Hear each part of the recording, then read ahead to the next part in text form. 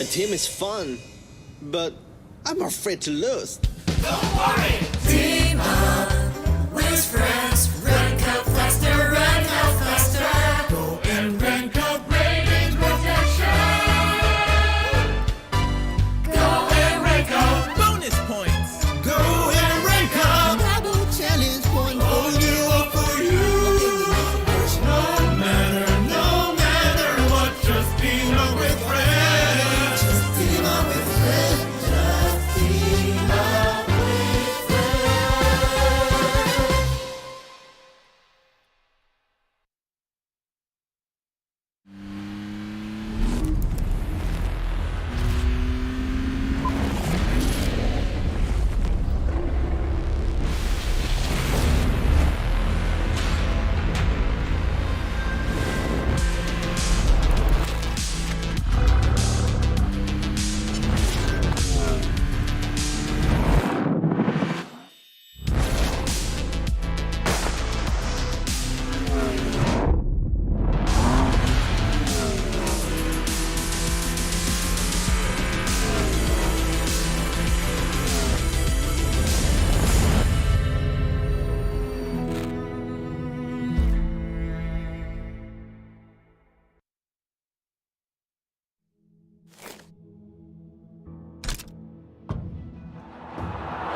Messi. Away from 2, 3, 4. The world's best player shows us just what he's about to get. Is this on? Oh, great. Hi everyone, welcome to my secret lair. Everything is getting put together right now. Perfect. This here is testing stage that ensures your safety during your ride. They are currently debugging the hub. Look at how it goes. Boy, it is powerful and agile. That just makes me want to give it a go. Only after careful inception will the equipment be ready for release. All of this equipment can help you achieve victory. Get ready. Join us now. Disfrutar el juego.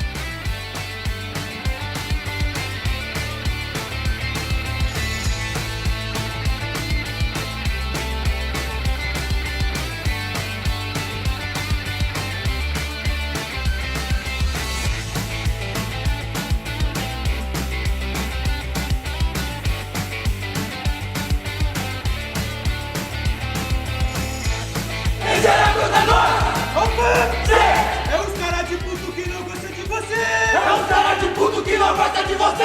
E entra na play e bota pra fuder! E entra na play e bota pra fuder! Alfa! Sete! Bora, caralho!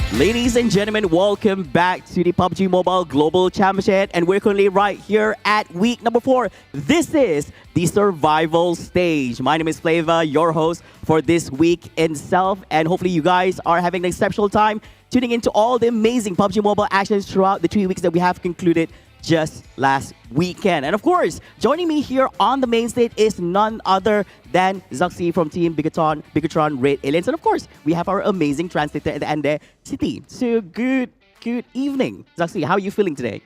Gimana perasaan kamu sekarang? Perasaan aku baik dan siap buat bertanding nanti. I'm feeling good and I'm ready to fight for the match. Wow, you can clearly hear from the way he responds, he's truly confident in this one. Now, first question coming up right here at the survival stage is, what is the form of your team this time about? Is it different than when you guys started off during the league stage itself? Gimana formasinya untuk game yang saat ini? Berbeda nggak dengan yang sebelumnya? Sejauh ini kita udah memiliki banyak perubahan dan perbaikan juga untuk jauh lebih baik ke depannya, dan mudah-mudahan di survival stage ini kita membuktikan kalau kita udah siap buat membuktikan kita layak untuk lolos ke grand final. So we have made a lot of changes and also we have made a lot of improvements and we're gonna do like a lot better this time and hopefully we can make it for this time for to go to the next step. Wow, that definitely sounds like some amazing news for the Indonesian fans out there. Bigatron is definitely bringing some amazing changes for this week itself, especially during the survival stage. And what's coming up next is there much pressure on you guys that not being able to advance directly to the finals and have to play in a survival match, you know? Tekanannya lebih besar nggak sih karena kalian nggak bisa langsung masuk ke grand final, kalian harus masuk ke survival stage dulu.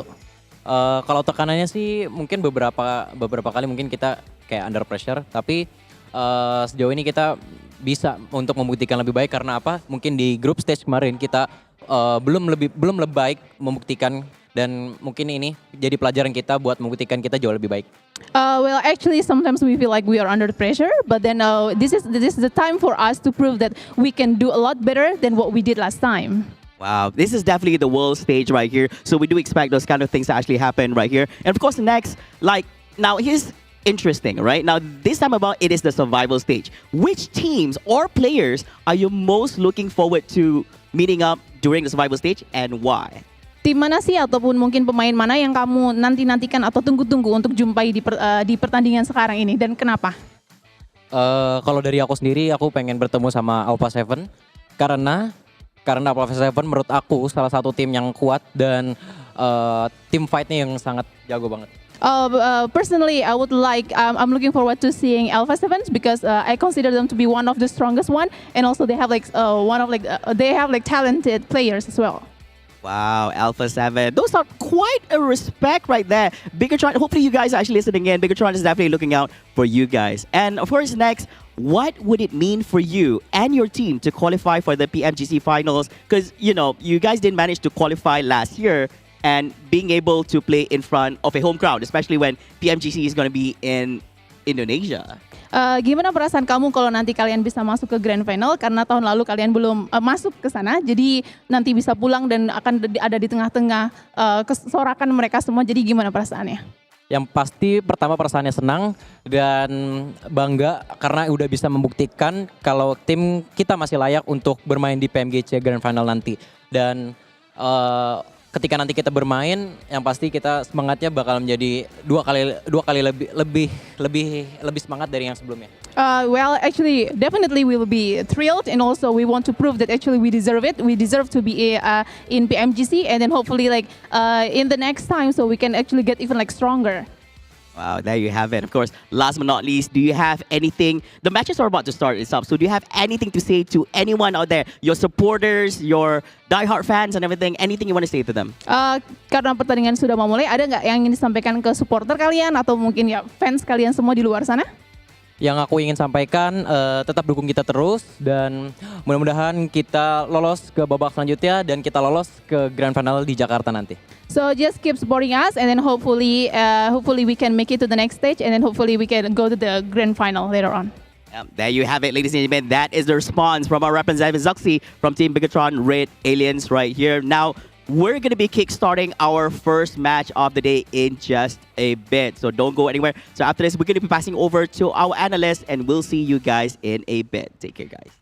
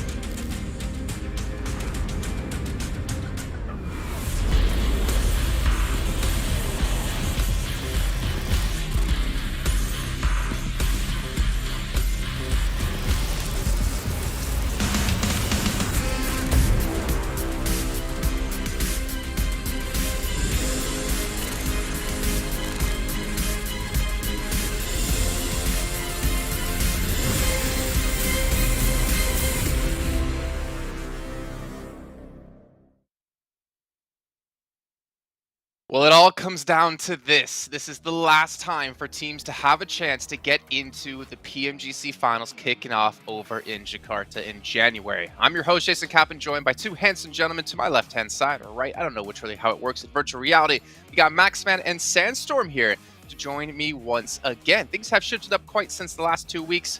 But gentlemen, as we move forward into this final stage, man, I don't want to be a team. I don't want to be a player here because the pressure that's on their shoulders, knowing this is your last chance to qualify, it has to be insurmountable.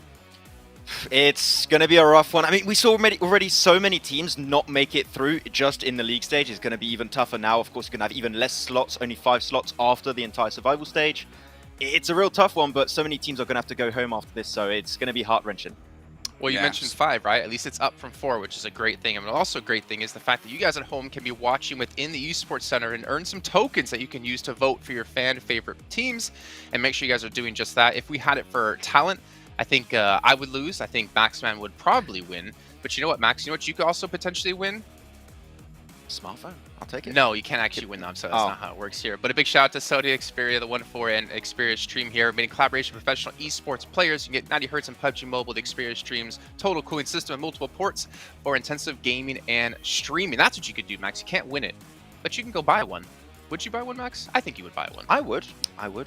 And you know what you can do with it, Max? You can lay out by the pool for the Pullman, Kuala Lumpur, Bangsar. Our world is your playground. Sitting there playing some Pogi Mogi next to the pool, Sandstorm. That sounds like a dream. Yeah, that does sound like a dream, honestly. But that's not something that the players are going to be able to go through for now, because we are getting ready for the first few games, and it's going to be a very spicy one. Well, they might be in a couple days, depending on how they perform here, let's be honest. But also a big shout out here to Prime Game as well. You guys can actually link up with them and get some exclusive in-game items, also some premium content and other Prime benefits. Make sure you guys check that one out as well. And not to mention, some sweet skins in-game. The Maserati collaboration is live now here with PUBG Mobile. You have until December 31st to play in-game and unlock it for yourself. Maxman, you weren't too lucky with the Tesla, but you know what? You have another chance here with an even more awesome car, I should say. It really annoys me because it looks really cool too, but I just know my luck is just not going to be there as always. But I might try again, Jason. We'll see how it goes. You know what, Max? I'll help you out somehow, some way. Maybe I can hit up the head guy at PUBG. Okay, that's one way to do it. Make sure you guys are following here on the social media channels as well here to get any updates when it comes to PUBG Mobile. And of course, what's coming up here throughout these next 5 days of play. And speaking of 5 days of play here, we're into our last survival stage. Our last chance isn't happening just yet, but we have 3 different groups with 8 teams remaining into this section here, Sandstorm. That means we have 24 teams, if I can do math correctly, and the top 16 teams will advance through into our last chance. It's so cutthroat because not only do you have to, survive this survival stage, you also have to survive the last chance stage where it's going to become even more difficult. Exactly, and when you're looking at the survival stage, you're talking about 6 less games, 6 less chances than they had in the group stage, and when you get to the last chance, that's even 6 less chances as well again. But when you get towards that last chance, there is a little bit of a change. This time it is going to be 5 teams qualifying instead of just 4 from the last chance, and we still have the 2 special invited teams. Well, right now, Maxman, what's separating some of these teams and the finals is 24 matches. You get 12 in the survival stage, 12 in last chance, but we can see what's on the line here. $4 million, a lot of moolah, a lot of money. And you know what? You could probably buy a real-life Maserati for that money instead of just a game skin. I mean, you would have to do really, really well for that to happen. And you know me, Jason, I cannot even make it through PMCO, so definitely not going to be in my kind of reach. But $4 million on the board for these guys, of course. And one little extra thing, okay, this is very, very copium. If you did not make it directly to the grand finals, you're still making a little bit more extra money through the survival stage and the last chance. So you can make a little bit more money than the teams that directly qualified. Yeah, I mean, money is always a good thing here, but it is a lot more stressful and a lot more gray hairs going to appear on your head here from having to play throughout this whole qualifier section. But we can see the participating teams coming in from each of these groups. However, Sandstorm, only red and green will be playing today. Tomorrow, yellow will be in the mix with Group Red. Then the final day, it should be green and yellow. So for Group Green, you play 2 days back-to-back, and then you just have to sit and watch on that final day to see what's going to happen. And I don't know how Group Green's going to go through with that, just waiting for those games to be finished. Nothing that they can do. So they have to give their all throughout the next 2 days. And these are the teams playing, of course, Group Green, Group Red. The one thing I'm looking forward to here is because of all these constant, or because of the constant switches that we're going to have throughout the days, is hot drops and how many teams that we're going to be having dropping next to each other because of similar drop zones. And that's one thing that I'm going to be focusing on throughout every single game. And especially looking at that first one, we have so many teams that are going to be clashing from the very beginning of this stage. Yeah, and speaking of that, Max, actually, maybe looking at that list there really quickly, what teams are the teams to watch here? Maybe it's going to be HVVP for you because, I mean, it's your boy Tixie. Tixie supremacy, woo! I always have to bring it up eventually, but Tixie has been absolutely fantastic, and we kept talking about Group Green being this group of death. The fact he's been able to perform this well in that group stage has been absolutely mind-boggling to me. So Tixie, I'm really happy to see him perform so well, but it is a really tough group for them. You've seen Bacon Time get himself some great result, barely missing out on making it directly to the Grand Finals. Vampire looking great after PMWI. I mean, the teams of Group Red right now, like, haha, we're in danger right now. Group Green, you avoided them in the group stage, but not anymore. You have to go head-to-head. Well, as you mentioned before, right, Group Green, the group of death, as we were calling it, for HVP to have this kind of performance as well compared to every other team out there that's playing in the survival stage, it's kind of a testament to how strong of a team they are. And I think, in all honesty, Sandstorm, we kind of expected HVP to actually get through directly into PMGC from qualifying in the initial stage. Yeah, but when we look at what happened to them on that last day, they changed their drop spots compared to the first 3 days, completely changed their rotations, and that was after one of the problems, I guess, that they were having from what we've seen on the stream, and unfortunately they weren't able to make it, but they have another chance this time around, and we're still seeing their stats are absolutely insane. And when we're looking at the top 4 elims, keep in mind, this is eliminations, and we're seeing the same, or I guess we're seeing 4 teams from the same group. No one from Group Red is showing up with their stats up here. It's just Group Green supremacy so far. And I'm kind of terrified for Group Red at this point. I mean, honestly, I'm kind of terrified for every team out there because you have so little matches to play. As you mentioned before, when it comes to hot drops, you have to adjust so fast. You cannot afford to have a bad day. You can't really afford to have too many bad matches here if you want to break into top 16 or hold on to top 16. As you see a little bit of a comparison here between HVP and LGD. Pretty kind of similar stats, though. Again, HVP really keeping up that average damage pace, and I'm hoping to see them do that yet again today. As we take a look, Max, same map order, same battlegrounds, and the exact same order going to be happening as we've had throughout the entire event. Getting our 3 Erangels in, our 2 Miramars, and our only 1 Sandhawk. Going to be coming into play, of course. No Vikendi, still. I'm still no Copium right now. one day he'll be back, I promise. You realize it's not going to change like halfway through the tournament, right? How dare they? I still have hope a little bit, but I'd like to see some Vikendi. But of course, Erangel is going to be your bread and butter. If you can do well on that battlegrounds, you should be good to go. Which is why I'm hoping LGD can once again showcase their absolute strength on that map. But LGD, I talked about them so much during their group, but LGD still need to make sure they're not overconfident from time to time, which I do think was their issue in the group stage. Okay, well, what about your teams to watch here? Let's get a look in at that. We've got, LGD, of course, can be there for Max. Remember how that went for them day 1? Not well. Not a great sign for them. BTR as well. I mean, I can respect that pick. But look at Sandstorms. These are the interesting ones for me, right? You got Box Gaming, you got I8, you got 4 rivals. Why did you go with this list of teams? Okay, so when it comes to IA, I'm looking at them because they were one of the teams that didn't really manage to get a chicken dinner when it comes to the Group Red, and their performance was a little bit lackluster compared to what we've seen from them before. And their starts aren't really some of the best, and considering that we don't really have that many games to play, all these teams definitely struggled throughout the course of the 4 days for Group Red. So I want to see what's going to happen with them, especially in that first game. And specifically, it's going to be Box Gaming for me. We've seen them get a chicken dinner, but that was when the zone shifted towards their compound. But I want to see if they're going to be able to show us a little bit more, especially in the stage of the tournament, because it's now or never for them.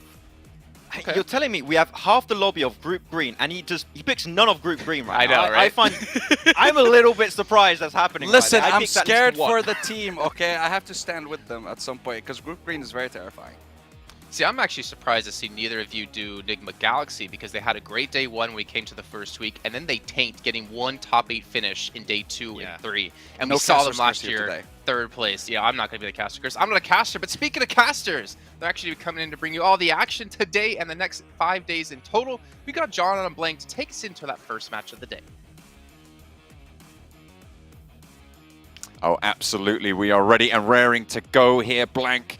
It is a lot on the line for a lot of these teams. It is their only path now in towards that PMGC final later on. So, going to be excited for it. Yeah, I'm very excited for it as well, John. It's going to be good stuff. I mean, survival stage at the moment, 3 days, 18 matches. We're going to be rotating our groups out between Group Red, Group Green, as well as Group Yellow. And it'll be those bottom 8 teams will be leaving us at the end of this, not heading over towards that PMGC Grand Finals. And then 2 days, the last chance to finish that off. Top 5 teams will head through. So bit of a sprint here at the moment. So only 5 days to make it happen. But again, if you were out of that top 3 in your respective groups, you did have to play for this survival stage. It was the 4th to 11 teams that went through to that survival stage, and we did lose some players over in that group stage as well. Excited nonetheless. This should be really tense and really close as well, John. I mean, they were talking a lot about the teams that made it into, or didn't, well, more specifically, didn't quite make it actually into the direct qualification spots, right? I think HVVP, the most notable of which, is here playing for their last chance at the end of this week. HVVP, they were sat at the top of Group Green for so long, and their last day just let them down so horrendously. So can they keep that form up, right? Can they keep everything going strong in this last chance scenario, right? That's what they're going to be looking to try and pull back together, because for me, they are a team that should be looking to get at the top of the tables for this one. Yeah, absolutely, John. I feel like this is a team that had pretty rubbish end to their group, right? And I think that, you know, you get that cold day and it's practically all over, because with 3 days you really do need to be performing at max level throughout, even if they were getting those good games towards day 1 and day 2. VPE on a different standard altogether, which is the case of, you know, actually stepping up towards the end of those 3 days on day 1 and day 2 and day 3. So realistically, this is a team that I think can do well, because they're bringing momentum from their group stage across here. However, HVP, they still have had both these teams a week to figure out what went wrong, what they might want to change. Maybe there's a little bit of an advantage to be had from being hot off last week's games, having been studying for so long across all of it. But then you're right, you do have less prep time for these specific teams in this lobby. So we'll have to see how that prep versus recent gameplay trade-off is going to go. Bigatron hoping to represent on their home turf over in Jakarta. Will be the only team to be able to do so. So hopefully they can get through to be able to show up there. Yeah, I mean, that would be a beautiful ending, right? That would be where you'd want to see them heading towards. I mean, for them, they've really made a big improvement over their first couple of games, their first week of play. It looked a lot stronger than we have seen them previously before. Obviously, this is their big chance to get into PMGC, which is what you want to see, John. Absolutely. It's going to be fairly important for them, certainly, in terms of their legacy. They've already had quite the storied legacy. The PMGC Special Crates will be launched in-game from the 5th of December, which will be coming out. That's only in a couple days, Blank, so you can open them in-game and check them out. Absolutely. Also, if you want to grab your extra loot, make sure you unleash your roar with Captain Messi. That's from the 23rd of November all the way to the 31st. So make sure you get involved with that, because there is some damn cool rewards in there. I never knew that Messi could design such a cool outfit, but he has, and he looks good doing it. So make sure you participate in events over that side as well to earn some rewards over in that event. But also make sure you're watching PMGC, because obviously after these 5 days, we'll be heading over towards the Grand Finals, which will be happening next year. I know it sounds a far away, but it's only in January, so don't worry too much about it, because it is just right around the corner. And right at the start as well, just after Christmas and New Year for people who celebrate. But we are going into game number 1. The playing path went from pretty much from Kameshki all the way down to the center of Military Island. Blank, the circle has now pushed down southeast, which keeps a lot of that river between the main island and Military Island in the zone. But likely it's going to head to the mainland here, which cuts down on the playable space fairly significantly. Absolutely does. I think that when you're looking at this kind of circle, Bacon, pretty good spot right at the moment in Milta Power. I mean, they have their backs to the coast at the moment. The circle's more than likely going to head down here, getting those larger circles towards the end. It gives more chance for them to have time to set up on those roads, set up the crossfires as teams come down. Alpha 7 in Lipovka as well, a great spot to be in for them. being able to just loot up Lipovka gives you so much agency over where you want to go next, because most of the time you're not hunting for more loot after that point, which is what a lot of these teams do fall into the trap of, which is a case of teams are already rotating in. They want to get central positions with these new circle settings. They want to get into those priority compounds, so you can't really dawdle if you're already in the circle. So Alpha 7, being able to loot up Lipovka, have players be sent out towards that northwest side as well, because they are on the 2-2 split, gives them so much time to get a lot of loot on board, get a lot of gear, and then just play from there, honestly, being able to get towards the center. There is a lot of good teams, though, now in the survival stage. And, it sounds as if, like, this should be where a lot of our worser teams are heading towards. But no, this is some of our best teams. We've had one of the most competitive PMGCs we've seen so far. So anyone from 4th to 11th place might just be a case of that you were taken over at that last minute. I mean, I know in Group Yellow, you were seeing teams like 4AM just suddenly being able to step up and leapfrog a lot of teams towards that top side. And again, same in Group Red as well. We were having so many fluctuations towards that 2nd and 3rd spot. So you're looking at like these 5th to 7th teams also being incredibly strong at the moment, John, and not ones to count out. So I think that survival stage could maybe be even more spicy than we did see in any of our group stages. I mean, as well as in Group Green, Nova just absolutely blasted towards the end on the final day. So it is really kind of crazy what these teams can pull out the bag to be able to get those spots in PMGC. Obviously, we've already confirmed those 9 teams, but there are still plenty more doggedly pursuing those 5 spots at the end of this weekend. I mean, 5 days to do it as well. Plus, if you don't make it towards the top 16 after survival stage, that means you won't be heading towards last chance. So it is quite the intense operations of gameplay, right? I mean, you would have much rather qualified from group stage, John. Just been in that top 3 days, bish bash bosh. If you're in Group Red, you've been able to relax for the next 2 weeks, doing some analysis on some of these teams, watching the VODs, participating in the old chat. Dropping some memes here and there over on the socials, having a good time. However, if you are in these, if you're in the survival stage in the last chance, man, you have been up all night. You've been restless looking at some of these rotations, looking at how these teams have been playing and trying to get into position. Plus, with the new circle settings, getting used to that. I think for Group Red, it might have been a really nice thing for them to take a little break early on, John, and being able to watch a lot of other teams. If you're in that 4th to 11th position in Group Red, happy days for you. You've had a lot of time to study the game now and figure out how other teams are playing it who might have had more success than you. Power pretty close by, getting rolled up on by Box at the moment. Looks like Conte just wants to disengage from this, playing a little bit too split for Power to be able to hold onto this, but there is down one right here as well on Power's 2-2 split. They have one team in this, well, half of their team there, the other duo out to the east. Bigatron going to be spotting players rolling past. AJ under fire, does take some damage, but managed to get behind a little bit of cover. Luxy scanning those hillsides.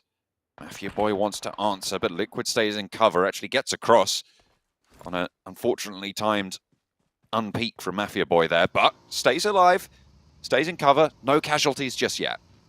Yeah, Skylight's able to get out of dodge, borrow, as well as Sigma all just heading for the hills at the moment. BTR, it's not the worst position at all. It's actually kind of decent up towards the south side of Mansion. They're holding a fairly decent compound with great walls to play off the back of. LGD as well. This is a team that was real close to making it through to the grand finals right off the bat. And if it wasn't for S2G's unbelievable and quite unbelievable last day in which they absolutely slaughtered them 1v4, this wouldn't have been the case. You might have seen a very, very different survival stage with S2G in here, causing all kinds of trouble. But instead, you've got LGD who have a little bit of a slower gameplay, but are able to speed things up when they need to. I would like to see LGD do well here. They did drop the ball a little bit on that last day, and I think maybe the pressure got to them. But that was certainly a team that had a massive improvement streak, so you can almost forgive them for being in 4th place as long as they get through to last chance. That would be the hope. It would be what you'd imagine as well. The plane path being all the way to the east, they still went to South George, so it looks like they are trying to play this by the book, Blank. They are trying to go to their core, go to what they know, and see what they can get done. They're going to be pushing in from that western side. 3 of them already made it in. The circle shifted pretty hard north, but to be fair, a lot of these teams had already moved out that way. The question is, who's going to grab that land around the mansion area? I mean, there's a lot of high ground, John, a lot of high ground in this area. And it's a question of, do you pick up high ground early on, which doesn't necessarily have a compound within it, or do you head towards one of these compounds like Mansion? A lot of sightlines to be able to hold on to, but, you know, if it does center up over on this side, you have a very, very happy time ahead of you. Ooh. Fortunately, though, it will be quick first blood coming through for LGD, finding one of the 4 rivals players. Finding the first. The shotgun's around the corner on the inside. Going to be a little bit too strong to handle. Pemburu also takes a knee, flushed out immediately. LGD on the warpath right now. 4th place no longer. Currently, after those first 2, hey, blank, they're top of the tables. Number 1. Easy peasy. I mean, for LGD, a strong defense versus 4 rivals, not able to pick that compound away from them. I think that's kind of a place you don't expect a team, but I think LGD still is one of the teams that is capable of playing a more edge-based playstyle despite the new circle changes. I think that they've been very, very good at it so far. It hasn't always necessarily caused them to have the biggest and most pumper of games with huge elimination counts, but what it certainly has given them is a very consistent result throughout. And I think that's where maybe you can see them go wrong on that last day, where, you know, nerves and tension get to them. They look to go for some hot drops onto the team that's consistently going against them in S2G. It doesn't work out, and suddenly you find yourself in the survival stage where you felt that it was contained. It was certain that you were heading through to the grand finals. So I think for LGD, I do believe that this will be a decent survival stage for them going forward. I think that they just need to return to basics. They can keep this one rolling, keep it going. Vampire on the west side of the circle. Shrepps and Stone both moved forwards a little bit. And we'll be regrouping. No real challenge right now at their back on the western side, but ahead of them they've got Enigma Galaxy, they've got Damwon, they've got Box Gaming as well. So it might be a little bit difficult on their next rotation to get a little bit deeper into the circle. Aegon XIA coming back in from Group Red. On the south side, we'll be trying to evacuate Milta and head northwards. Looking at Titan at the moment. I mean, this is a team that we were looking at in the first week, John, Group Red. They had a decent first day, essentially. I won't say first couple of days, but it really was just that first day, and then things started to taper off from there. It was all celebrations round, and you really do feel like, you know, they were on track for a very good finish over in that group. However, things did slip away for them. I mean, they just kept falling down the rankings on the leaderboards, not able to put up those points to get past a couple of the teams. And it did feel like, you know, maybe they were able to capitalize on a little bit of that extra ability where you go into one of those new groups and teams are maybe not comfortable with one another, and Titans, maybe they'd done their homework, but their gun skill wasn't quite up to scratch versus some of these other teams once they'd got themselves into a place where they had figured out the lobby. Ralph spun out, the tire of the buggy popped out in the open field, managed to get out and get to a little bit of cover, but there's going to be a lot of teams looking their way. The rest of the team, they can't commit to going for this. You just lose too much. Ralph does finally get knocked back in time to pick it up. They're going to be flushed away. Inko might be able to steal it, but either way, Ralph is not surviving this one. But Enigma Galaxy, goodness me, John. I mean, their run cut very, very short. Over in that first group. I mean, they were looking like a team that was 100% out with the way that they were playing. It was just every single game, 1 point, 2 points. And in that final match, able to pick themselves up a chicken dinner and get themselves through. And it was a real important one as well. And that actually did knock out the Mad Bulls, who were a very, very well-liked team, big fan favorite. Unfortunately, they just did not play as well as they might have should have done. Well, should have done, really. So that was a bit of a weird one. However, Enigma Galaxy, I think they definitely secured their position in those final games. They were able to bring something out, some semblance of what they saw from them on that first day where they ended up in second place. However, now it really is about making sure you move it all the way through. Now, these are two big teams going head-to-head at the moment. VPE, HVVP, both take a knock in regard. Tixie's down. I think it was LGD, actually, to find a shot onto Tixie. from across the way. This is on the northern side, so the shots did come in from the south. It looks like they do have a little bit of cover, and Tixie will be fine for now. Everybody rezzed up on Vampire as well. Ravenclaw swept up in the buggy and will be carted on over to the other side of the road. They get across, but they're still playing right on this edge. HVVP, that was kind of their signature style, right? They get to the edge, they sweep it, they clear it, they watch their back, and they just insert into the circle as time goes on. It's a march, but we saw teams start to emulate that and kind of ruin their day for it, Blank. Absolutely. I think that, sweeping works to an extent where, there's only so many teams on the edge. And this is where you get that kind of difference in playstyle, or the way that a tournament macro just does convert as your tournament goes on, because you'll get a case of where we saw in the beginning, a lot of teams started to head towards the center, constrict a little bit, and then it contracts again, where you see all the teams head out back to the edge side. And I think HVP found themselves in a position where they're able to capitalize for a little bit, but then after that, teams start to get wise to that playstyle, in which case it started to not work out so well for them. Circle heads down towards the south. 6 here, struggling, but Power, even worse scenario for them with 2 down. Looking at another here. They got XI8 as well, have an outpost up the top of the hill. This is tricky stuff coming through, but Titan looked like they're just going to be able to open the doors and hop out to some cover there. But they do have to move still further north with the circle closing in 8 seconds. LGD spotted, that's down 1 to take down seemingly 2 of them, but there's a side swipe coming through. Osel does fall. Forest is very, very low. Might be Rezable here. Suki, CCC, all very much out in the open. Kitsune actually, not quite managed to pinch that one away. It still goes over to Fabian. Out in the open, HVVP knocking on the door of this fight, though, and they want to try and sweep it, but unfortunately to their north, they've still got Vampire.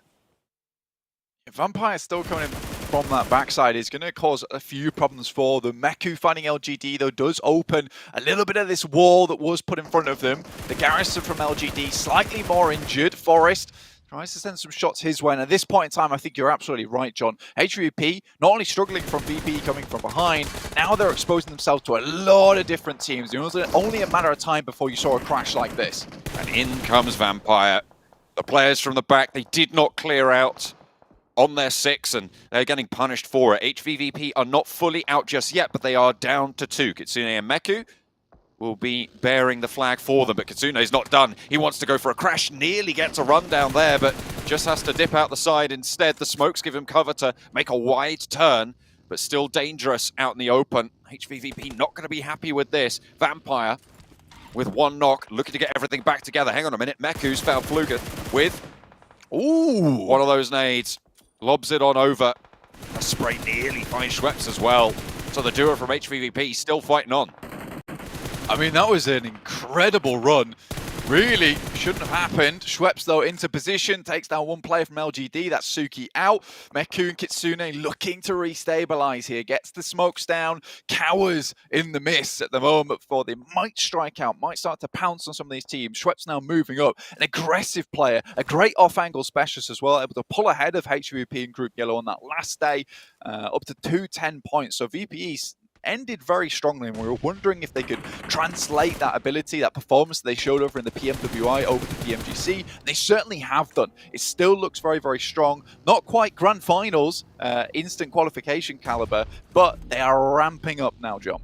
LGD, their time at the top of the table was short-lived. They are now out 16th place to elimination, so only 2 points on the game. A shot from Schweppes finds one of the duo from HVVP, but Kitsune gets an answer. Unfortunately, the circle closing so fast means that there's a lot of time pressure on. Sprays from down 1 as Kitsune needs to hold on as well, but can't quite. Now a nade from Fabian could open this up completely if it's placed right, if it's on the money. Doesn't quite find Ravenclaw.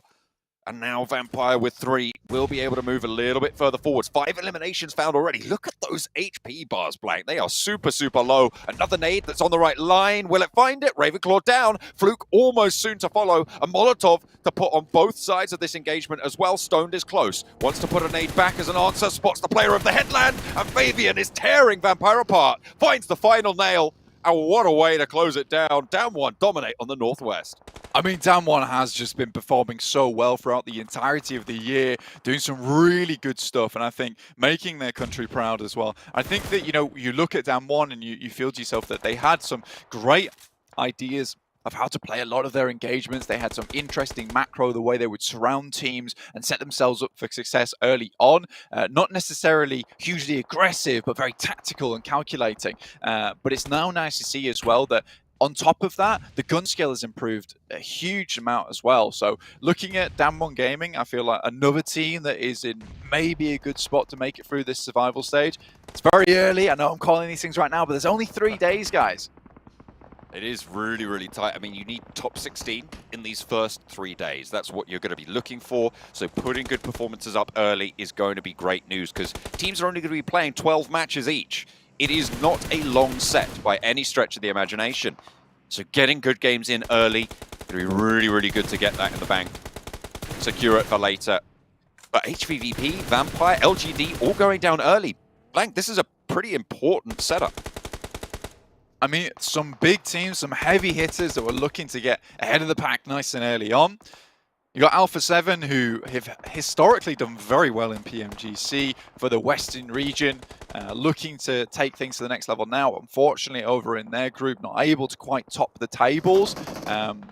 Now down to 3 players after taking a knock on their side. They're looking to bring things back up to speed, but currently over towards that northeast side, things are starting to look a little bit rough for them. Damwon Gaming actually finding a knock down towards BTR. That's all the way on their south side, and BTR have to leave their compound, which could cause some real complications for them going forward. A little bit of ruckus, to be sure. There's a lot of teams ahead of BTR as well, though. They're just going to have to go for a full health leather crash. And you can see they're just making a really difficult decision at the moment. Zuxi down, Liquid last standing. Unfortunately, they're kind of caught out in the trap here. Unfortunate. But Box Gaming taking pretty heavy punishment as well. Shots are answering out to that northwestern side. That'll be being suppressed by Damwon. They are just setting up that line of fire, and there's very little that Box can do here. I think for any team down towards this south side, Damwon Gaming has done a perfect job, exactly what they needed to do, which was to clear out this northwest area. And now they're setting their sights down towards that south side where they know most of those compounds are. A lot of them have just been shunted out by the circle earlier on too. So setting themselves down there with the ridge line that they're able to find, it is a great position to play from. And now they can just take shots at any team that dares to even peek out to try and find any sight lines over towards them. Song peeks up, but finally teams are starting to get wise to this position, starting sending a few shots back their way. But Sung, again, eyes everywhere on the map for Damwon at the moment, and that's BTR out. Titan playing the other side of the sandwich. 6 eliminations, Damwon on 7. Titan will have to push him behind Bacon Time on the compound that is currently now one of the 2 still left in it. Inko as well with a bastion, with an outpost on the northeast side of this circle. Blank, they have a pretty solid point to operate from. You can see they're already on 4 eliminations. Not a bad result so far.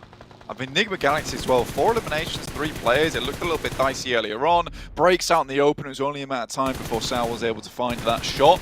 Sky also taking shots from out in the blue, but that thing does a lot of damage now. So that is curtains for Box Game. And they have 1 player, sends out forward in Trisme, able to perform some great clutches before. We'll see if he can actually try and do it again. But I don't know if it is possible from this type of position. Really, he's looking to live this one out. But already, 8 eliminations for Damwon Gaming. They are really crushing in this lobby at the moment. But they have spent their time in order to cash in on those eliminations now, Blank. They haven't moved forwards. They've just been playing on that ridge line.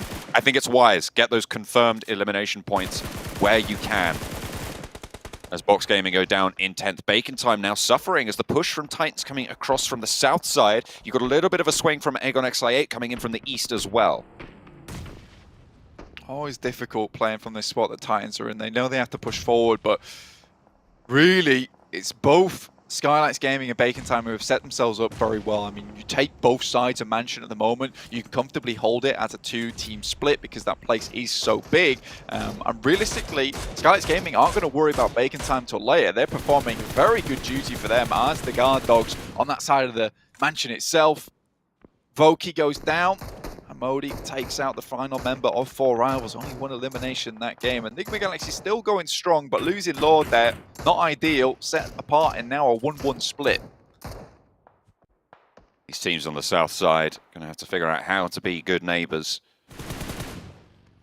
Does Titan get caught out in the field?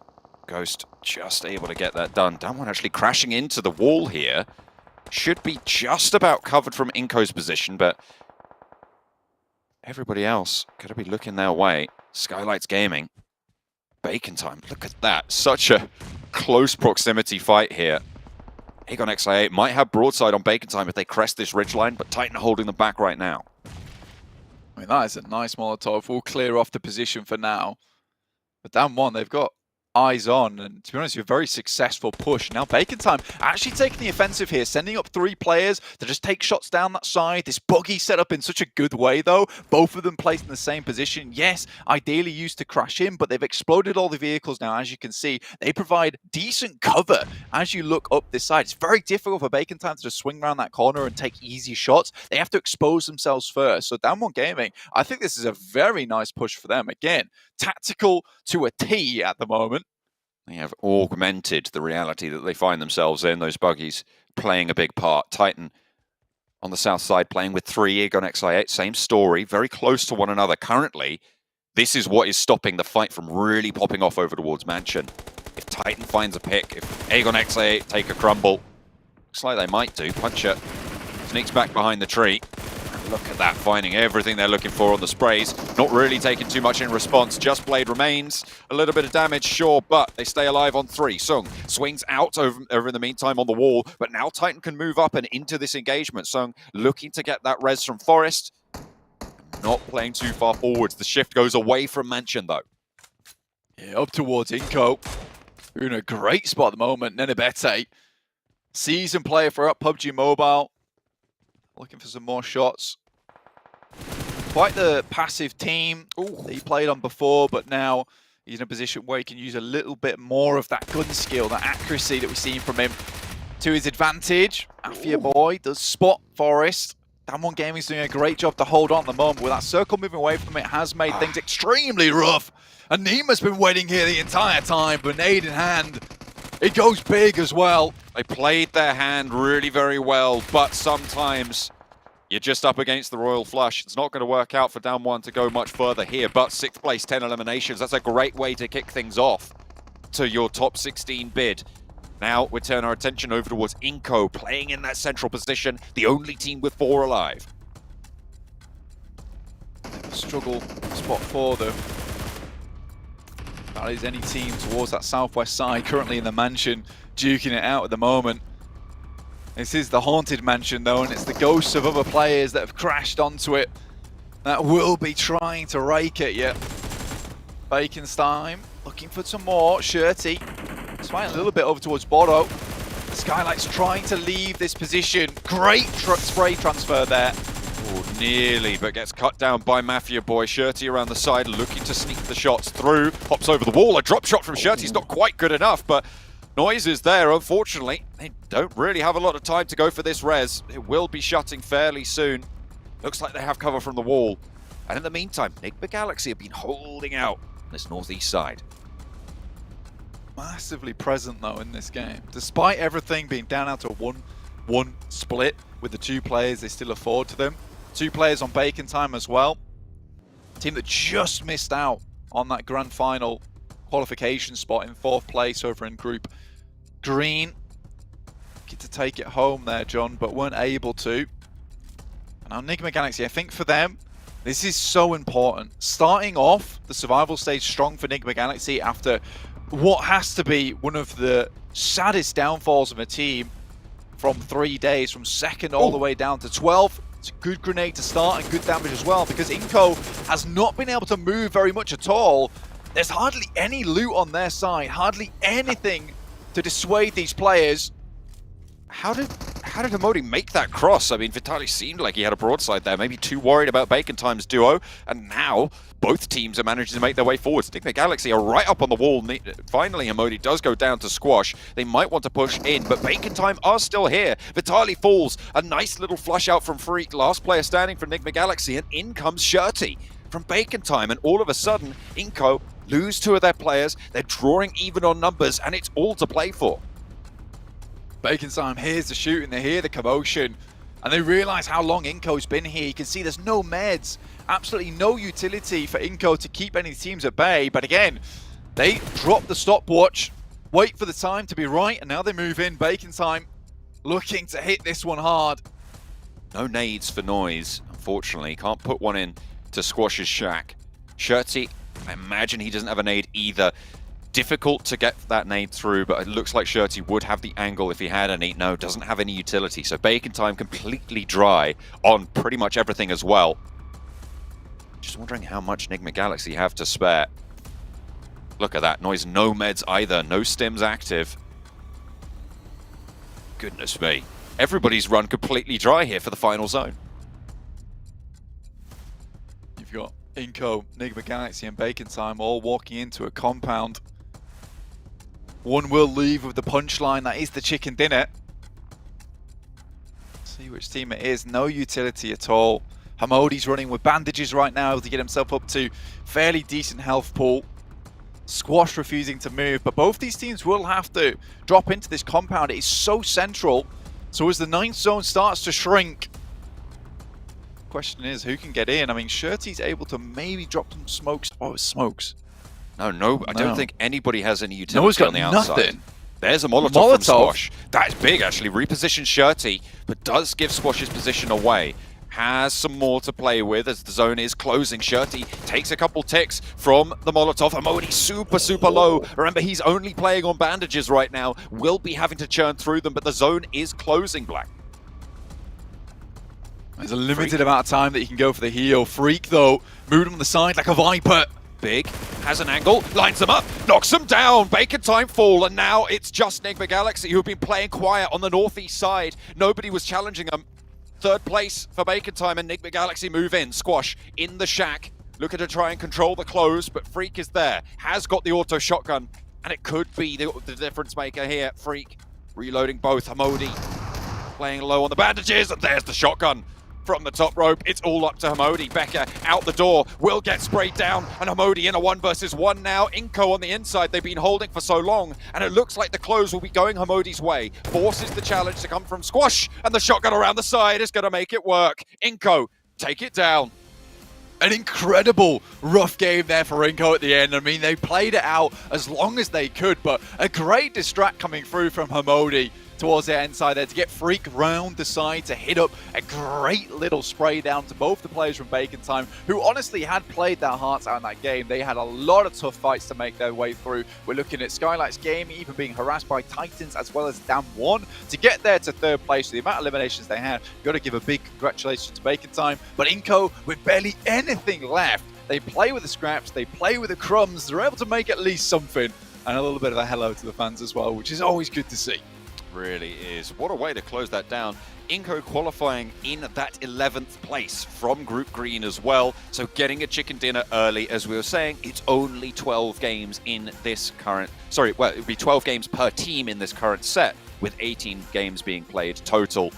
So to get 1/12 of those out the way with a pretty big chicken dinner there, actually, on those totals, Blank, it's going to be good news. Yeah, you really do need those big totals for them. Bacon Time, though, I feel like they're playing up to snuff. To be honest with you, Bacon Time hitting a 241 at the end of Group Green. Not able to qualify behind Fireflux with 248. So it was close for Bacon Time, honestly. Similarly for VPE, who are just underneath them with 237 points. But they went out extraordinarily early. I think you can kind of excuse that, though, from the chokehold that Down One Gamer were able to hold on that northwest side for so long, John. It was absolutely amazing, but a great chicken dinner for Inco Gaming to start off their survival stage.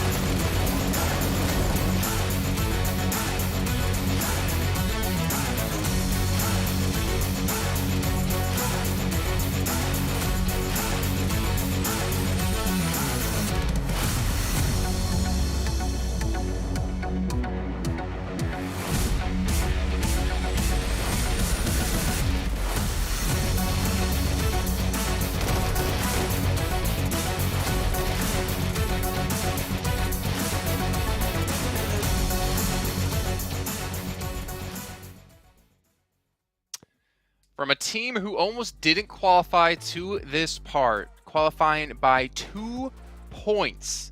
Inco come up big here in the very first match of the day and get themselves a victory. 26 points for themselves. And Max, you were saying this during the game while we were watching. You know, it's top 16 qualify. You only really need like those 1 or 2 good games to get yourself pretty secured into that position. Exactly. The thing is, sure, this chicken dinner is great to make sure you're going to be in that top 16, but we need to see consistency after that. You can't just afford to get 1 game and then 0 point, 0 point. Like, we need to see a follow-up, but amazing start from Inco Gaming. And once again, as you said and John said, like, Inco Gaming did make it in 11th, last place there for their group, which is a really tough position, but amazing start for them in the survival stage to kick it off. And, man, squash Sandstorm with that shotgun at the end. It was a clutch moment. I was a little bit spooked out. I didn't know if it was going to work out, but the shotgun play really paid off for Squash. Yeah, it really, really did. It was such a close fight between them and between Enigma Galaxy towards the end, but Inco got gifted so many zones. We saw they moved, what, 5,000 meters? 5.5? Nothing really compared to all the other squads. And and considering the fact that they didn't really have that much loot to work with, you mentioned that off air, Maxman. One of the guys had no heals and just had a shotgun, and you said they were probably sharing ammo. So it got very, very dire towards the last few moments of the game, but very well played by Inco to grab the chicken dinner.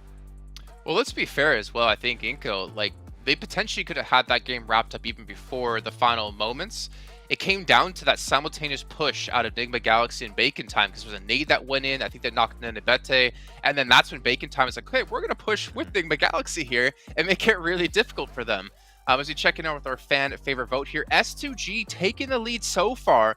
Bigatron there in second. Remember, you guys can watch that in the Esports Center in-game. You guys can vote for your favorite teams. Interesting to see S2G currently leading.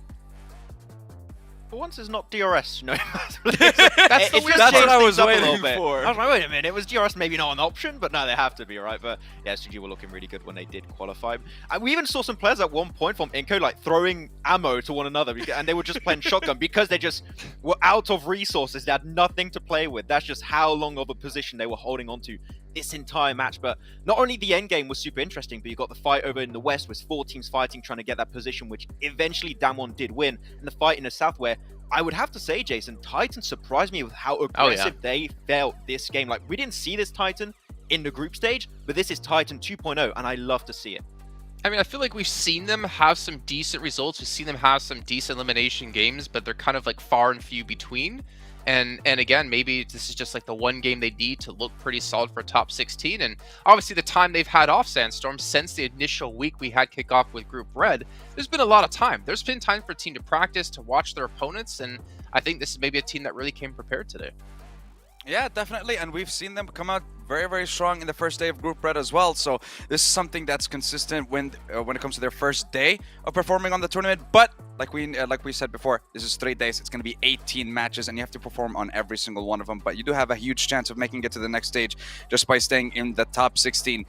I wanted to talk about a little bit when it comes to when it came to the rotation of Alpha 7, even though they and Inco drop in the same locations, Inco was the one that came out with the chicken dinner, and Alpha 7 wasn't even able to get to Zone 6. They were just getting destroyed by 4 Rivals All and Enigma Galaxy as well towards the eastern side of the zone. So you can see 2 teams dropping in very close locations to where the zone was, but it was just Inco just staying still for the entire time, and they got the chicken dinner towards the end.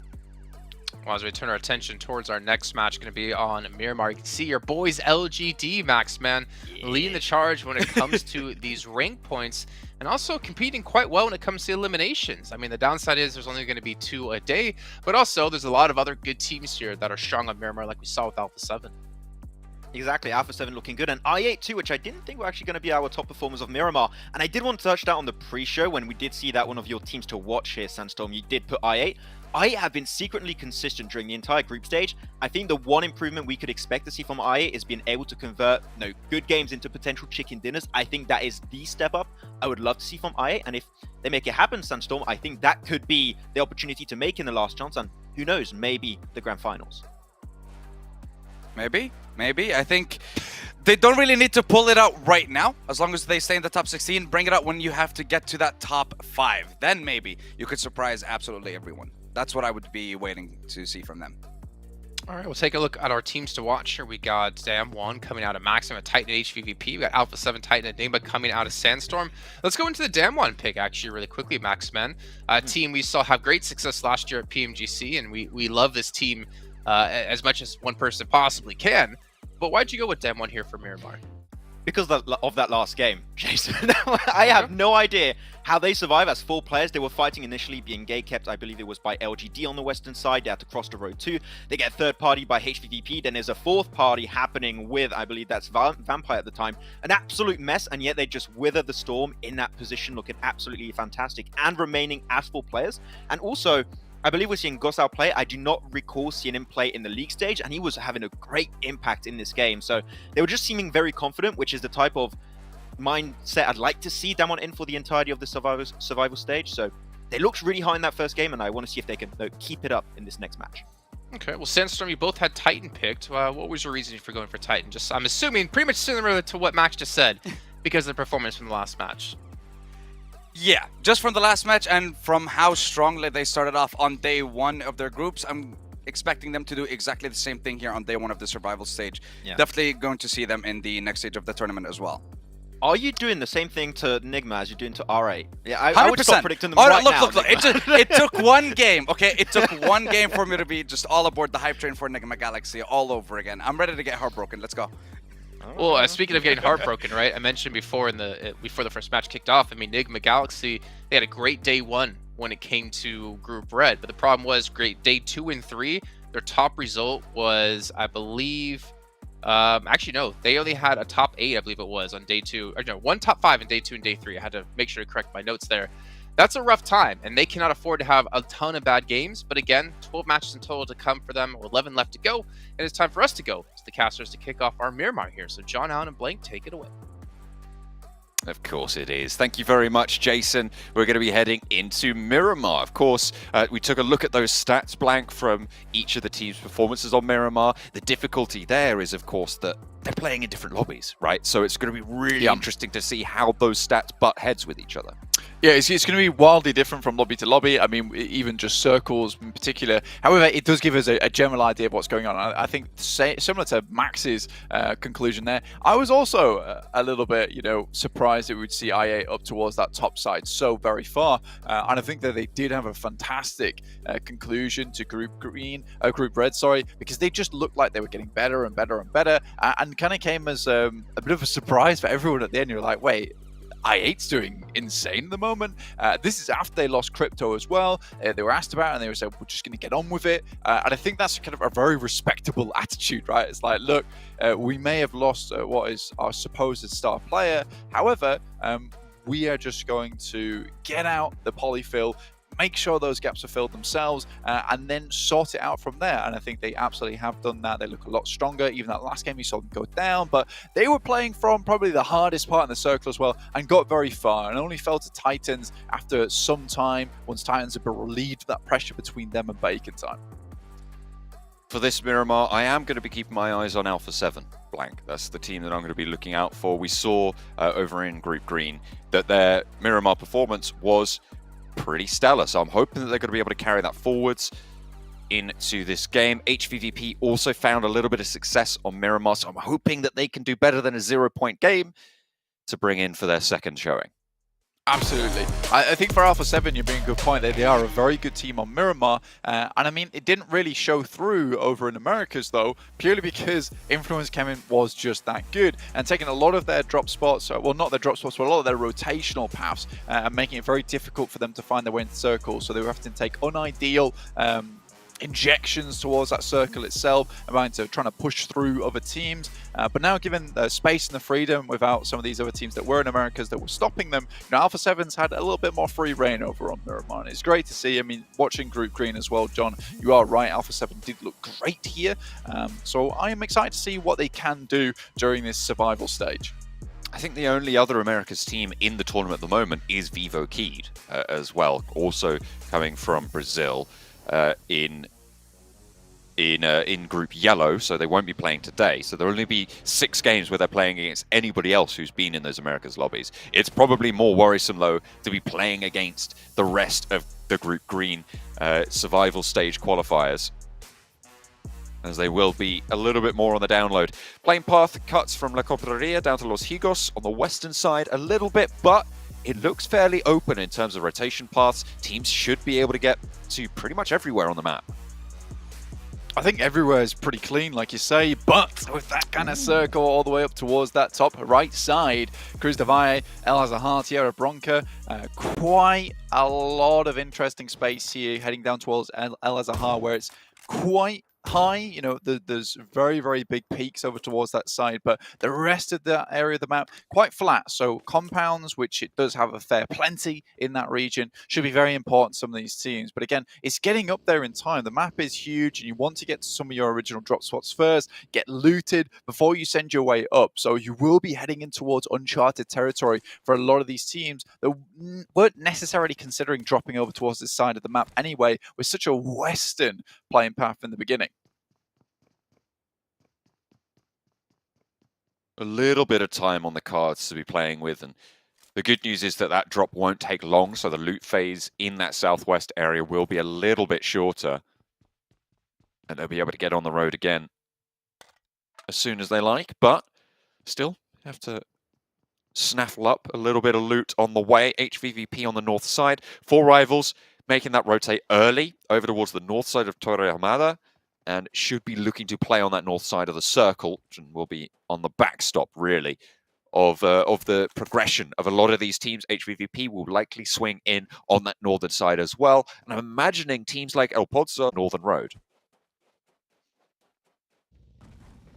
Could definitely go for that one. You could also definitely go for a 2022 PMGC special crate, which is from December 5th all the way through to January 8th. So you have a bit of time to prepare for that one. But make sure you do grab your hands all over it, because we know from previous PMGC special crates just how beneficial and amazing the loot has been inside.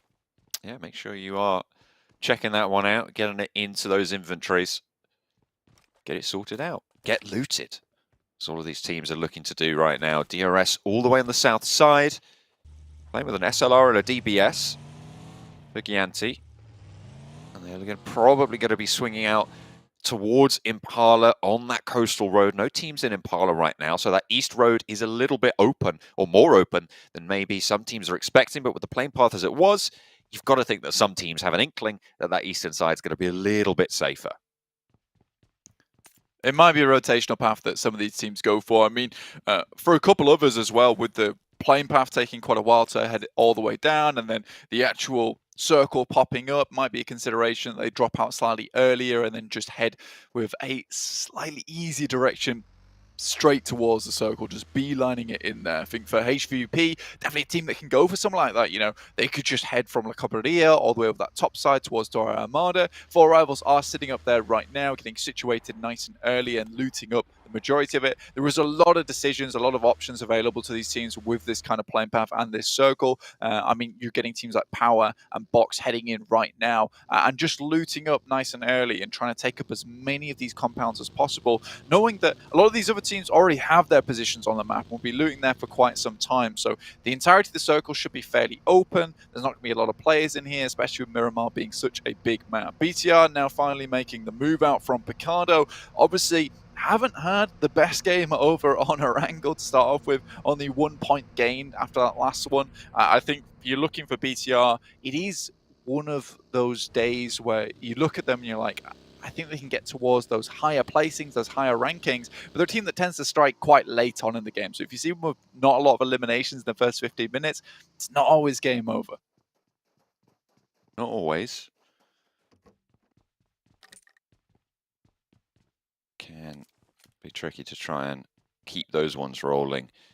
Northern side, LGD on the road from the north side of El Pozo. Looks like they are going to be moving in and potentially past HVVP if HVVP don't get on the road now. Tixi taking his classic south outpost position from La Cabrera will be overseeing this rotation, so HVVP should be aware that this is incoming.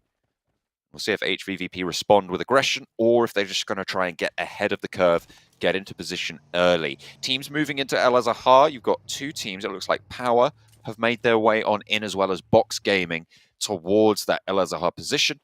on the eastern side of the circle. DRS making a rotation on the east side past Puerto Paraíso now, as BTR sent straight up the middle between Inco and Vampire Esports to make it fairly central on the circle. Yeah, like you said earlier, John, there is that open space over towards Impala, which DRS are 100% taking advantage of. For HVP, a lot of shots coming their way from LGD as Tixi tries to get into position. Power has been spotted by Box. I mean, Power was here from practically the start of the game. Box were making their way in from that western side across Hacienda del Patron all the way to this side. I've been able to immediately dismount Power from a position they've held onto for quite a while now. I've had a lot of time to pick up and figure out where teams are coming in, what direction they're sending in on as well. I think that's a little bit unfortunate. Tixi also in a struggle bus of a position, but the rest of the team providing backup. Tixi takes his toll. One goes down, low HP around the side as well. Maybe looking for a cheeky little second peek over onto YZ, who's not finding the damage, and Tixi finds a second. What a knock-on from HVVP. They close it down, and LGD are suffering at their hands really heavily. What a clean wipe there from HVVP, and Tixi masterfully held.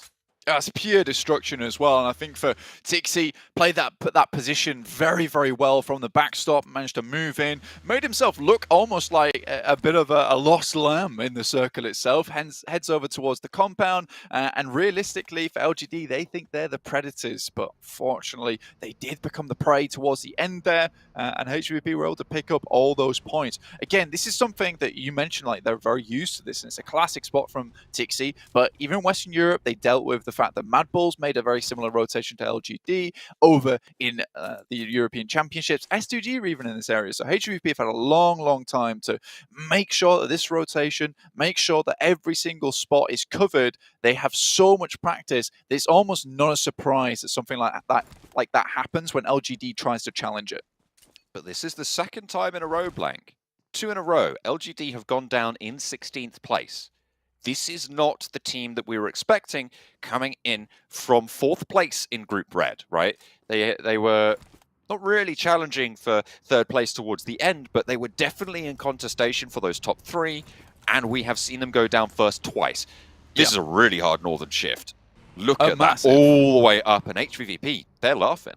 Yeah, this is great for HVP. They come off the back of a fight that delays them. They're a bit worried about that, but they're happy with the 4 eliminations they're able to pick up. Now they have to make their way into the circle. Circle, very happy to send up towards that northern side, and HVP will just send directly in. So very, very good stuff there. I8 taking a fair amount of fire. This is from VPE, who are now on the chase. Obviously, hanging back and taking shots like that as a team does now leave you exposed, and I8 might be able to set up on the other side, but still all open, ready to take shots, and that's ghost out the vehicle, and that is a pick that they desperately needed from VPE. If they had allowed a little bit more space, if they'd allowed the players to get all the way over that ridge, it could have been game over. So if I8 now losing a player, it's very important. VPE can't capitalize on it. Goodness me, not good. Looks like Schweppes and Ravenclaw will be moving forwards against Aegon XA8. Trying to take a little bit of an answer, or at least draw some aggression their way, but Fluke is down on a pretty rolling flat hillside. Not going to be good news for them. Stoned, the only one really in position to go for this res, actually Schweppes, moving all the way back down to the teammate to try and control this. This is not in the next circle. Aegon XA actually taking shots, coming from Stoned behind the ridge, behind the rock. And Fluke might actually be able to get rezzed here as Ravenclaw swings back in towards that roadside. I mean, I like this about VPE. They're very malleable when it comes to these engagements. Able to quickly send in and then send back out again. And that gave enough time for I8 to be almost in disadvantageous positions, right? With Stone been already be able to set up back here with the Mini 14 in hand, with great sightlines over towards them. It means that I8 now really have an option ahead of them. It's either stay here and fight VPE, who most likely will have 4 players up in a second, or just leave, which either way gives VPE more space to play with. BTR takes a knock there. Now, you were talking about LGD, John, and I do want to talk about this because they were a bounce-back team over in Group Red, able to make the big comeback to get towards the top of the tables. And if they started performing a little bit earlier, maybe we would have seen them in the top 3. Unfortunately, that was not the case. Seems like... I'll hold that thought for a second, because Bigatron locked horns now with power around the side of the rock. Aziz doesn't want to challenge off against Luxy. Jem Foster in the meantime, though, suffering, and actually finding a second as well onto Liquid, leaving 2 players now active for Bigatron. Jim Foster and Liquid both going down. It is just the twins remaining now. Luxy and Zuxi. Zuxi a little bit further away. Luxy much, much closer. You might prefer it the other way around, but unfortunately they don't have that liberty. The nade bobbles down, doesn't quite find all the damage they were looking for. Luxy spotted, does get suppressed. Zuxi on the ridgeline, holding it down for his twin, but only finds the 1 knock, and you've got to think that Luxy is going to fall in this scenario. Bigatron, potential to go down to 1 after just 1 elimination as well. Power taking them to task. I mean, Kante's been playing a really nice off angle here throughout the entirety of that engagement. I mean, just relying on the rest of his team with the high ground to hold back the guys from BTR allowed Kante to set up in a good spot to get a couple of eliminations across. And again, BTR looking at going down fairly early here with just the 1 elimination again, which is not ideal. Again, Group Red will be playing all their games today, or half of their games today, with another one coming in later during the survival stage. In the meantime, HVP absolutely decimate the guys from Enigma Galaxy over on that northwest side. But yeah, if you're going down early consistently from any of the groups today, you know, you're playing out 6 of your games. That's half of your matches. So you don't have that time to regroup and rethink the process as you get rotated in, because we are just having static groups playing each day. Yeah, there really is no way to figure this one out. You just got to play from the heart and get it done. But unfortunately for LGD, it's been a poor start. Enigma Galaxy, if you're on the hype train before, maybe you're going to have to take a pause, a refreshment break. Hopefully the cart's coming down the aisle, because it is not looking super strong for them. Going down 1 elim, 15th place. I mean, Max did tell Sandstorm. He said... He did say that. You need to unpredict them right now, or at least unwatch them, because this is not good news for Enigma Galaxy. Yes, they start off strong, 22 points, but I am seeing something that reminds me of a horrible, horrible time we saw in Group Red, is Enigma Galaxy starting out in 2nd place. Almost a cursed position for them at the moment. But HVP really doing well on the northern side. Moves away from those, so they will have to head down towards the south. But so far, they have 2 teams that they've been able to comfortably loot as well. So they should have a lot of utility after those engagements, a lot of ammo to play through. So I think that it's not as rough as it looks for HVP, because they have that power, they have that presence now to be able to punch through a lot of these difficult situations that will come ahead of them. Bacon time on the eastern side. Moving in from Tierra Bronca, moving up the hill. Shirty leading the charge. Ice close behind. Box Gaming sit atop it right now. And this mountain on the east side is going to have some really solid sight lines and a lot of cover actually for Bacon time, if they can cower in the shadow of it. But unfortunately for them, it might move away. And well, fortunately this time around it doesn't. It will keep them in for now. Still a decent spot to play from, honestly, because you do have a lot of the stages you can creep up towards. Yes, Box Gaming currently hold that high ground, but it means they're not in the sightlines of maybe Damwon, who are holding on the eastern side. Now, Matic, dangerously close, has made some of these very, very close calls before when it comes to that scouting. Uh-oh. And just like that, does get knocked out as I talk about it. So, I mean, at least he's consistent about it. That's all I'll say. But that does mean that information has been passed across, but HVP sadly down to now 2 players. 8 eliminations, though, it's still a good game, regardless of what happens henceforth. I mean, 8 eliminations, 8 points. That is essentially one of the higher placings in the lobby. So you're not too unimpressed with that. Getting a 4th place off the back, I mean, 15 minutes in, already securing that is great news for them. Unfortunately, because of that last game, only getting 0 points, that 8 points might not cut it right now. Yeah, it leaves them at a 4-point average if it were all to come crashing down at the moment. They're going to want more than that, certainly. Ooh, Nene Bete nailing a couple of headshots there. And UZM finding out all about it. 2 players down from the south side. Bacon time just poking over the top of the hill now on the eastern edge as Box have moved a little bit further west. Not the entirety of Bacon time at the moment have regrouped. Ice still left at the backstop. Will have to cross fairly soon as the circle will push on in. but has a little bit more time to play with. HVVP making their dash. Meku pulled out. Alpha 7, the ones to do so. I wonder if Kitsune's managed to make it. Looks like they are still alive for now. Full HP as well. Solo player, but still alive.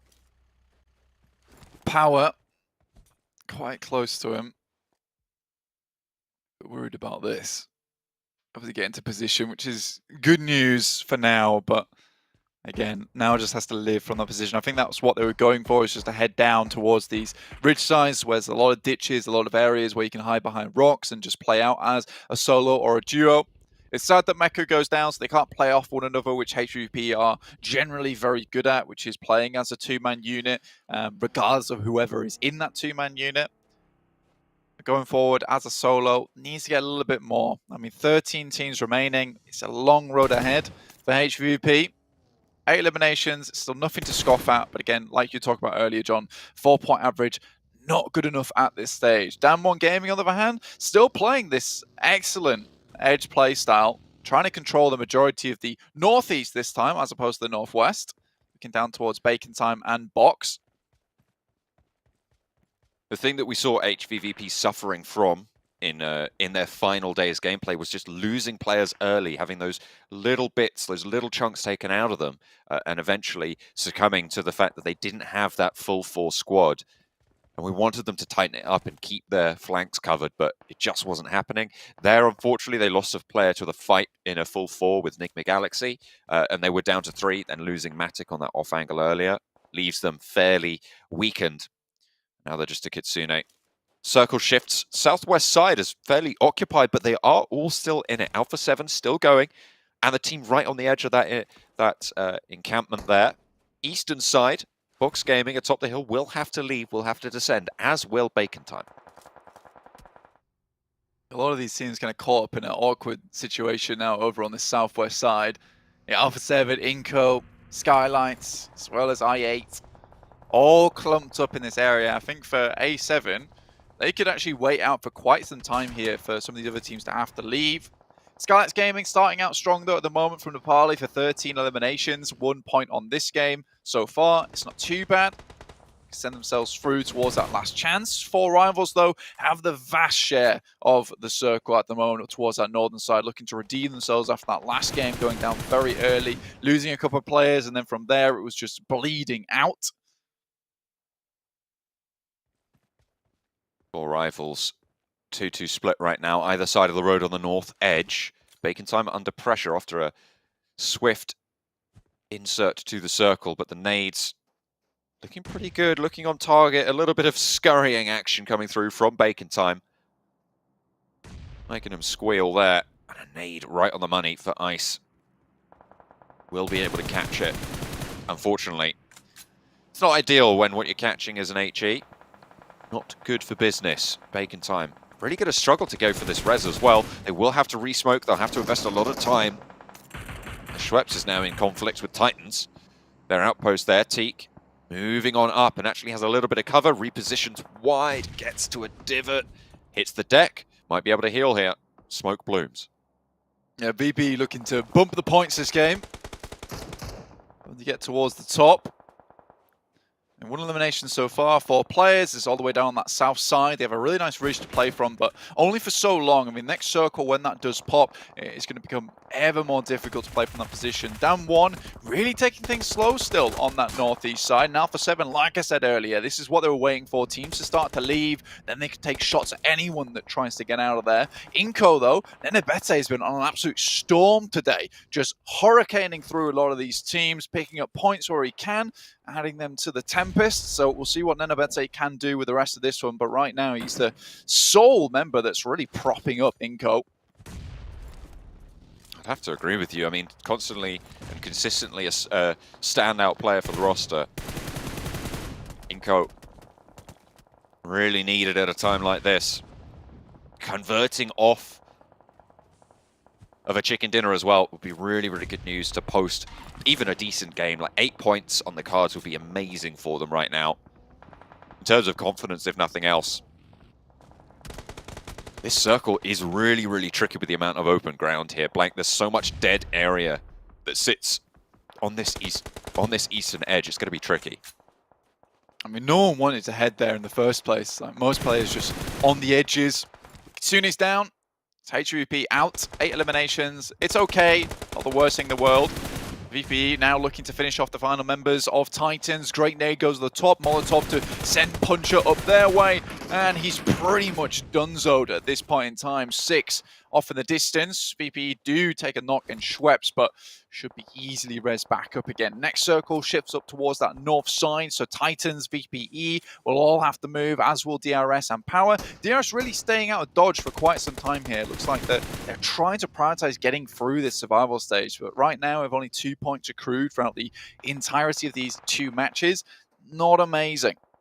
Alpha 7 lost 2 on their attempted strike towards the circle from that western side.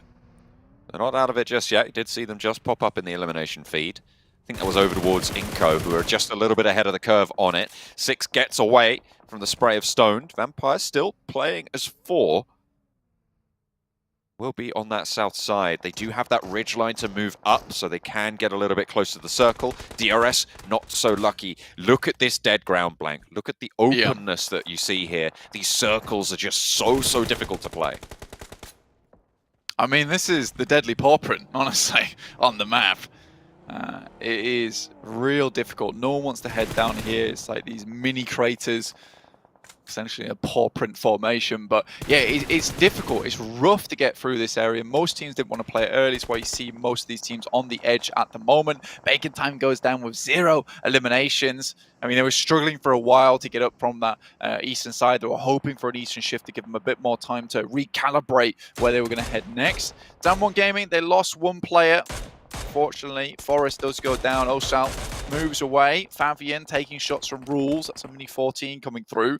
And I think for DRS, they do have a good lineup, but wherever they head next as they get further into the circle, again, open ground, low ground, shots coming through from a lot of teams should hit, and already Pamburu's finding the target.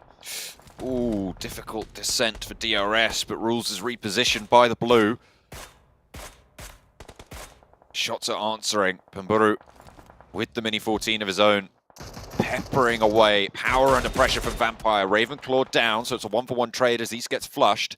Nade from D7H over the top, doesn't quite find what they're looking for. Fluke repositions to get the res on the Vampire South fight. Power really struggling on that engagement. Box, 3 players up and standing. Trismay is knocked, but a reposition coming through to try and get that one back to strength will be pretty crucial here in a central position to hold it out. DRS just cannot make this headway. I mean, you look at Box and their rotation early on was fantastic. They got straight through, over towards Power's position. They were holding for a while, immediately dismounted them off of it. And they've had kind of free reign over the circle for a long while. They found themselves in a good spot over towards that northern side now, playing around the ridges, cutting off some sight lines. Power final player now down towards this bottom side, and Kante behind the hay bales. But VP up to 6 eliminations. They're really putting the work in here. Going down early in the previous game seems to have spurred some of these teams onwards. HVVP, 8 eliminations. Vampire now up to 6 with 10 remaining, and all 4 of themselves alive. Is good news, but they're right on the edge of the circle. Could be tricky, especially with the circle shifting up the way it has. 4 rivals potentially looking to take dominant control. DRS finally going down now. Box take the knock from VPE. Down towards the south side. Not been an easy push for VPE, honestly. Getting hesitated over by I8 as they try to crest that ridgeline. Then moving up, it has been all guns a-blazing the entire time for VPE on their approach. So very rough, but now just sending directly over towards Box's position after finding that first knock. It's great news. Lucas goes down, but it might be enough for VPE here. Stoned, caught in the crossfire there. Schweppes does have an off angle, but doesn't quite find the lick to Trisway that they needed. Soaz is down, Break is down. It really is all up to Box here. Last player standing. Titan, in the meantime, their last player's making a break for it, trying to get towards the circle, but that's going to be tricky. Soaz flushed. Vampire will be able to take Box Gaming to task. That central position is opened up, but Vampire have lost 2 in the process. What? Hang on a minute. I thought he was dead to rights, but Titan are staying alive. Last player making that move. Inco cannot find the shot. Squash, last player standing now for the squad. Alpha 7 is still going. Squash finally able to take down the last player from Skylights Gaming, but in the meantime, 6 has moved all the way up, and Squash in danger here. Getting caught from the off angle, it's Alpha 7 chiming in. And that's Becker down from Squash himself. From Titan's actually able to find some of those shots, so difficult push. Inco down, Alpha 7 out in 6th place, not the worst result in the world, but VPE, masterclass on how to make these pushes work. Trading off players where they can, but they always make those trades count. I think that's the main thing you have to keep in mind when you look at VPE. Fortunately, Kante wasn't able to be taken down by VPE earlier on, and now is proving a bit of an issue. 4 rivals could get involved, but Schweppes will finally find him.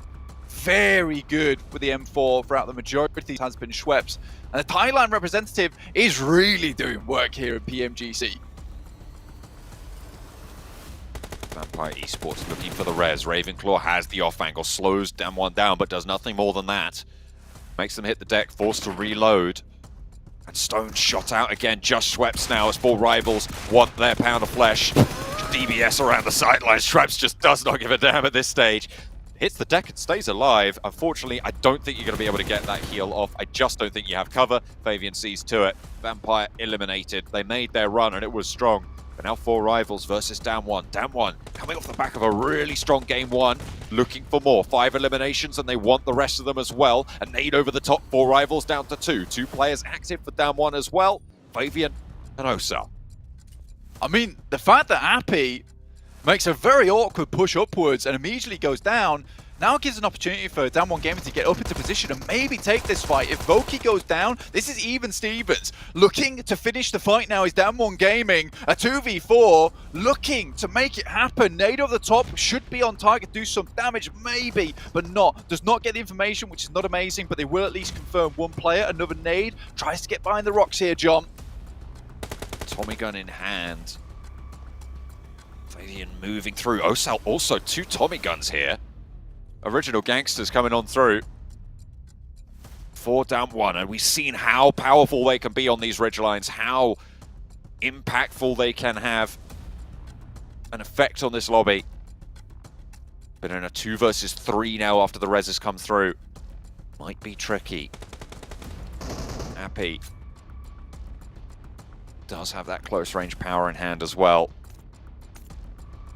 A cheeky couple of shots might be all it takes, but they're right on the edge, and Damwon have to fight outwards. They've spotted Appy, Fabian on the trail. Can't really commit though at this stage. The nades from over the top, they know how dangerous it is. Looking to get a bit of a resupply over here from the players from VPE. You wonder if 4 rivals are able to loot any of this, or if VPE had anything left. Remember, they had to tear their way through from that south side to get into position. Regardless of what happens, that was a good game from VPE. We can expect to see some more from them going forward. Fabian just looking out towards Appy's side, making sure to clear out this angle.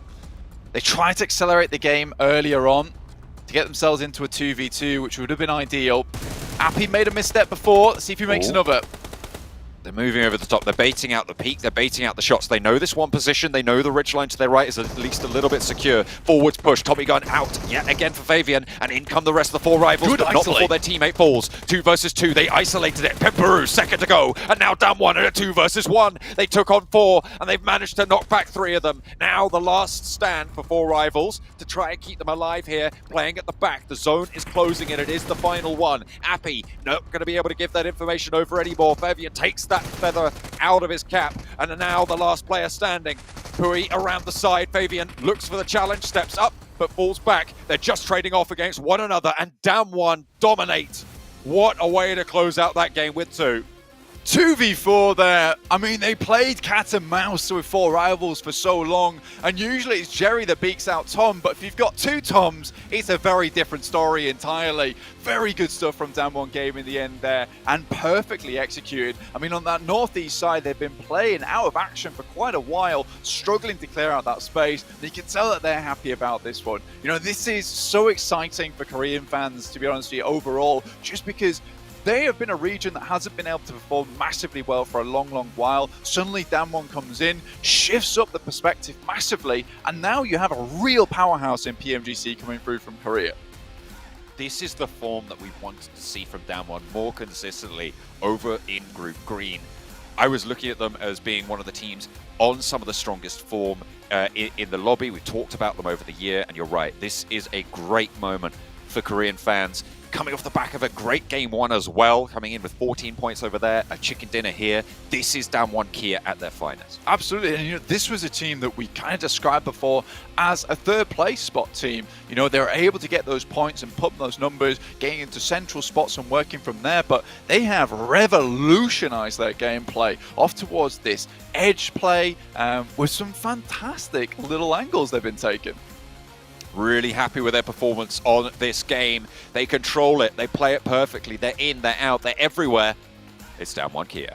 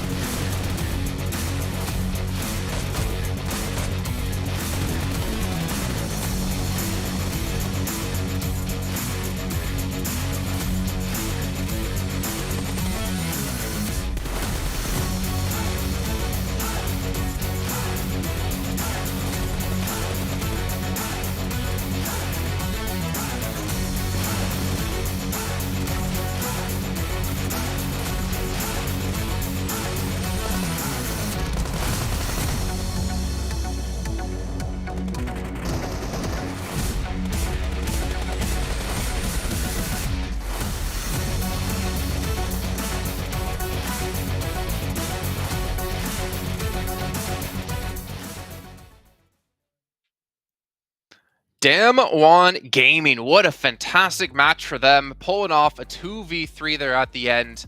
Max, man, I'm going to just give it to you right away because you were super impressed with Damwon and maybe a little disappointed in another team. I just want to do a Seven Worlds Gaming reference. Damn, son, like that was a great game we saw coming out from them.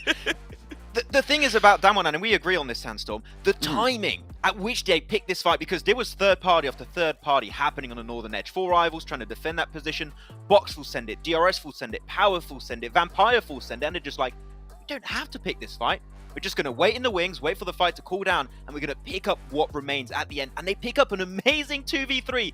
I could talk about that fight at the end for absolute ages, but Damwon are looking just so damn good today. It is absolutely mental. They got this good a start in the tournament.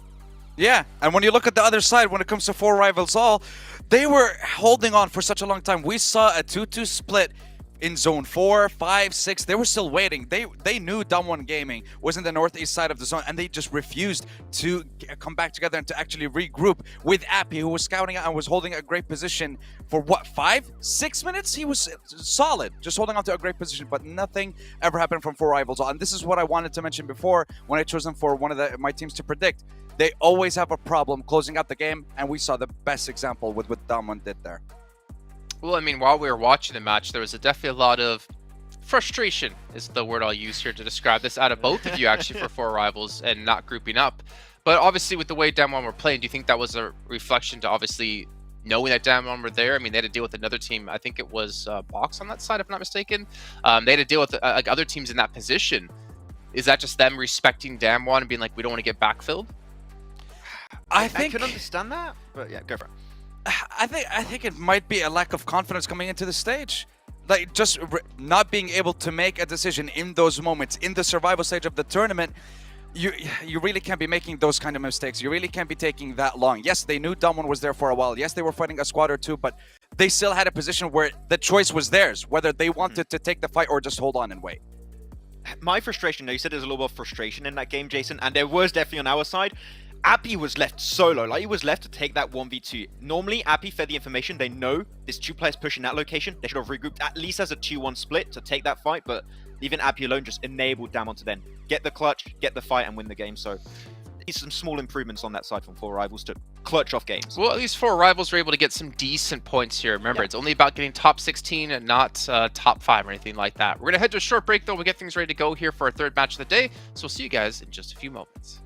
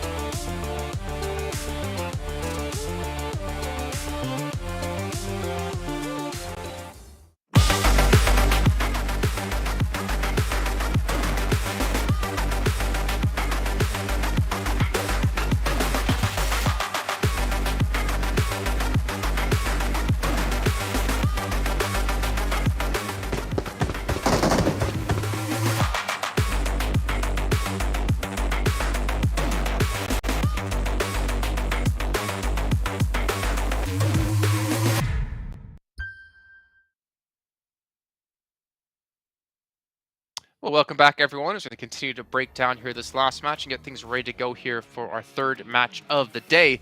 Now, Sandstorm, I mean, it wouldn't be a death segment without me picking on someone, and I'm going to have to pick on you in this one. Your predictions or your teams to watch in that last match didn't work out too well. Can we not talk about it? Well, in less than 3 minutes, we can. Okay, no, honestly, I picked Nigma Galaxy. They had a great start, but right after that performance, I'm just going to leave them be. I don't want to curse them anymore. They've had enough. He's going to pick them again. He's going to pick them again. Actually, yeah, 100% the next 100%. match. Before we do hop into the next game, though, big shout again to Sony Xperia, the Xperia 1.4 and the Xperia Stream, and in collaboration with professional esports players. And you can play PUBG Mobile 90 Hz with Xperia Stream's total cooling system and multiple ports for immersive gameplay and streaming. Also, a big shout out here to Prime. If you guys have Prime, you know what? You can get some sweet PUBG Mobile items in-game that are going to be free. You get premium content, and also you get the benefits of Prime, which is great when you're trying to get stuff shipped to your place, especially with some holidays around the corner. And I just reminded myself that I need to buy gifts. Great. Oh, yeah. So I know what I'll be doing here after this show. Let's take a look, though, at our overall standings. Remember, we haven't had one group play. They won't be participating just yet until we kick off things tomorrow. So we're going to be missing some teams on here. But at the moment, Damwon and Kia are currently in first place, I should say, at 38 total points. And Osal probably got them a majority of those on the last match, Max. Exactly, in the last match looking really good, able to put himself in a great spot. But Damwon's been highly consistent throughout today. But I gotta say, I'm still impressed by Titan, especially Sandstorm, like 6. He had no reason to win that spray down onto Inko. Like, he was in the open, Inko had a building to play from, and he's just like, yeah, no, sit down, kid, as you said, Sandstorm in that game. He had some absolutely amazing spray. So yeah, Titan's still looking aggressive, but they did lose a few players a little bit earlier on in the game, so it did slow down their process in this entire match pretty quickly. Yeah, they struggled a little bit against Vampires towards the south side of the map, but looking towards BTR, I mean, they are very excited. They want to get to that grand finals. They want to get to that live stage in front of the home crowd, but it seems to be quite a struggle at the start with no points yet. Speaking of struggle, I mean, you got LGD as well here, currently sitting on 2 points total, tied with Bigatron at 2 at the bottom. However, it's Sandhawk time, and this is where things get a little bit crazy, right? Obviously, when we come to drop locations, a major factor when it comes to a battleground like this. So take a look at our teams to watch here. Both of you going with Box. Okay, Max, well, I asked Sandstorm last time when you both predicted or put up the same team. What's your idea with going Box here? So for my Box prediction this game, is because they were so quick on their rotations last game. They were always ahead of Power. When Power on Miramar, they drop Al Azahar in that circle, they had top priority to get access to good scouting positions, good spots to just hold on to in general, and yet Box seem to always be one step ahead despite not being in the circle early game. So I appreciate what Box have been doing in this previous game. It's maybe not one of my teams to watch overall, but from what we saw in that last game, I gotta say I'm impressed. So no, I'm gonna give them a lot of respect and see what they can do potentially on Sandhawk here. Well, speaking of giving respect, I think Sandstorm, your Damwon pick is obvious why you went with them. But for Rivals, that's the one I'm kind of curious about out of you. Because this is what we've seen from them throughout the Group Red days, and again, we are seeing them struggle to finish that game, finish and get that chicken dinner. They started off with a 4v2 while they were still reviving one of their members, but then they lost a member 3v2, and they still, even though they had an advantage, they just couldn't take it. So I want to see a change. Okay, we'll see if the change is going to happen as we get a change up on the screen here for the viewers at home as we bring in our commentators here for the third match of the day. We are going into Sandhawk, into the jungle yet again. You right there, Blank? You sorted? I'm sorted, yeah. All set and ready? Got the wire behind my back now. When it's in the front, it gets in the way of me talking. That's how that works. That is, in fact, how that works. I can confirm. Yeah, but that is indeed how it works. Hopefully it's going to get all the way out of us talking, because we need to talk about Sandhawk coming into this one. As they were saying on the desk, those drop spots could be interesting to see if there's any contestation around crucial points. Paradise Resort, Boot Camp.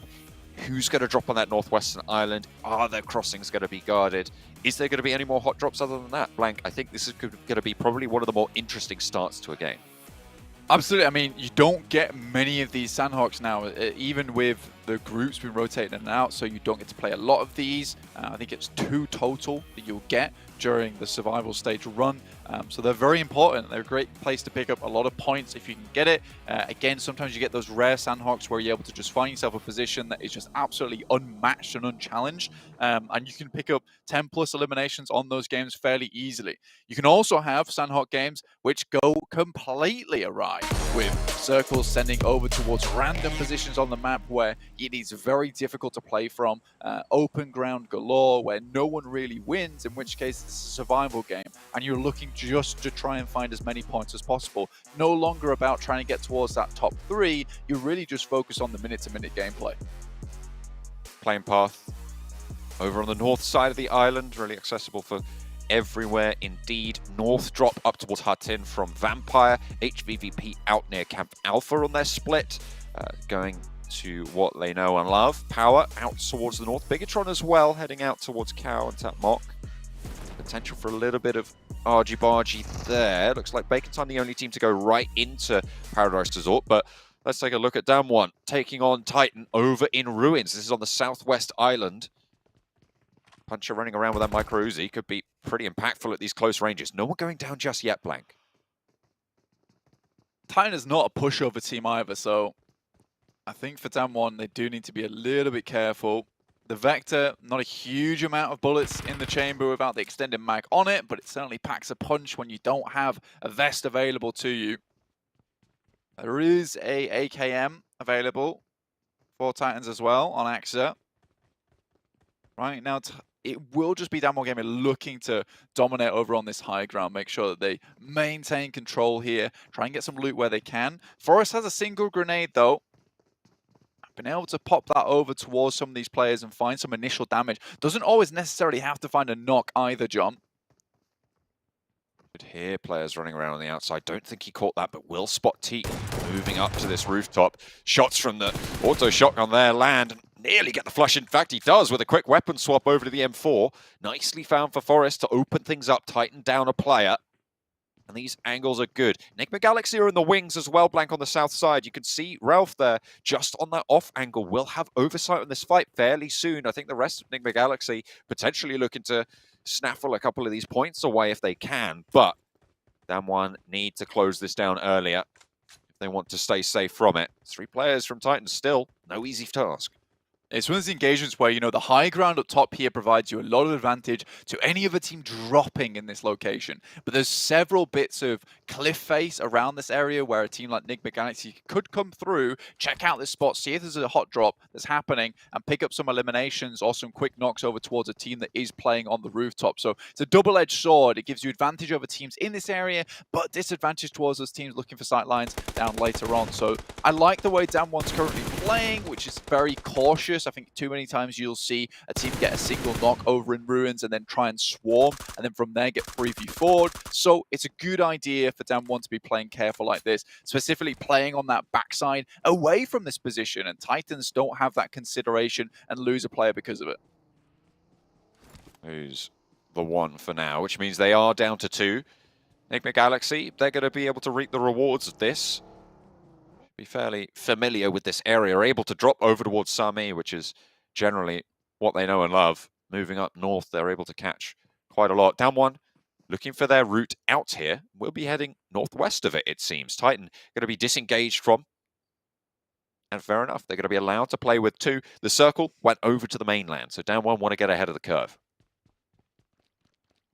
It could be that, but it could also just be Damwon Gaming looking for a better position to try and isolate some sightlines down towards Enigma Galaxy as they move into that position if they wanted to crash it. But I think Enigma Galaxy didn't want to make that mistake. I think that's smart for Enigma Galaxy to move away back down towards Sami.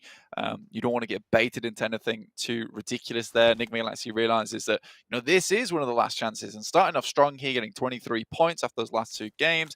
Yes, they suffered badly on that last match in Miramar to the likes of HVP, but still, 23 points is a good marker to be on, and you don't want to waste or throw away any games. Like I said, Sandhawk, one of those matches where you can quite comfortably pick up a 10-pointer if you play your cards right and play it very slow. You might not get a huge game out of it, but you're at this point, if you're in the top 5, you're getting 10 points is still decent for you.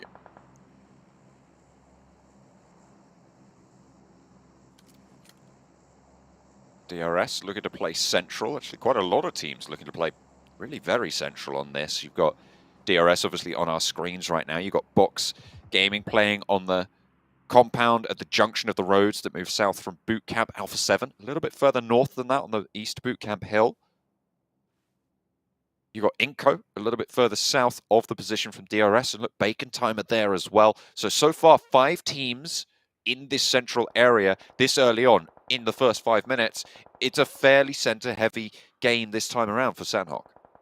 And it makes sense as well. I mean, this area has a lot of compounds that you want to grab early, a lot of high ground positions that you can use to scout over towards teams that might be making their way in from the east or the west. And having that quarry side is nice. It's a nice buffer for any teams that's just over towards that western side of quarry anyway. Just purely anyone that's moving through there, be it IA or Skylights Gaming, they'll be spotted early on. And so Skylights Gaming is going to have to rotate around it up towards that south side and hope there's no teams playing there. Most likely going to be in for a nasty surprise when they head up and realize that the entire lobby's already there and in position. Ravenclaw, very, very split from the rest of the team. Actually, to okay, hang on a minute. I thought it was a little bit further split than it was, but in comes the rest of them. For the backup, Aziz actually, the one potentially in danger from Power. The team a little bit further south. Ravenclaw doesn't take the shots there, and Aziz gives the position away. Will have to find the way out. Stone being suppressed, and there is a volley coming through from the rest of the roster. Fluke puts a nade down range, half HP from Aziz. It won't take too much more than that. Power already have lost a player. Rolls across the gap, trying to give him the slip.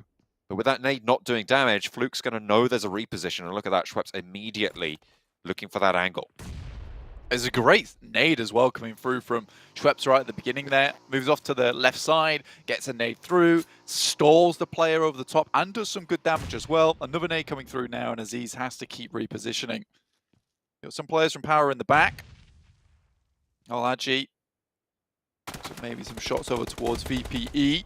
But again, there's still some great sightlines available, and Aziz has just been locked down. Molotov to try and move him out of position. He knows he has to head over towards this right-hand side.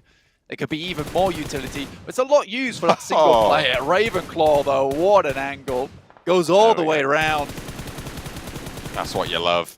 Can't say looks for an answer, but doesn't quite get it. Circle about to shrink and most likely going to push both of these teams south. It does center up fairly nicely. Keeps a sliver of that southwest island in. But it is going to be kind to the teams who moved center early. I think most teams expected this to happen. Map being so small, there's only a certain amount of areas this circle can head over towards, especially when it's quite central at the beginning of the game as well. Teams will want to move up. LGD, 16th place currently, sharing the bottom total with BTR. A great position to be in for them. Again, 2 games played out of their 12, 10 more remaining. With the point totals haven't quite solidified in terms of who's leading just yet, we'll start to see that consistency break away after that 4th game. We'll see where these teams are landing, and it might look a little bit more even after that as well. For LGD, some real work has to happen the next 2 matches. Certainly does. I mean, at the start of this game, yeah, they were tying with Bigatron. And with that elimination that BTR have now, they are clear at the bottom, which is not ideal. HVVP starting to make their way across as well as Power continue to suffer on their rotations. They tried to send all the way center. Now they're just down to 1. I'm gonna make a bold claim here, Blank. I think if HVVP get across to the mainland uncontested on their crossing, I think they've got a pretty good shot at taking the chicken dinner here. I'm gonna make a bold counterclaim. I think it's not bold. Usually getting across that crossing is the easy part for HVVP. I think the hard part comes when they get to these compounds towards the south of Boot Camp. And that's where they've always tripped up in the past. Usually the line's just drawn across and they don't see the wire between the doors. Do just fall flat on their face. So I do worry slightly for HVVP. It's something they really do need to figure out, considering they keep playing that position on that western side. And if they don't figure it out soon, it's going to cause a real issue going through to last chance, or even if they make it out of this survival stage. Jem Foster takes a load of damage from Fluketh. Another player down there for VPE as well, I think. Yeah, Luxy already managed to find that shot onto the close play from Ravenclaw, the off-angle specialist for the Vampire roster, but not really in a position to go for any of these reses. BTR should look to confirm. However, look at this, 4 rivals actually chiming in as Vampire open up onto Liquid and Luxy, but finding both of those knocks. Pimbaru really wants to peel away a point from this, but can't quite find the top of the deck. Instead, the bleed out just continues. And now just Gem Foster remaining. Ravenclaw, you know, there is a world where he's picked back up again. A little bit doubtful at this point in time where VP have to consider where they have to go next. For it. They're going for the res. They've already sent someone there. And they do want to keep him up. It is zone 2, and you can get the res, get a bandage off, and get that first aid in to be able to stay alive in the circle. With Bigatron in pieces ahead of you, I mean, sure, you might be able to make this. You swing north, there's not too much opportunity for people to take you down. Ravenclaw's actually able to get out. It's curious they would go for this one. Zuxi, though, has an angle. Vehicle found for VPE. They do have to make a mad dash now, though. Instantly Fluke about the vehicle. I think this delay is what causes problems. Getting Ravenclaw up is great and fine, but if you haven't cleared out these final members, it's more likely this is going to happen. And maybe VP could be in a better spot already by now. And to be honest, with 4 rivals also taking shots into this fight, they're going to get ahead much, much further than VPE. Down to 3 players. It's not the end of the world here on Sandhawk, but it certainly does make things a little bit more tricky. Yeah, they did manage to get Ravenclaw back up, so still in the fight. I don't think they go for that res if they don't get all of those knocks onto Bigatron. Zuxi, very, very close. Ravenclaw might just lose out all in all. Will do so, in fact, and that's 2 for the price of 1 for Bigatron to be able to pick up those points. 3 eliminations. Sees themselves up 5 total, but still only 1 player active. Vampire playing as 2 from the north side. 4 rivals ahead of them in the queue, but still behind everybody else who's already central. Nice little vehicle delivery too there for Zuxi, able to get a bit further into the circle. 3 eliminations, it's not the worst. I mean, they're now out of that bottom 3 bracket up to 13th place, so those 3 eliminations found. I8 though still can go further. They're on the western side of Quarry at the moment, but on the barest edge. And with Box Gaming, once again, find themselves a really nice spot towards the center of the circle very early on. There doesn't seem to be a lot of teams around them. We'll be looking to crash onto them anytime soon. So if they can hold on to this for a while, they're looking good. So I think that Maxman makes a good argument for why Box Gaming does so well on Sandhawk. H3P do make it across that crossing, now holding 2 compounds. And now this is where they start to falter a little bit. So we'll keep an eye on them. I think that Sandhawk has proved a little bit of a difficulty in the past, and I think it's more confidence-based than anything. I think you look at them on our angle, you look at Miramar, they're so much more aggressive. They know where they want to go, and they take position. On Sandhawk, it's a little bit more confused, I'd say. A little bit of a balletic roll up there for 4 rivals, coordinated and seemingly dominant. Bacon Time completely ousted from position on this northeastern side. I think they were a full 4 squad before that, but either way, they do go down. They might have been on 3, but still cannot hold off, cannot get a single knock either. I mean, 4 rivals now in a decent spot, have the high ground. Alpha 7 were watching this for quite some time. They were the ones taking shots up towards 4 rivals as they rolled up. Mythic on the side too, looking down towards them, maybe trying to find some angles there. LGD, again, a team that really needs to get a big game here to put them back onto the map. And it's a big ask on Sandhawk as well. You know, you have your 2 bad games over Narangal and Miramar where you feel like you can get some consistent results. Head to Sandhawk, this is your do or die game. Not ideal.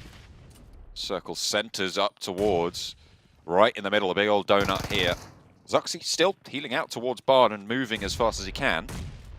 Can heal for a little bit longer. Obviously, with the circle zone changes, will be a little bit tougher for the late circles, but we're still in zone 4. Titans eliminated. Nigma Galaxy finally able to close that down, harrying them all the way from Ruins. And then the south side of Painan will be able to deal the final blow. Down 1, though. The next challenge up for Nigma Galaxy, who are on the north side of Painan. Getting to move upwards.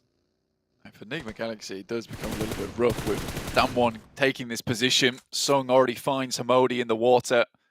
This plays ahead. I think Damwon Gaming have kept a keen eye over towards Nigma Galaxy since the start of the game.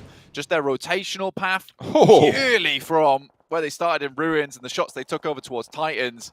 That is a disgusting headshot coming through from the K9, though. I feel like Sung knew what he was up against there, but he was like, I'll just try and beat out the fight. It'll be fine. I'll get a deagle peek mid. It's fine. Gets his head ripped off for his troubles. Fortunately, though, the rest of the team does collapse around him and get everyone back to feet. Look at that, Fabian as well on that off angle on the other side of the river, closing down those angles. 4 rivals moving in the northeast. This is all the way on the other side of the circle now. Actually, Aegon XI8 trying to take the shots over towards Appy, but IQ not able to get anything done there behind the tree. Found, spotted. 4 rivals taking teams to task today, certainly in this match. They're doing pretty well, and that's going to be Aegon XI8 shredded to pieces. I think there is still one player active. Yeah, it is UZM on that south side, but only the one to be getting on with.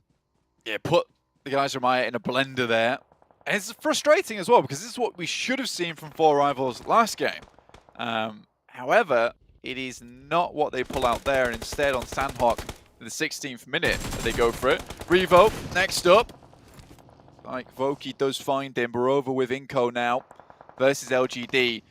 Again, an important fight here, and then Ebete moves up. That is a dangerous push, but makes it happen. In the meantime, 4 rivals taking heavy casualties versus the guys from A7. 3 players for A7 at the moment, but 4 rivals down to just 2. But 2 knocks, so an available opportunity to get them back up on their feet. This fight is what LGD need as well, Blank. They sat with 2 16th places on the game. They've been spared that this time around, and Inco are falling before them now as they roll up the hill. Fighting off against Gravity, 2 players active. Vitalia squashed, but they're cut down. Oh no, the auto shotgun from the sideline and a side swipe from Vitalia as well. LGD, it was looking so good, but now they're in shambles. 2 players down. It's 1 player very, very low. It's all on YZ really to hold this all together. A nade around the side could find what they're looking for if it's placed in the right way, but Squash is there. Will have seen that player go down behind the rock and finds a 3rd. LGD torn apart at the seams. Only 1 now standing, and 2 players from Inco might be too tall of an order, and it is. Disaster for LGD as a 3rd game on the trot goes poorly. Did not check their angles, did not check those hard cover. And that's what it's carelessness there from LGD, and I think that is born from desperation. And in this instance, LGD find 2 points on the game, but that is it. Alaji on his own versus Alpha 7 does a lot of damage through to Carrillo, though. Doesn't take him down, so will immediately go for the first aid kit, making his troubles for naught there. Power, 1 player left standing, moves out the back of the compound, does have a buggy to be able to get out of there with. Will try and take that opportunity, but Mythic is on the tail. Gonna have to swing out wide. This is a big push from Mythic into ground that they don't know about right now. Vitali does get spotted, and that's HVVP to sweep that up, but that was bold coming through to peek that wide for Alpha 7. They will get away with it, however. HVVP, untouched on that western side, finally looking to have an impact. Much more careful this time around. I think they've been trying to hold that area. I think his patience has been key for HVP on this game. They've been really clearing out the angles as best as possible. Matic's even watching out in towards the blue. So you can kind of see just from the way they're playing, the kind of misery that they've been put through on Sandhawk in the case of, right, you know, we've been done in by so many duo squads, so many solos before, that we're not allowing anyone to get behind us this time around. And once that's happened, once the circle is closed on this side, then we'll start focusing on what's going on over towards the eastern side of the map. So very, very good stuff from HVP. I like this. It did take a while to drill that lesson in, but finally it sticks. Taking control with the duo as well on the compound that Nova know and love, with all those walls surrounding it on the western side. Unfortunately, they are going to have to leave, so figuring out how they can move forwards on this one. Box looking to try and hold down. Delta in, gets a knock, and doesn't quite manage to finish off the flush. A little bit too greedy there. Scry moves in and isolates the angle. However, a lot of Box have had to respond to this. it does leave them slightly open, but there's really not any other teams in the lobby other than HVP that could really take the game to them at this point in time. There's a lot of solos, a lot of duos right now. Now, HVP, I do think this might be time for them to start regrouping, because a 4-man squad, I don't think they really lose to anyone else in this lobby at the moment with a lot of these duos. And Box Gaming, not necessarily going to peek out too much this game. They've only got one elimination. They've been really prioritizing getting themselves into a position that has been strong at the beginning of the game and then not having to fight anyone. There's still a lot of high ground to play around with, and HVP currently trying to clear out this hillside that has Hamodi as well as the final players from Skylights Gaming in. Matic going down though from Hamodi, not great. Al-Haji found in the meantime. Matic not flushed out just yet, so HVVP can keep this one rolling. Hamodi has been dealt with. Skylights from the top, I think they showed their hand a little bit, and Tixi wants to suppress them, allow this res to come on through. Will be crucial for their push for this final circle to keep all four of themselves alive. Tixi cannot go down. This nade looks like it might be there, and it is. Tixi falls, and Skylights Gaming have a little bit of an opening to play with. Kitsune is going to be so important on this backstop. But Tixi can get rezzed here as well. Matic moves out. That nade shouldn't do too much more than worry him. Meku moving around. Medic on the field. HVP, this is a key position that they identified. Good shots though. We'll send AJ off that position for the time being. Box should also be able to look up this way. And I think for Skylights Gaming, this position is a lot more useful when you only have the one team up there. Mafioso does a lot of damage over towards Box, gets at least one knock in, and immediately goes for the first aid kit, runs out, and it's not seen. Look at that. I think Soaz did just catch the tail end of it. Certainly sees the peak ups there, and that's a nade. The utility usage from Soaz on this angle has been great, but Mafioso is just outclassing him on the gun skill, finally able to get the better of him. Mythic still is there. Box on 4, but with 1 down. HVVP are looking to establish their lead. The hillside is not safe either. Matic, attention moved his way, doesn't get knocked, but takes a little bit of damage. The shift goes up north and away from Box. It's a really strong position that HVP move themselves into. Yes, they don't take down Skylights Gaming, but they squeeze them uncomfortably over towards Box Gaming. So they're taking damage. It's unlikely that Mafia Boy gets off this first aid kit. And now, start to work from here. Kitsune should pass that information back. Immediately, it's fragged onto. And now Box Gaming just have to leave break behind. 2 players, and HVP looking for a big match here in Sandhawk. And they will find the first. Scry wants to be the challenger. 3 players up the hill to deal with. Actually, all of them with their backs to the blue. If Scry can stay alive, keep them at distance, might have a chance, but Killer's there. DRS ladder up into second. They've been lying in wait for so long, and now's their chance to strike. Meku goes down, sure, but HVVP take a much-needed chicken dinner. And you can see that. I mean, it's nothing but relief there. Blanca said it. Uncontested on the crossing, uncontested on the chicken. Looking for some more of those handshakes coming through. Finally they get them. But yeah, that was one of those wins where they look very calm towards the end, and you kind of see why. You know, it was a very well played game and a careful game. You can almost see why there wasn't much of that jubilation towards the end, because that's all they were trying to do, is just get it through, get it done, and slowly sort it out. That one's for Max in particular, you just know it is. But yeah, very, very good game from HVP overall, and they have learned their lesson now. I think that, again, I'll say it twice because it really does bear repeating, is the fact that they've been in that classroom learning that lesson for weeks now, and every single time the homework comes back wrong, finally today it comes in with an A-star. So happy days for HVP, able to clear out those teams, push them into uncomfortable scenarios, and not always have to be the initiator on those engagements. That is where they drew, this sort of playstyle is where they drew their first 2 days performance from, over in Group Green. It's what saw them lead the pack for so long. They were allowed to play on the edge here, Blank. They were allowed to get an established position on the edge with no one at their back. We haven't seen that in the first 2 games. We see it here, and this is what they could do. And this is purely coming off the back of the fact they haven't had to move too far to get into the zone, so they're able to sweep comfortably with the information gathered. A lot of times we're seeing them move into almost unknown waters, right? In which case they're clearing out and they're not sure what's coming next. You get them into zone 7 with 4 players alive, it's very, very likely that they're going to be winning this one.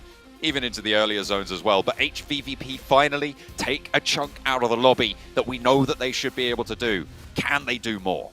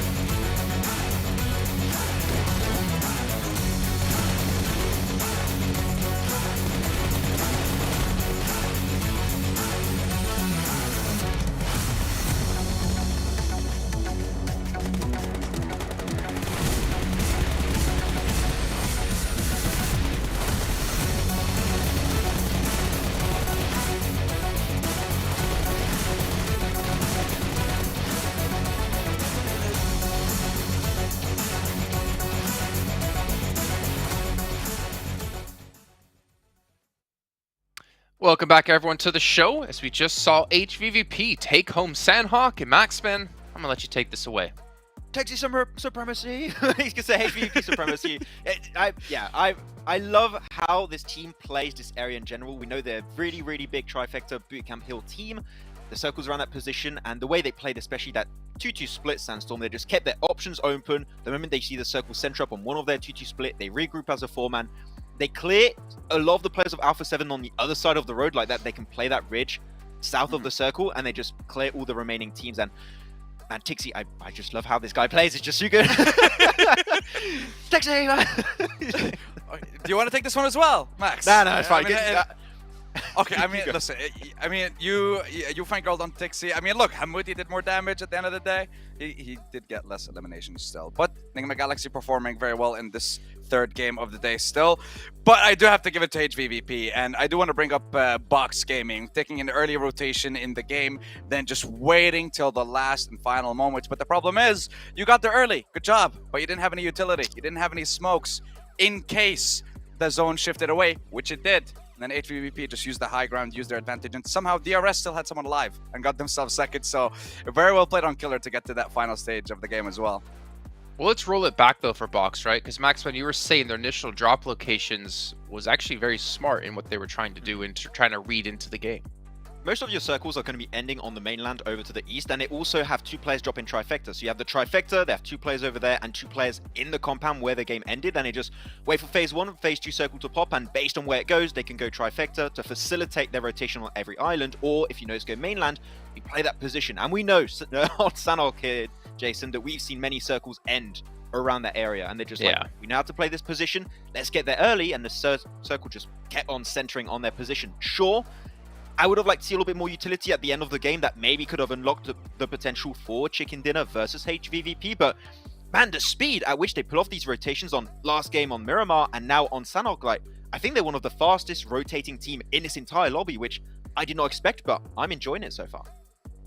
Yeah, and obviously Sandhawk, you're only going to play it once a day, so it's not like you need to I guess, be one of the best teams on it, but it certainly helps when trying to accumulate some points if you can have any sort of consistency. And speaking of consistency when it comes to quality, the Pullman Kuala Lumpur Bangsar Hotel, the Our World is your playground.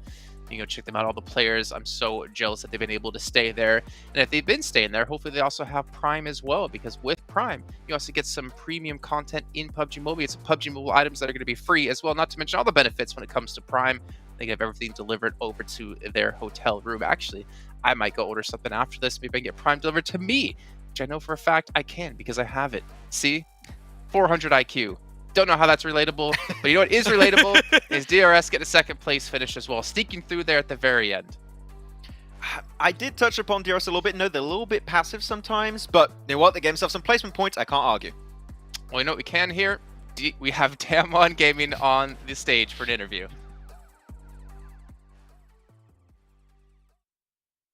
Ladies and gentlemen, of course, welcome back to the PUBG Mobile Global Championship 2022. We're currently tuning in to the survival stage right here, featuring some of the best PUBG Mobile teams in the world. And of course, just a reminder to each and every one of you, Captain Messi is now in PUBG Mobile, all right? And is joining PUBG Mobile Battlefield, packed with Messi football icon set and more collaborations. team items available till the 31st of December 2022. So to help you stand out on the battleground, grab them in PUBG Mobile now. So if you guys haven't checked them out yet, this is actually a sample set what we have in real life. If you guys want to know more, be sure to check out more updates at all the social media platforms of PUBG Mobile or in-game updates itself. And of course, coming back into the PMGC, the PUBG Mobile Global Championship 2022, we're joined in by a representative from Damwon. Yeah, right here. We're going to do a little bit of interview before we kickstart our match number 4 in just a bit. Welcome and thank you so much for joining. How are you feeling right now? 기분이 어떠신가요? 순위가 지금 많이 높아서 지금 상태에서는 되게 좋은데 제 기량이 지금 많이 낮아진 것 같아가지고 제 혼자 생각으로는 좀 많이 아직 좀 무거워요. So my performance right now not really good right now. So I don't feel really good. But then our team performance really good right now. So it is all right. Right. Yeah, I realize that it's quite an extensive response coming in, but it'll be all right. You guys are professionals. Now, what was your major focus in preparing for the survival stage from the group stage itself? 서바이벌 스테이지 준비하는데 뭘 제일 중요하게 생각하셨나요? 일단은 저희는 이제 풀 스쿼드 우선으로 이제 한 명 한 명씩 안 잘리려고 이제 그 견고함을 되게 많이 노력했던 것 같습니다. So we practice how to stay firm and so that we don't die one by one and we try to survive all 4 together. Yeah. I guess this is like a little bit improvement in terms of communications and even playstyles for the survival stage. And South Korea has been continuing to improve every single year. And when it comes to PUBG Mobile, so how does it feel to be the only representative from South Korea left in the event? 지금 이제 대한민국에서 팀이 딱 담원기아만 남으셨는데 이제 기분이 어떠신지? 저희 팀 말고 다른 팀도 올라왔으면 하는 바람이었는데 저희 혼자만 올라와서 조금 부담감이 좀 있어가지고 더 잘해야 되겠다는 생각밖에 안 듭니다. So he hoped that the other Korean teams would come up too, but then Damongi is the only team left, so he feel kind of a bit of burden, but he still will do well. There you have it. All right. And of course, what teams do you have your eyes on as potentially challenging you for top 5 in the last chance stage? So this is the last question for you. 마지막 질문인데 이제 그 last stage 가잖아요. 거기서 이제 담원기아를 좀 견제할 수 있는 만한 팀이 누가 있는지. 저희는 한번 B를 타면은 걷잡을 수 없이 강해지기 때문에 B를 한번 타면 누구도 저희한테 상대가 안 될 겁니다. Once we're on track, we are the strongest team possible, so there won't be any teams that can compete with us. Yeah, there you have it. Despite all the nervousness coming on inside the room, they're still confident that they're able to actually bring their A game right here at the PUBG Mobile Global Championships 2022. So for those who are tuning in, be sure to show your support to all the amazing teams competing here. Right after this, we're going to be passing over to our analyst and we're going to continue on with match number 4. So we'll see you guys in a bit.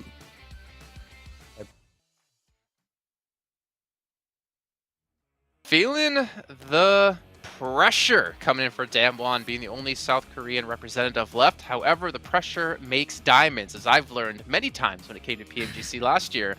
43 points as they're currently sitting in first place, and honestly, at the rate they're currently going, they should easily be able to hold on to a top 16, but obviously their team's focus is going to be on that top 5 going into our last chance.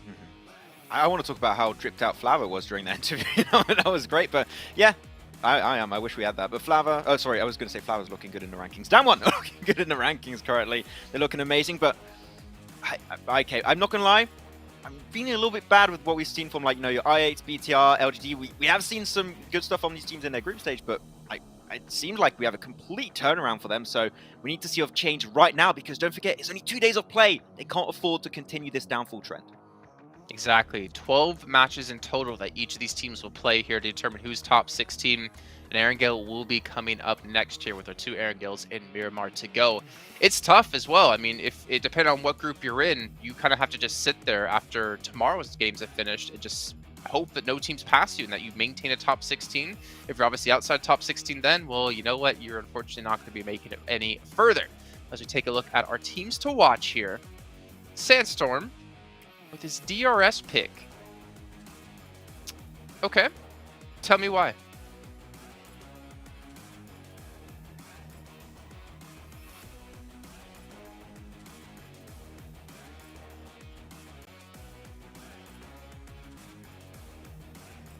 Well, first of all, apologies for love the fact that I'm muting myself. But yeah, when it comes to DRS, they take a little bit of time to actually enter the zone. They seem to be playing a little bit too long on the edge, and that does seem to be affecting their play. They're not getting as many points as they would like to be. And like we mentioned before, 12 games, 12 chances. You have to take every single one of them. So I'm comparing them to Box. Box make one rotation and they're good. DRS, they're very, very slow. So I want to see them make just faster pushes, faster movements, faster rotations into the zone, and maybe that will help them out a little bit. All right, well, looking at Max Fen's picks, you also have an odd pick coming in there with Vampire. I think also known as Y if you don't speak German. I didn't know that. I don't know why I just randomly spoke German, but why? Thank you for that. But Vampire, I think have been looking like a really strong team so far. I really enjoyed especially their first game on Erangel. We're going back to Erangel, so I want to see some similarities on that side. So hopefully that'll be the case. And for Rivals, I picked them because they were too passive before. This last game, you have Abby like rolling over 3 players, which that was great. But I think, tone it down just a little bit, and I think you'll just find that perfect middle ground where 4 Rivals can maybe just go a little bit further in these games. If you get chicken dinner, I think that's the thing we really want to see from 4 Rivals today, or potentially their next matches, but the hope is still there for 4 Rivals to make it happen. They just can't please you, Max, you know? You say they're playing too passive, they play aggressive, now you're like, oh, now you're too aggressive, and you know, Max Finn, you can be a hard man to please, but when you are pleased, it is a very exciting thing. And I'm going to be pleased to actually bring in our commentators, because we're going to head into our 4th match of the day. As the players look ready, we're ready. Hopefully you at home are ready as well. Thank you very much, Jason. We're going to be getting into the next game. Of course, teams now starting to feel the pressure of the short set that they're going to be playing. We've had, what is it now, 3 games played. We're looking into the 4th. Blank, we're coming up to that 50% mark. We're almost halfway for the team's games that they get to play. It is really, really crucial that you're putting up numbers at this point. It is, yeah, because there could be teams on another group tomorrow, the day after, that really perform so much better. Even towards those bottom spots as well, it is crucial that you still try and get as many points as possible. And to be fair, if you're now in those bottom 3 at this point in time, you know, I would just suggest going for those placement points, not trying to have those big games, and then just trying to get some consistency through. And if you're blessed with a circle, you run with it. But at this point in time, I don't think it's worth it trying to go for these really crazy plays to pump up some big numbers.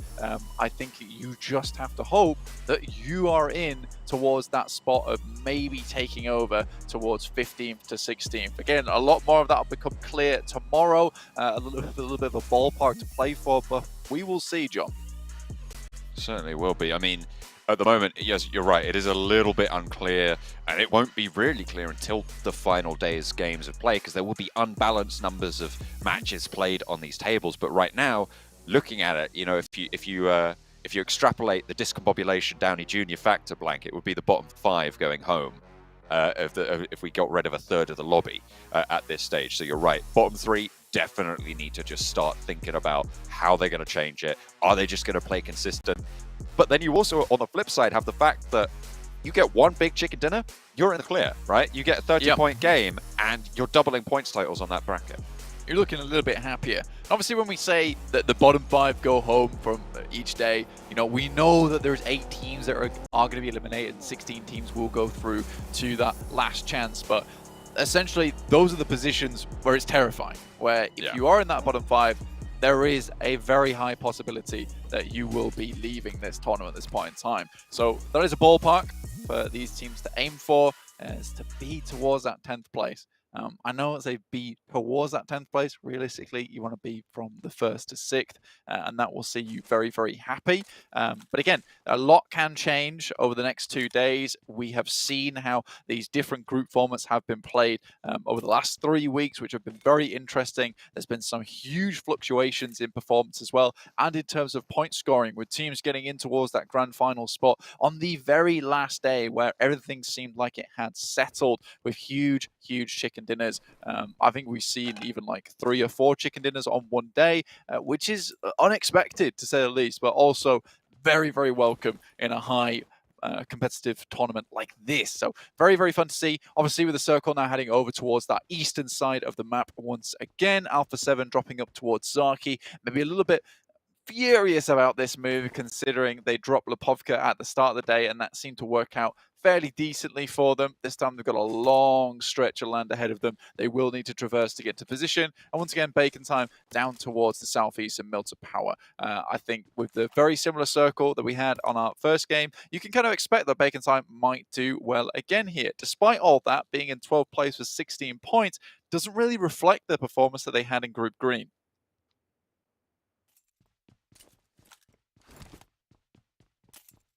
A lot of teams trying to just forget the past, especially, teams like Enigma Galaxy, for instance, who qualified 10th place, Inco 11th place. These are teams that are looking pretty good right now, right? 2nd place for Inco, 5th place for Enigma Galaxy on the overall standing. So they just need to keep that ball rolling.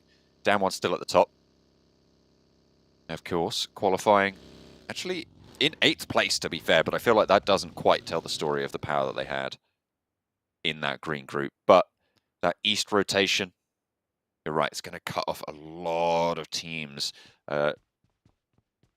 larger sets of plans, right? It's going to shrink that down. So we're going to probably see a couple of conflicts come through, potentially, as we hop over to HVVP, with Alpha 7. Potentially going to be the first of them to come to pass, as Alpha 7, as you were saying, dropped in that different location. Now going to have to maybe move around that north side. I mean, most of the teams coming through from Group Green, like you said, John, with it doesn't tell the full story for Damwon Gaming. I mean, that's just purely because of how difficult a group Green was. It had some of the biggest names in PUBG Mobile in it currently, and there was a lot to play for there. I think even just getting through to the survival stage when you were in Group Green was a feat in of itself. You did have to play very, very well to make your way through. Damwon, though, 43 points. HVP potentially clashing with A7, like you said, John. We'll see if that does come to pass. Again, teams can comfortably sit in that area for quite a while. It looks like A7 are just sending over the top side towards Severny. Box have had some fairly decent positions on a lot of these games, but 19 points.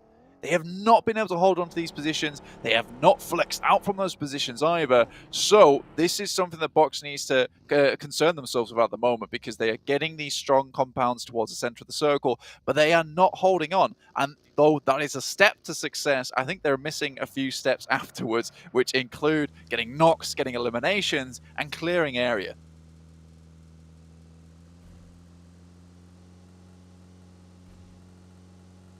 Moving in past the ruins right now, LGD, they need a better performance, certainly. 6 points currently on the board.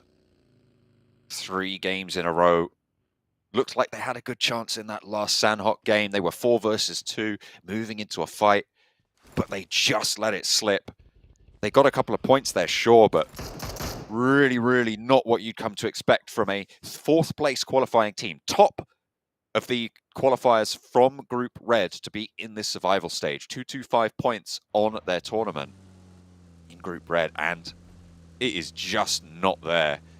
Unfortunately, they don't really have the time to go for a bounce back, which is kind of what we've seen from actually quite a few of these Chinese teams. Nova coming back from 8th place on the day to move up to 2nd at 4 a.m. Looking for that resurgence. LGD as well, wanting to put in that effort, but seemingly coming up short here. Yeah, I mean, 4 a.m. did make a massive leap to get themselves in towards that Grand Finals qualification spot all of a sudden, which was really quite amusing to watch as they just decided to start playing the game. They turned their phones on, essentially, and turned the brightness up. So they were good to go after that point in time. But yeah, Bacon Time, LGD, both have the potential for a bounce back. You're right, though. It's 9 more games, 9 more matches that they have to make it happen. That requires some big wins, and being down towards that 12th and 16th place becomes a little bit more difficult, because not only now are you suffering from point loss, you're also suffering from that mental game, and how are you going to figure that one out? And realistically, you need that reset on the day. But that would be a case of, right, well, tomorrow we have 6 more matches, and the day after we have 6 more matches. But in the survival stage, you only have 12. So you only have 1 day in between your groups to figure out what went wrong. And in those 6 matches, you have to make something up in the meantime. So it really is a case of adapting on the fly. And if you cannot figure out what's happening on the day in those short breaks between matches, goodness me, things are going to start falling apart. Exactly, right? And you've got, normally, a lot of those bounce backs were happening day 3. Yeah. And they don't have a day 3 here, so it is really, really time sensitive. Yeah, you have day 2 adaption day, and then you have day 3 pop-off day, and the adaption day is missing. That's where you experiment, where you try and figure things out. So I think for LGD, you were saying some teams have forgotten the past. We're looking at Inco, we're looking at Enigma Galaxy. We're also looking at LGD, although they're a team that didn't want to forget the past. They were looking so strong.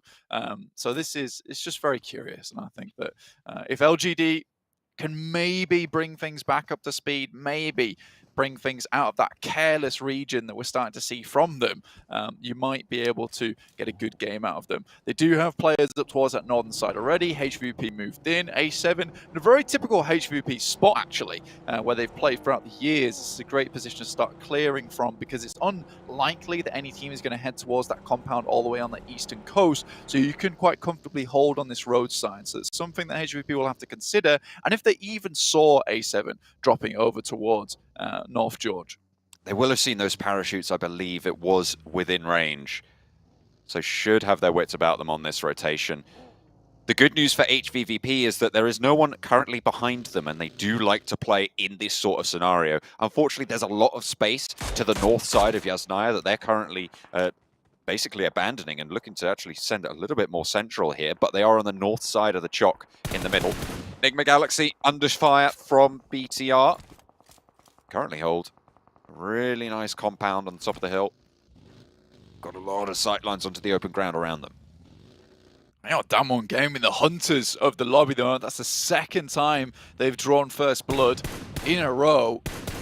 They are not letting up whatsoever right now. I think for HVP, you mentioned them moving off from that northern ground and giving up that space, and I think that it is really difficult because I think HVP plays, like you say, at maximum potential when they're able to clear out areas and make sure that they can be fully focused forward. Now, 4 rivals are coming in from the lakeside of Yasnaya, and that could prove a problem for HVVP. Unfortunately, with the circle having so many good compounds down towards this center area and so much fielded area over towards the west, it's not realistic to play on that northwest side as an edge team. 4 rivals swinging in on that north side. Bacon time on the east of the peninsula, cutting it off from the rest of the lobby. Down 1. Southwest. Going on foot here, no vehicles. Which is it's a choice. An interesting one, but it is a choice. It's a new tactic. I've not seen this one before. I think that could pay off. It could absolutely not pay off.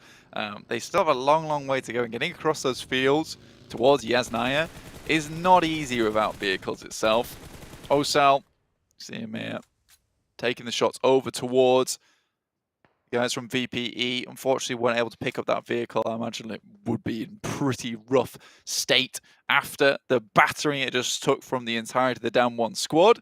Bacon time, they move towards that northern side, backfill over towards where A7 were playing, who have moved further in towards a high ground position.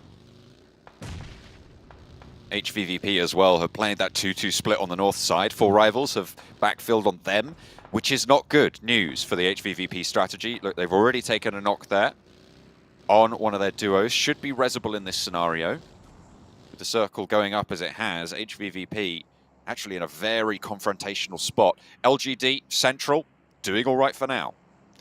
Yeah, and with the crunch on the circle now as well, this crossing from them, quite difficult to make happen, but they're in the spot now.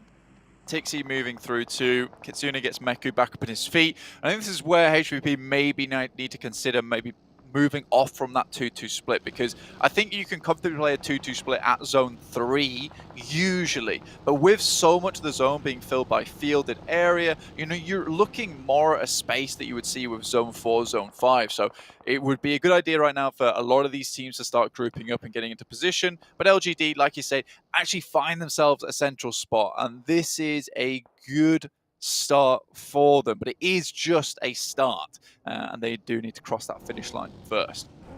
4 rivals taking shots on the northern side. HVVP now cannot play on the edge, right? They did make that crossing as you're highlighting, but they cannot play that edge style. We'll see if they can adapt to it. In the meantime, Vampire moved into Yasnaya Poliana, 3 players alive. playing on the northern side of it. A lot of solid buildings to overlook those fields on that area. Potential to get out towards the north side as well. So a decent spot for Vampire. DRS, eastern side, probably going to have to face off against Aegon XIA a little bit further on that southeast coast. Might come to pass, but I think DRS would much rather be able to swing up top side. Starlights Gaming, Party Squad towards that west. And Bacon Time, just been a bit uncomfortable in this circle, constantly having to shift as they've been jostled by elbows of other teams. Deciding to head up towards the northeast side, over on those winding roads. And 4 Rivals is a pretty typical rotation, actually. A lot of teams make this one, which is just decide if you're on that western side anyway, and it's unlikely you're going to be able to punch through a lot of these teams, you'd rather not push through those fields in the first place, where you're more than likely going to have either a vehicle exploded or a teammate go down. You swing up over Yasnaya Bridge, over the lake, and then over towards this high ground on the northern side. It's worked out fantastically well with them, the circle moving up this way, and we'll give them a lot of presence in the circle. I do agree massively, though, with Max on the desk, where he's talking about how 4 Rivals are either extremely aggressive, get some knocks and eliminations, and we can see that they can take these team fights, or extremely passive, in which case they're not able to clean out the game because they have no presence. So I think 4 Rivals, yep, Max Man, they need to find a happy balance, and it's not quite there yet. Bacon Time on that northern edge. Look at a crunch on down next circle, just about to pop blank. And it does center up fairly nicely. Good news for LGD again. HVVP as well. Going to be all right in this scenario. That northern side, we're going to get a bit hairy. How on earth did he get through that? I've no idea. Doesn't take damage, hits the deck and turns it around for looking for a knock as well. In come the rest of the 4 Rivals. Looking for a little bit of backup there. Appy wants to swing through. Go for the res, but denied that with a lovely shot coming through from IQ. Aegon XIA. Taking 4 Rivals to task. Unfortunately, 4 Rivals lose 2 of their players, and only the one standing now for Aegon XIA to try and keep this going, but IQ is up and on that ridge line. Ghost flushed out. Shots coming through. Spray is good for 1, but Appy swings down low. Chariots him home. Well, that's the thing, is that yes, they got the leg sweep over towards IA in the end, but they just don't have that presence. They're not holding this position. They were kind of just sitting there, waiting for something to happen. And then when it did, they did not react very well to it at all. An allergic reaction across the entirety of the team, which led to 2 players getting knocked and flushed. So now 4 Rivals in a very tricky position, have had to leave that high ground they were in the beginning, and now are just in survival mode, essentially.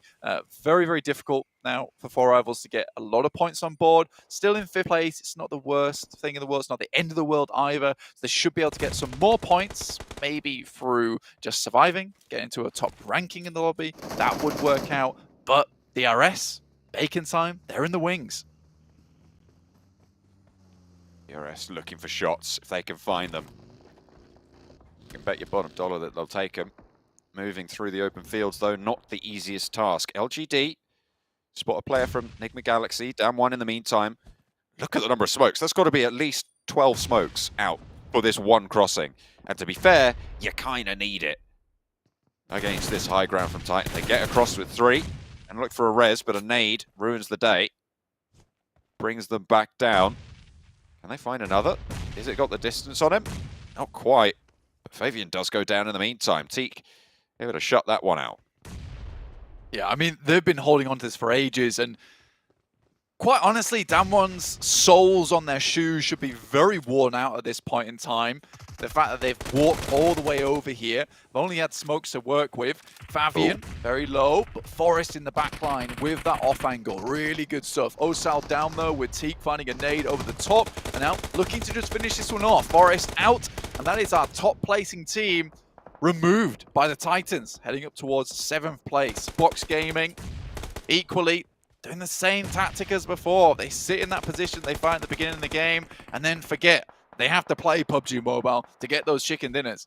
And Alpha 7 will be taking them on for it. Soaz actually nails a couple of shots over towards Mythic, backs him off the ridgeline, slows it down. Sure, 3 teammates down, however, is not ideal. A lot of damage coming through, and actually Mythic goes down to power, But there's an angle, and it's Bigatron to spoil the day there for Box Gaming. Southwest side, a little bit more open now.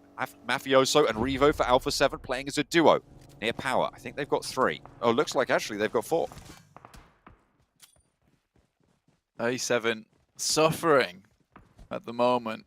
Not really be able to see anything too extravagant come out from this team so far. You're expecting those big numbers, you're expecting those big fights coming through May7, who are historically a very aggressive team, extremely good in team fights. 3 eliminations, that seems acceptable and what you'd see coming through from May7. But losing the 2 players, they've just not been dominant in these fights, and you need to take a lot during these matches. Baker Time have an interesting spot on that winding road that looks down towards a lot of these teams underneath, but I've taken a huge amount of damage, and the circle pushes them in. Really, really tricky there. HVVP right next to the circle. I imagine what they're going to do is try and wait out these teams, allow them to try and move first, as they have got the inside track there. LGD, very, very pleased about this. They needed a game that shifted their way. Probably the singular best compound in this entire circle itself. Titans, yes, they have a compound that's just on the edge of Yasnaya Polyana, but that will be something that they'll have to leave very, very shortly. For HVP, there's not many places to go. It's open ground over towards LGD anyway, so you're really struggling. This is going to be a case of sending in as late as possible and picking up maybe a compound made through hardcover that includes rocks, hay bales, the like, with some vehicles propped up in the way. But you are at that point in time committing to one spot. So this is why HVP want to wait as long as possible, try and take out as many teams in front of them as they can before they make that initial move. Maku hopping out the window. Already seeing a lot of teams try to move. 4 rivals sent all the way, try and get across the field, but unfortunately shut down by Titans. They have got that 3-story building, which is massive, massive oversight over these fields. So all of these teams on the north are fodder for the guns of the Titans right now. They're just taking a look out and keeping things clean. HVVP, they will have that choice in ahead of them, probably coming in about 30 seconds. We're going to see that move come through. But they do want to clear those teams to their south early. It's a difficult move for them. I think that they have one of the best options for them at the moment, just because they have that compound, they had that natural cover in the first place. And for all these other teams, it's been a case of we move now or the circle pushes it into the sightlines of other teams. With HVP holding this compound in the first place, they've been able to dip and duck into cover and out again to drop some sightlines, drop some shots over towards some other teams. LGD, on the other hand, with this circle that they definitely fought for, it was not easy to get this position, so you cannot say that they were circle blessed this time around. So this is a moment where, you know, the high caliber teams, they really do step up when it is needed. A lot of times you'll see a team go, you know, practically 0-0 for 3 matches in a row and then just spiral out of control. LGD, on the other hand, are looking to bring this back. Really looking to keep it together. 4 players alive, 2 eliminations, looking to put up a third with Ice going down from Bacon Time. It's further north of their position. Bigatron on the south side are still 4 players. They're a little bit sleeper on this engagement, but they have been fairly solid on this area. Circle does shift, and again, keeps LGD in it, close to HVVP on the northeast side, but everyone's getting crunched now. And being able to take the shots. Different compounds are even breach as well, with the walls on the outside and a lot of clear sight lines to these, to LGD to stop a crash coming in so quickly, and you see so much open ground around them. With this circle shift as well, I think it would be very unlikely we don't see LGD in a second or first place, and a second place would take into account a drastic mistake coming through from LGD. Matic does go down, takes a headshot coming through from DRS. This is up towards that north side, so might not be able to finish off the final member of HVP, but Suki happy to look for that last elimination. So much damage coming through to HVP, but again, it's that hard cover they looked for, they identified it on the map, and that's where they're moving to, using the smokes, slowly traversing over in that direction. Excellent control of sightlines, though, from LGD. They are playing this position well and keeping it calm for now, which is good to see. They will jump up just a little bit ahead now over Bigatron, so off the bottom of the tables. Shots over towards Power. HVVP looking to take down teams around them, try and ladder up. Bacon Time will go down first. Another player knocked for HVVP, but they're close enough together that they can get these reses going. LGD, 5 eliminations now, but Titans are on 9, Blank, on the western side. Yeah, Titans have played out this position really well, and considering they've got 4 players still alive, up against Damwon Gaming as well, our top spot in the lobby, I think Titans have done extremely good work. But again, they're kind of a flip-flop team, right? Sometimes they are absolutely out of control, massive gamers, but a lot of times they're just coasting, which is rough to see. Teak, though, finally finished off VPE, and you cannot say that this is not a good game coming through from Titans at the moment. They've held some very good spots and cleared out the teams they needed to get back into the circle. Double digits coming through on the elimination count already for Titans. LGD holding in the center. As you were saying before, so difficult to make this push. It's made so much harder by the fact that everybody else will shoot you as soon as you try and step forwards. Kitsune getting rolled up on, actually losing one of their players, almost losing a second as well, but Tixie and Meku stay standing. Titans making their push, but Bigatron are starting to strike now. They've been quiet on this south side, but this is where they can start to turn up the heat. Can they get across that road? Are they even going to need to? A swing through, and Jem Foster goes between the two. Field goal doesn't get you any points there, unfortunately. Titan moving up with 3. BTR trying to rebuff with all 4 of their players. They're all on that north side of the road now. They have made that crossing. Nades can start to fly. Utility being put in as well. The Molotovs to slow things down and get everyone back to full HP. 3 players for Titans. BTR with a smoke wall in front of them. Looks like Titans might look for a slightly better backstop scenario. Again, another vehicle push through coming through from BTR to try and find out where these players are actually heading. Jem Foster takes a big risk, but it's Teak once again with a big double, and BTR's in trouble. Tees off with the woods, and will be able to knock him all the way down. Unfortunately, Puncher does fall on the aggressive push, but 6 is there, hits the drop shot to Jen Foster. Just Luxy now remains, but he's up against Teak, who's been an absolute cannon for the roster. Bigatron will go down, unfortunately for them. That is going to be good news on the western side for Teak and the Titans. I mean, Teak has just been glorious today. He's been bringing a lot of impact through to Titans. It feels like when he has a good day, so do the Titans themselves. But they have a long way to move. Circle still favors LGD. Although it's not directly on top of them this time, still it's one of those outposts that getting close to this position is so hard. HVP have to move out from their shack, and Inko moves in. It's just Meku, and it's an awkward push-up, but the auto shotty will finish it off. Still, 5th place, 4 eliminations. Very respectable for HVVP. Now is where LGD might start to sweat a little bit with Titans over the hill. Inko and DRS on the far side of it. If Titans can make it up to the wall, could be a little bit of trouble for LGD. Inko currently determined to get in towards PMGC through that last chance scenario. Really bringing up the momentum today. Good stuff from them, and a massive change of pace from their original group stage rankings. In come Titans. Oh, there's Puncher on the wall. We'll be able to go 1-for-1 on the trade, but the numbers are not with them at this stage. The other teams are looking their way as Inko play on that south wall nicely. DRS still getting suppressed. LGD have only lost the 1, and Teak is the last to fall. Titan eliminated, but 13 eliminations and a 4th place. Again, far more than respectable on this. Good stuff from Titans, and you know, you've got to appreciate the fact that they went for that push, they went for that crash over towards LGD when it feels now and impossible to assault that position. Suki will get back up on his feet. Again, it will be a massive misplay if LGD do not pick up this chicken dinner. Delta goes for the bandages, and now LGD, it's clean-up duty. Inko, though, I think we finished on this exact compound last time around. Here's the thing. The boys. Here's the thing, Blank. On the outside, the circle will shrink away from LGD. If Inko can survive, they have the advantage. Get there first, though. Again, Inko suffering from lack of utility.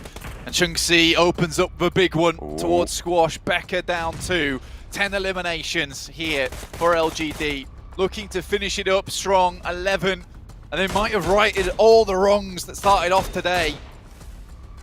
They could just push it over the line. This is already shaping up to be nearly a 30-point game for them. They've had so much power in this circle. And this is what we talk about. The one game, the one powerful game can change everything when you're at the bottom of the tables, when you're playing in 12-game sets. Marley looking to finish off DRS, but LGD would love these points as well. Far more concerned with Inco at the moment. See if they make a misstep or anything. But eliminations over towards DRS for LGD, extremely important for them. Vitali goes down to Killer. Oh, no. That is bad news. Nanibete, the last player standing for Inco, but LGD are all up. 2 players alive for DRS. Nanibete, they know exactly where he is, but DRS have so much ground to cover. Nanibete just can open fire, has got a med kit on board as well. Looks like he's got level 3s, a little bit of utility to boot. Delta getting burnt away by the zone. Nanibete is not going to let that one go. And picks up 10 eliminations for Inco. Nades can come through though, and LGD, I mean, they should win this. If they don't, you're right, it is a massive misplay. But Nanibete, I think he's popping the med kit. Be able to get back to full instantly. We'll be able to get there, but there's the angle. And Suki nails the final shot. It's LGD to right the wrongs that they faced and take a chicken dinner. 12 eliminations up on the cards as well. It's going to see them towards those middle table positions. I mean, Inco have done a great job today. They pull out the lightsaber and slash their way towards the top of the lobby. But you got to call LGD the Empire because they always strike back. It is fantastic stuff from them so far. I bet they're really happy with themselves on this game. It was a much needed relief for them as well. They should see them towards the top. Again, it was not an easy push for them to get into that position. It was through a lot of teams. They took some great shots and they were able to keep everyone around them at bay for long enough. So that end game was pretty easy for them. So yes, it looked simple towards the end, but the setup is what is difficult. LGD, I mean, fairly even, I would say, on the damage split there. The eliminations a little bit lower on some of the players, but still fairly even. It definitely was a team effort coming on through. Suki, though, standout 5 eliminations, 894 damage. Definitely solid with that mini 14. Honestly, I was very proud of LGD that game. I mean, we were waiting for the comeback potential. We felt like it wasn't possible. And we were saying that, you know, if you're in that bottom 3, you kind of just have to hope that you can find a good position and get a big chicken dinner from it. What I wasn't expecting is for LGD to just grab the game by the throat and then just pull themselves towards a position where they could get that massive game. Never forget, they were 4th place in their group, top of the qualifiers from that group. But here is where they've shown it for the first time today.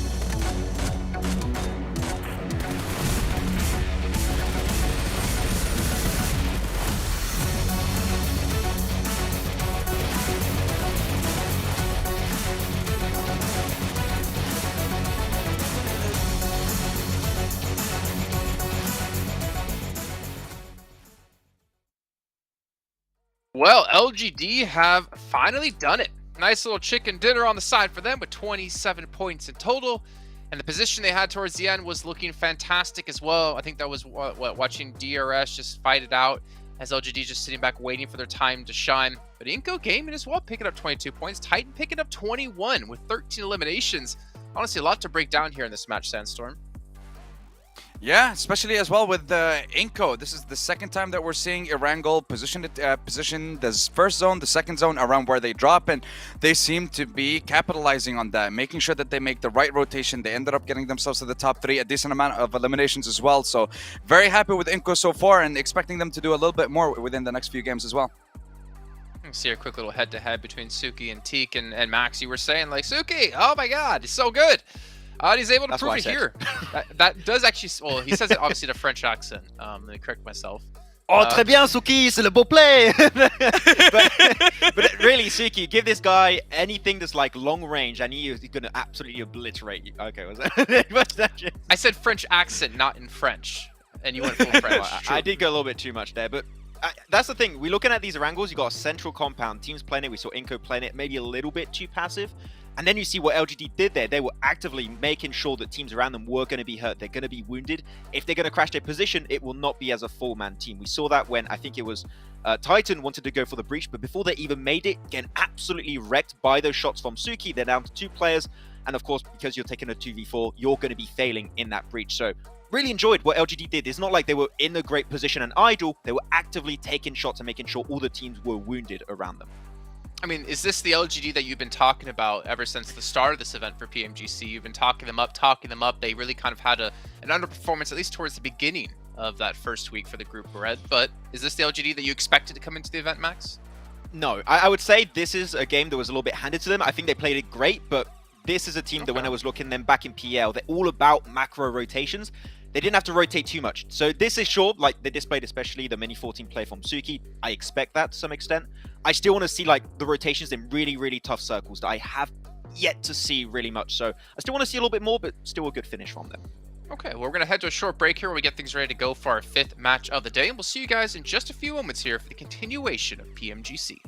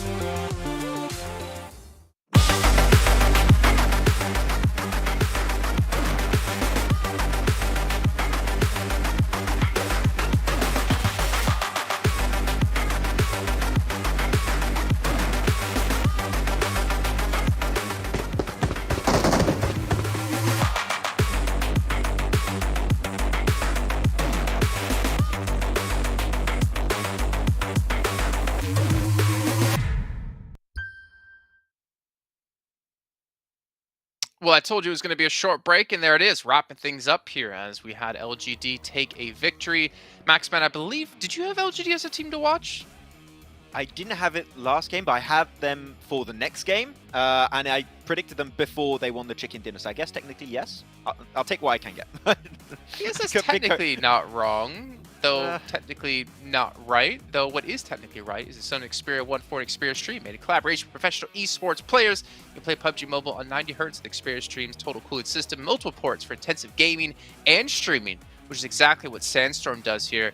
As Sandstorm, last match, very good for LGD, but where does it move them in the leaderboards? As well as we take a look at BTR in particular, since they were down towards the bottom of the table. And I mean, damn one Kia, that's what can happen in just 1 or 2 matches. They fall into 4th place, but again, it's top 16. It's not that big of a deal for now. Yeah, and Inco Gaming, shout out to them. They're doing absolutely incredible so far with 60 points throughout the 4 games. And they do have a history of performing very, very well when it comes to, let's say, 2 or 3 days when it comes to a tournament. So what happened with the Brazilian tournament, which qualified them to the Americas, they managed to get first place with I guess it was just a 1-day or 2-day tournament, and they still managed to get first place. So I'm expecting them to perform very well compared to these teams. But the biggest surprise when I'm looking at the ranking is still BTR, 13 points, 15th place. They're still there. They're still there, and this is so bad for them. But I can understand that there's so much pressure on their shoulders, and like we saw, these guys are playing to qualify to play in their home country, so there must be a lot affecting them at this point. Well, technically they're qualified because the other group hasn't played yet. And they're still top 16 right now. But obviously that could change quite a bit as we progress on through the next couple of days here, as we have Miramar coming next as our penultimate match of the day. And we got to see Miramar being won by Damwon earlier, and that phenomenal 2v3 that happened. against 4 rivals, which we will definitely not forget here. But here's our expected drop locations. Maybe a little bit of action in Los Leones, potentially coming our way with HVVP. But El Pozo, as you can see, 3 teams there. It's going to be a tough battle, even at El Azahar as well. I do want to see LGD be a little bit more careful on how they rotated, because we saw them get, and we didn't have time to even talk about it, but it was really interesting how the early game of the first Miramar went down. LGD, wide rotate around the north of El Pozo into La Cobreria, but the thing is, HVVP always tend to linger around La Cobreria. You cannot rotate there without scouting beforehand, so LGD, I want to see them maybe step back a little bit on their rotations, be a little bit more cautious, because they're such a good team on Miramar, but we lost them so early on the first game, so I just want to see them be a little bit more cautious on how they approach this circle in this game. So they're still good on Miramar, but that last game made me doubt a little bit how they played it. You know, Sandstorm, you mentioned something while we were watching that last match, as we can take a look at our teams to watch, but I really want you to focus on this in particular. You were talking about how we're expecting teams to play differently here in the survival stage versus the last chance stage, because obviously top 16 is much more of a feasible feat for teams than a top 5. Yeah. So basically, you're going to be seeing a decent amount of teams just try to play for placement and play very, very calmly. Like we've seen DRS still. That's why I have them as one of my teams to watch. They're very cool, very calm, very collected, trying to play on the edge of the zone. Just want to guarantee at least some placement points. But you're not going to see a team play that way when they have to get all the way to the top 5. Guarantee top 16 now and then change it up a little bit. So we might even see a change in drop locations. Some teams, for example, like Alpha, like to drop in military base and Zarki, but they sometimes change it up depending on what they're feeling. What's their game plan? Do they want to go for limbs, or is it just placement points? So a lot of things are going to change compared to today's games and what we're going to see in the last chance. Well, I just hope for teams like DRS that they're not getting too set in their ways here, considering this is a good use of potentially practice time for them to get into top 5, to practice going up against teams in a head-to-head combat. But one team in here with our teams to watch is Maxman's choice of Bacon Time. Huh, why? So why? Is because I actually really enjoyed their rotations last game. I think they've been a team that's been a little bit silent throughout today in particular, but the last rotations they had, they were avoiding that entire cluster of Team South, and I think that they read the circle really well. They had a good understanding of how teams were going to rotate. Just like, let's play Lipovka, Eastern side, avoid all of those teams and get in a decent spot after the circle got a bit tricky to deal with, but I think that Bacon Time showed potential that match, and I want to see if they can reiterate that and hopefully go a little bit further in this game. Okay, well, you know what, Maxman? Bacon Time has a chance to do so, but I'm going to make you the host right now because I told you before I was going to make you do it at some point. So I want you to throw it to the casters in your best English-speaking French accent.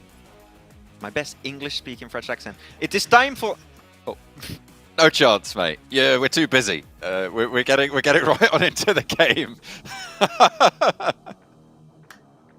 He's been ad there, honestly. Oh, he really has been. That is unfortunate, to say the least. I'm sorry, Maxman, about that. But yes, we are taking over now.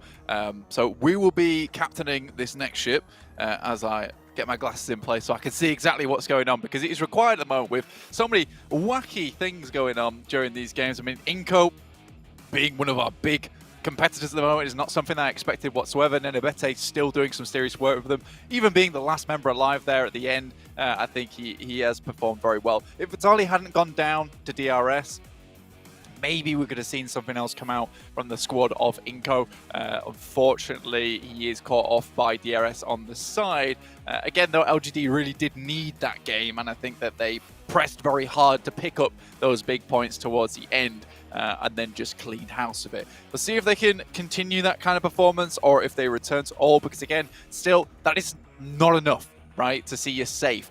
You don't want that one big game and then just start coasting again. LGD still have to keep plodding onwards. And the same story for Titan, right, as well. They had a massive game on that Erangel on the open fields near Yasnaya. Second place right now, but you're right, you do need to keep up that pace. It is a sprint. And in a sprint, teams will be right behind you to overtake very, very quickly as soon as you stumble.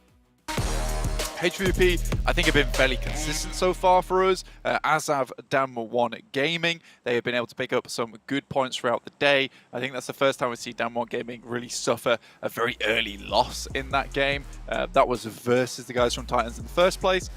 That was purely off the back of the fact that Damwon Gaming spent half the game just running.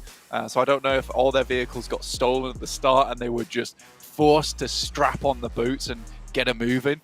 So that was a slightly weird start for them. So you can kind of understand why they would get themselves into some strange scenarios towards the end. Essentially, they got rolled up on by Vampire, didn't they? They got rolled up on by Vampire, who were in vehicles. I don't know. Yeah, they were able to find one knockover towards Vampire, and that was it. And then I think the vehicle was practically useless at that point, in which case Vampire just send away and then deal with Titans afterwards in Yasnaya. So an awkward game there for the guys from Dam 1. We'll see if they can bring things back up to speed here on Miramar. Plane path cuts a little bit northward, but should be fine. Actually fairly accessible to pretty much everywhere. I'd say this is probably one of the kinder plane paths you can see on Miramar. You can grab some vehicles on those south roads, head down to Valle de Mar if you so choose. You might even see a couple of teams do that, but it is a fairly middle circle, south leaning, sure, but in the ground between Picado and Los Leones is where we find our center. LGD on the screens at the moment. Down towards Impala. Will have to move from this position. DRS underneath them. I think they've spotted that Impala is fairly open most of the time here on these maps. So taking one of these spots as opposed to dealing with HVP all the time up towards La Cobreria, not a bad idea whatsoever. I'm actually fully on board with this change. And again, it's that adaptation. We said that, you have those days where things don't work out. You have the second day where you adapt. On the third day, you bounce back. However, this is all having to happen in a short time scale for a lot of these teams, and that's why it is a survival stage. That's why you've got to be over on those streaming applications watching Bear Grylls to understand how you can get yourself through these kind of scenarios and take any little bit of survival tips that you can get to make sure you can get back up into speed. And for LGD, this is just working with the game on the fly. Work with what you've got, and if it's a case that you identify, right, Impala, there's no one dropping there, let's quickly move over, we'll adapt the game on match 5 of the first day to try and see ourselves some more points and get this locked down before we head into our second. DRS on that south side. Alpha 7 out to the west of Hacienda in San Martin. Currently uncontested on these loot spots. It looked with the drop map that we had before the game like there were going to be a lot of contestations, but I mean, the start of the first Miramar did seem to be fairly quiet in most regards, really. I don't think we had any hot drops in that first game. And it looks like the teams will be sticking to their guns there. But there are 3 teams pretty close to Los Leones at this stage. So potential for a little bit of scrapping, a little bit of trading back and forth there. But I'm not expecting any flushes to come through from it. It's a big city. Yeah, and there's a lot of position that you can play. I mean, even down this side in front of Blade, off towards the north, I mean, you have that massive drop-off where people can efficiently loot down towards La Bandita. You do have to be careful of those 4 stories, in which case you can take shots down towards teams like that. So MBM already sent out from LGD to try and scout that position for them. VP up towards that northern side, but yeah, again, most likely won't get involved with this too early on. Again, this can end up anywhere in this area, and I think there's a fair few interesting spots it could head to. I mean, Los Leones, a massive urban ending would be very enjoyable. There is also that tricky hurdle that you have to kind of work your way across towards that northern side where there's the Death Valley, and then there's high ground that you have to be able to take care of nice and early. If you see it do shift up towards that northern side, you're going to see teams like HVP, Enigma Galaxy, and Starlights Gaming all on the outside of the circle immediately start to head in, because there's some priority compounds in this area, priority positions in fact, just on the high ground that you have to take up early on in the game if you want to secure a chance at getting towards that 20-minute plus mark. Really important for consistent performance. You're right, getting above that 20 mark. Bacon time.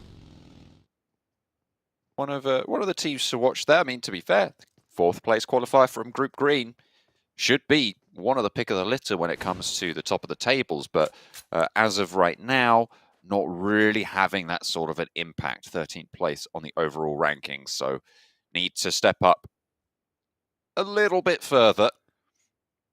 One of the 2 teams from Thailand in this lobby. Them and Vampire representing.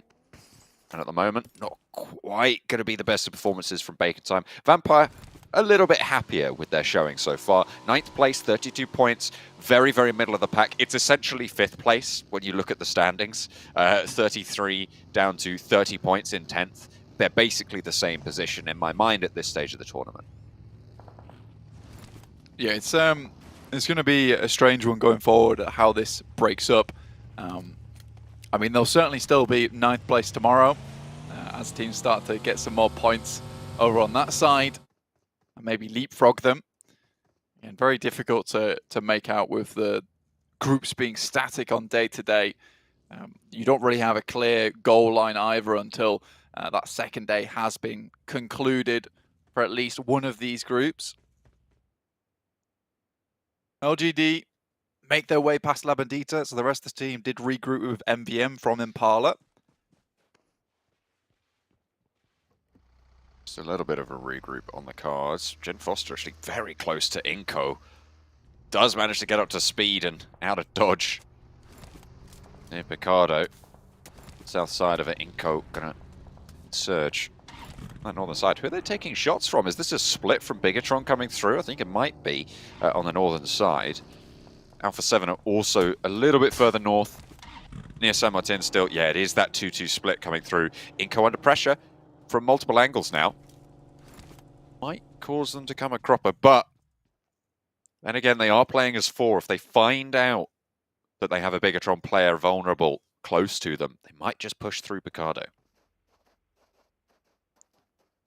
It's a bit interesting for BTR considering now Picardo, which has been their spot for so long, starts to be invaded upon by Inko. Most teams kind of unwilling to move into that position. I think BTR is starting to lose some of that power that we saw from that, a little bit of resurgence in that first week. Definitely possible, though. I mean, you see it from LGD, who are currently in 33 points in 5th place. It is so possible to get up towards that top side.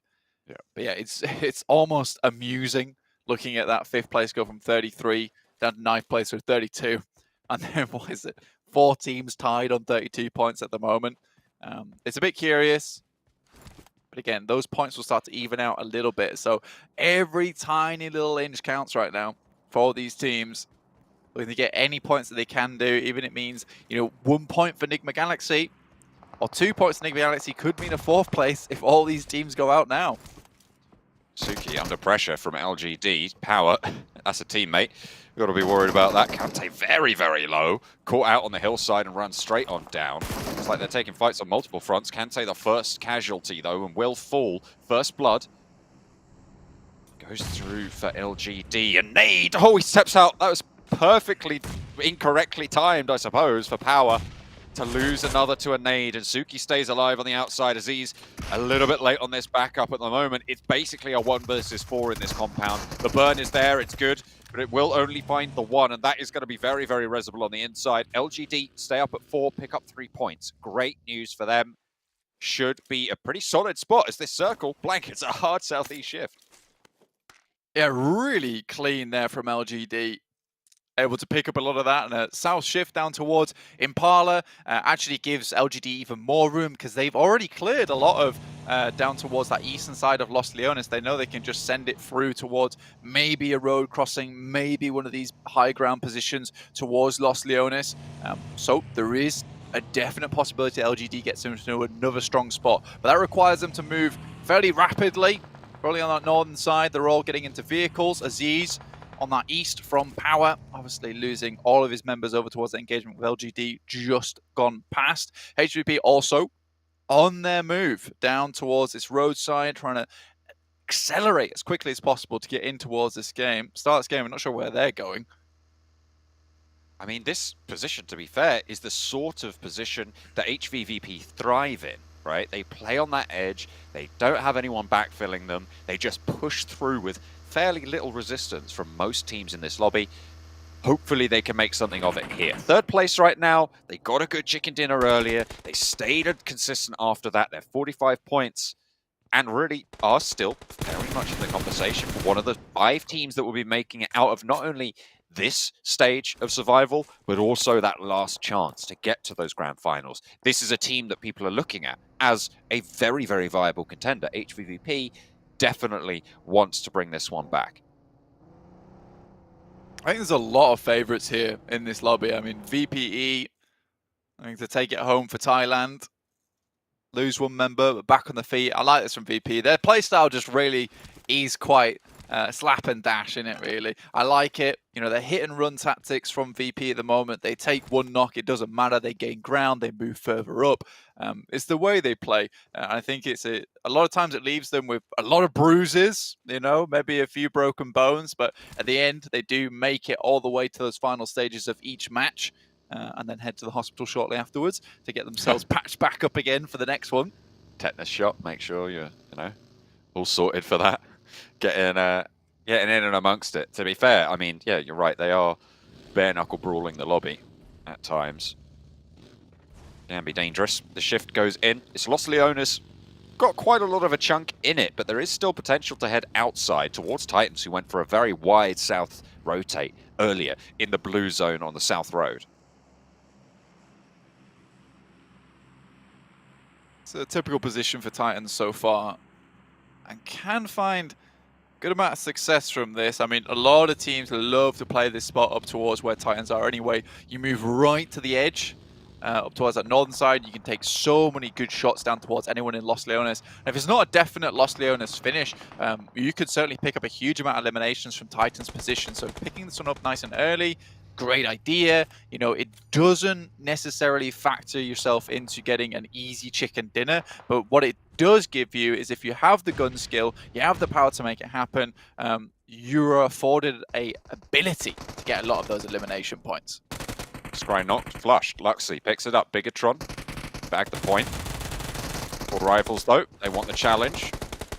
And Baru up with the micro Uzi, close range. And Foster holding forwards with the UMP, has the high ground backup as well from his teammates. Bigatron holding pretty solid right now on this north side of Los Leones.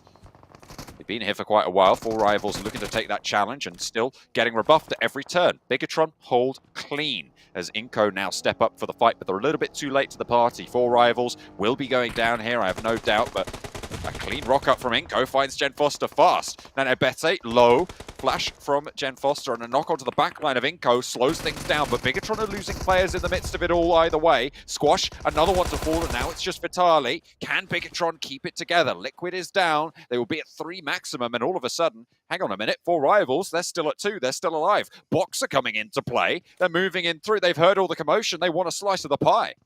A huge amount of teams from this northern side trying to get stuck in on the action, looking to pick up the position where they can. And Box getting into this one so late means that they can kind of surround this spot. Any team that wants to leave, move down towards that south side, Box is going to try and get ahead and set themselves up for success later on.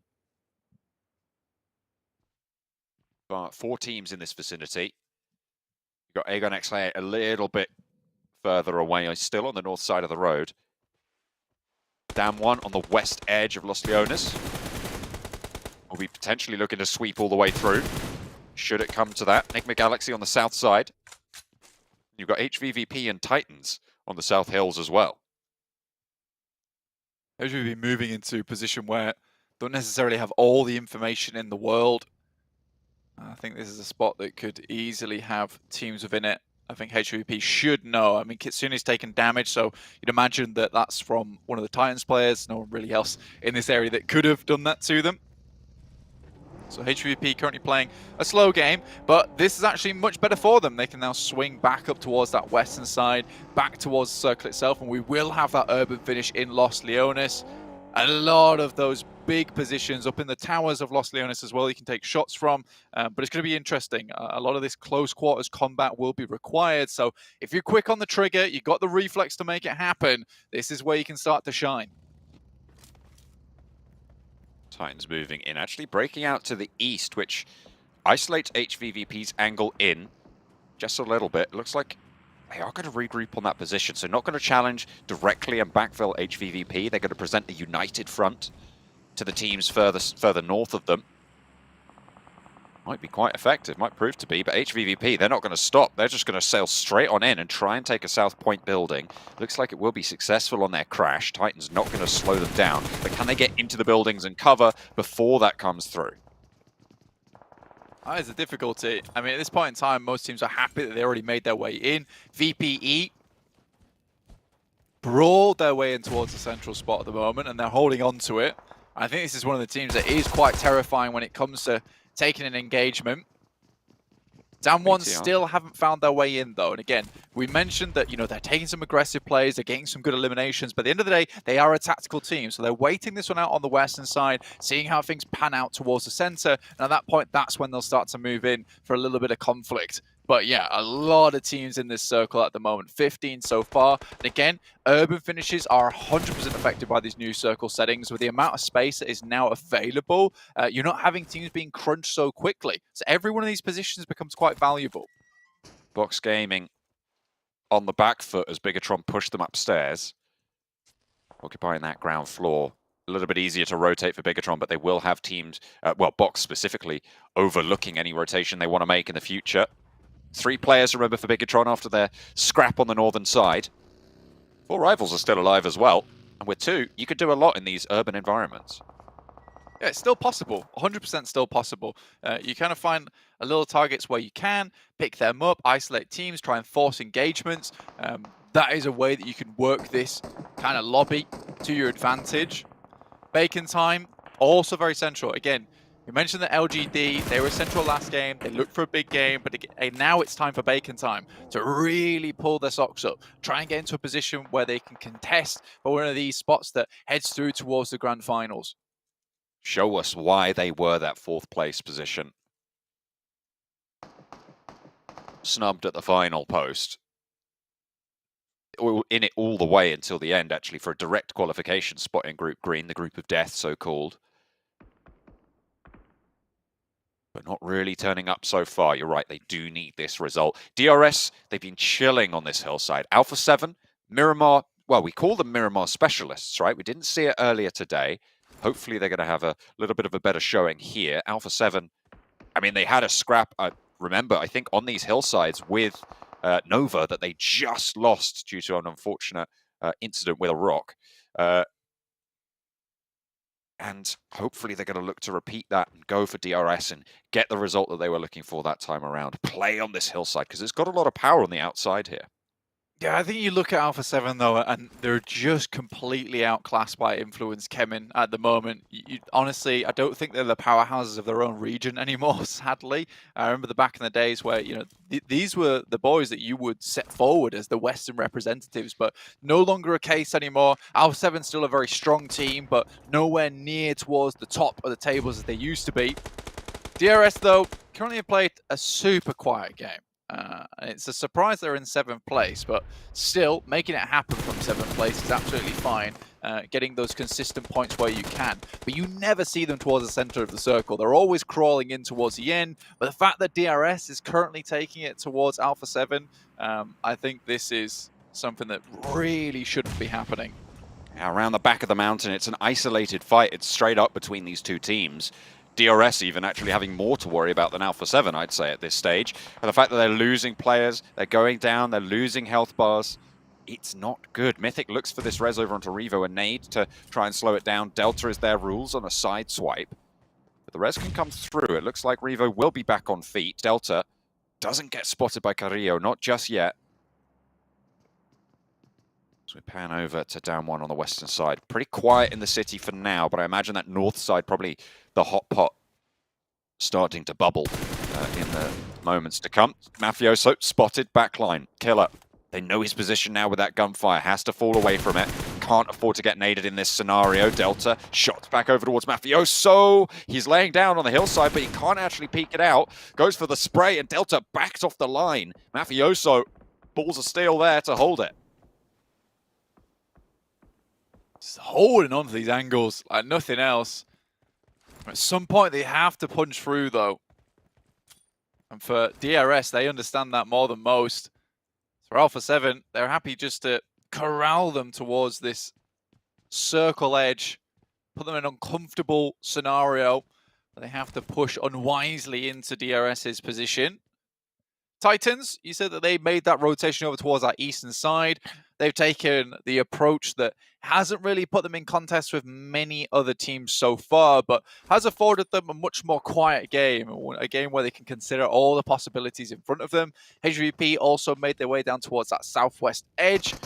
They have a lot of positions they can hold on to, avoiding the Molotov by climbing over it. Now that's not something I started to see today. DRS now being taken to task. Alpha 7, they found that opening, and finally DRS being dethroned from the top of this mountain.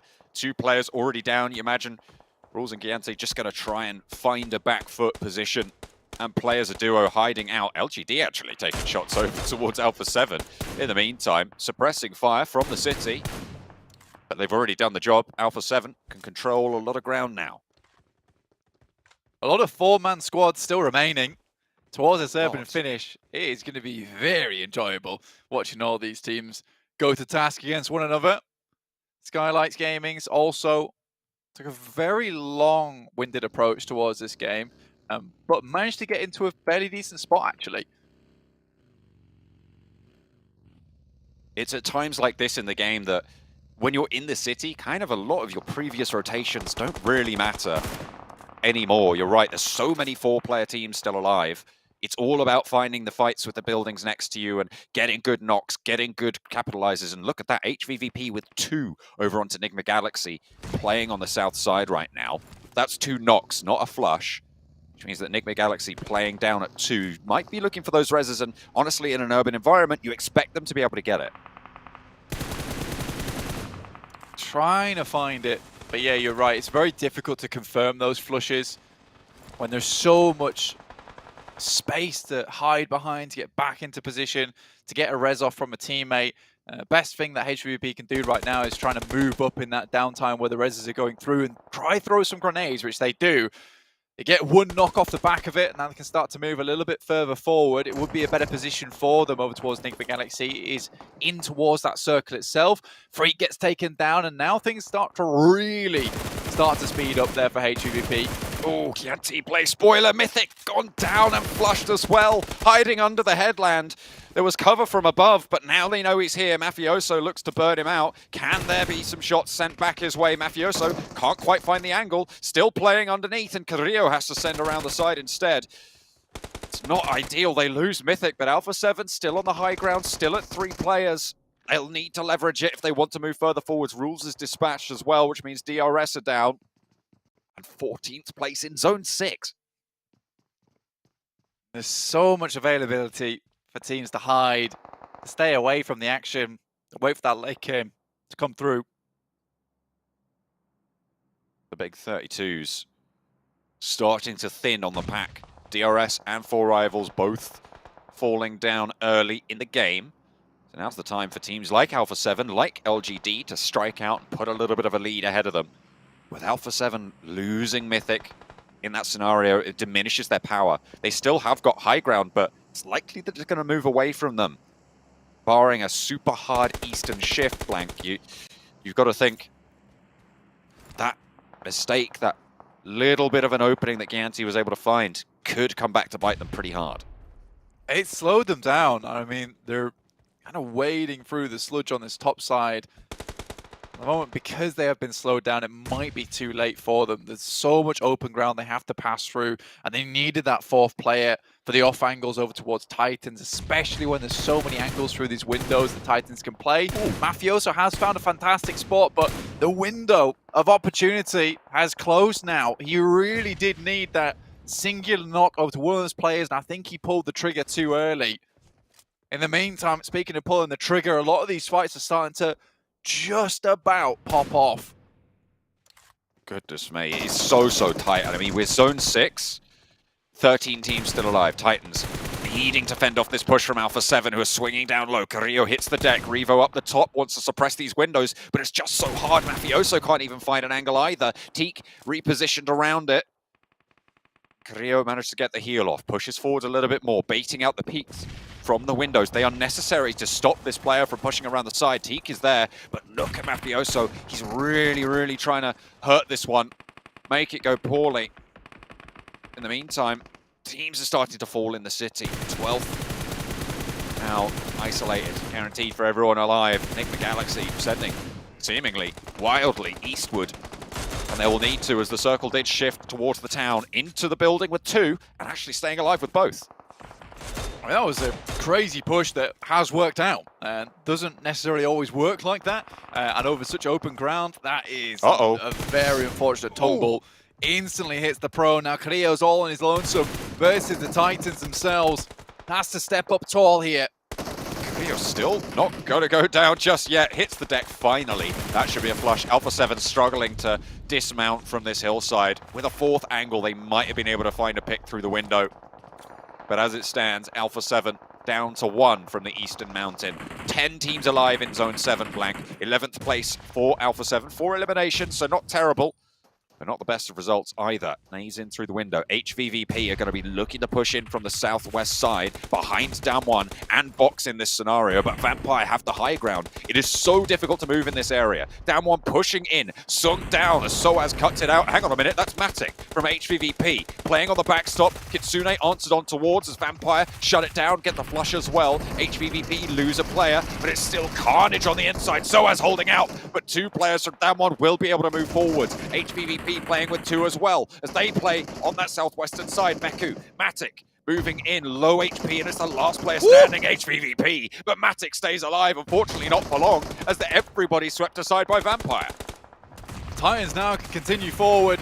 It's a rough spot to go through, but they've had to just unleash the smokes and now just send the bullets through. Freak able to get back inside, but that's allowed the opportunity for the guys from Titans to get up. A single nade would do the little bit of amount of damage that was required to take those 2 players out inside. Now just 2 players. Bodo sends a nade over the top, and it's absolute carnage there versus the Titans. Lord, 1 player stands in for Titans, but they just can't find the angle. Looking for the flushes, he's going to be getting plenty here. Nigma Galaxy still alive, but so are the Titans, and finally the burn comes through. Hamodi last standing now for Nigma Galaxy. On the southeast side of the circle. Central, you got Bacon time. We said they need a big performance here to prove their worth. They're 4 players alive blank, one of only 3 teams to be able to achieve that feat. MVM looking to change that fact. Ice moves back. And realistically, LGD have held a very strong position over towards this north side. A fortress that none of the teams that moved in through the north have been able to get rid of or even do any damage to the walls here. They are perfectly pristine, and now YZZ sends a nade over the top. It's nicely placed, and that's BTR out, and 9 eliminations for LGD. We said they had to keep on going. We said they had to keep pumping, and they absolutely have here. This could be their strike for first place. It's a really solid result. Vampire have been dominant on this southwest side for so long. They've had the high ground, and they played it fairly perfectly, I would say, for an urban finish. 5 teams remaining now, and Vampire 3 players alive. Certainly a hope of going a little bit further. Bacon time, though, 1 elimination.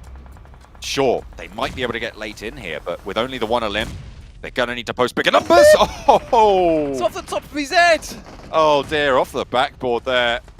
Bobbles up the helmet. That's a knock and a half. Alm style, though, should be resable here, and Noise can keep putting these nades around the corner. Amodi crunched in by the blue zone. That's going to be it. Curtains for Nigma Galaxy. 3 eliminations for Bacon time, but is it enough? I don't think so. Nigma Galaxy still going far in this one, looking to grab their ticket through to last chance to get in towards that grand finals. A real return to performance for them. MVM takes a lot of damage, moves through the smoke, tries to move further towards the circle. Zone 9. You would not think we're here already, considering the amount of action that we've seen. But now, time for things to get a little bit hairy for these guys. Vampire, the only team at 3. Everybody else is at 4. Been taking heavy fights in the meantime. LGD nades over towards Skylights. AJ, you can't push past anymore. You're isolated off that wall, but everybody's moving. Everybody's chivying, except for Bacon time. They hold the center. The final circle closes. Everybody's going to have to fight towards them. It's a big advantage. Nima nades out the window. LGD want to put one back in. Actually put it out the front door instead, trying to catch them on the rotate. But there's Bacon time standing up. Find the player close. I get the flush as well. 4 eliminations now racked up as LGD cut down to 3. Crosses need to come through. The smokes litter the ground to try and keep everyone alive, Black. Beautiful nade there from Ice. Does a huge amount of staggering damage through to LGD, and Skylight's Gaming looking to capitalize on top of it. MBM moves forward. He's extremely low himself. Look at this, Skylight's Gaming just falling by the wayside. Vampire trying to still in this. chime in on the sidelines from Vampire. Schwepp is going to go down first, and there's LGD eliminated. 7 eliminations now for Bacon Time. They are starting to rack them up. 8 now on the cards as LGD get up to 11 elims, 4th place. 2 teams now remain. It's Vampire versus Bacon Time. They didn't have the elimination count to back up this position, but now they do blank. It's Bacon Time from Thailand looking to try and get back into the conversation. Shots over towards Vampire, and they will be able to find a lot, but Armstyle down again. Ravenclaw at a crucial off angle, but the zone shrinking means that he's backed off of it. All 3 players are alive, and there's an alleyway that they have to fly out of. Bacon Time used the smoke as cover. They cut 1, looking for a second on the floor. Ice is there, last standing, he's in the smoke, and they're able to find it. It's Bacon Time to bring it all back. There was Thailand on Thailand action towards the end there, but it was Bacon Time with a Muay Thai kick to the face, who will finish off the fight and the round here of match 5. Really, really well done. And honestly, it looks such a slow start from Bacon Time, but once they got rolling, they certainly did. And it didn't stop all the way towards the end of that game, moving, sending grenades over, saving up that utility for where it counted. And honestly, yeah, 1 elimination. I was like a bit confused. Get to about 20 minutes, 3 eliminations. I was like, they really need to start popping up those numbers. Get to the 30th minute, suddenly they're on 11 eliminations. You just wonder what has happened over in those final moments, but really, really well done. A lot of nades thrown there, and Bacon Time have set themselves up for a very, very dominant finish over in Los Leones. That was really solid coming out from Bacon Time. I mean, you're right. They were able to pick up so many so late because of that urban environment finish, right? There were 4 teams, and the least number of players on a single team was Vampire with 3. They were able to just pull so many of those eliminations into their pocket and put Bacon Time back in the running. They are here.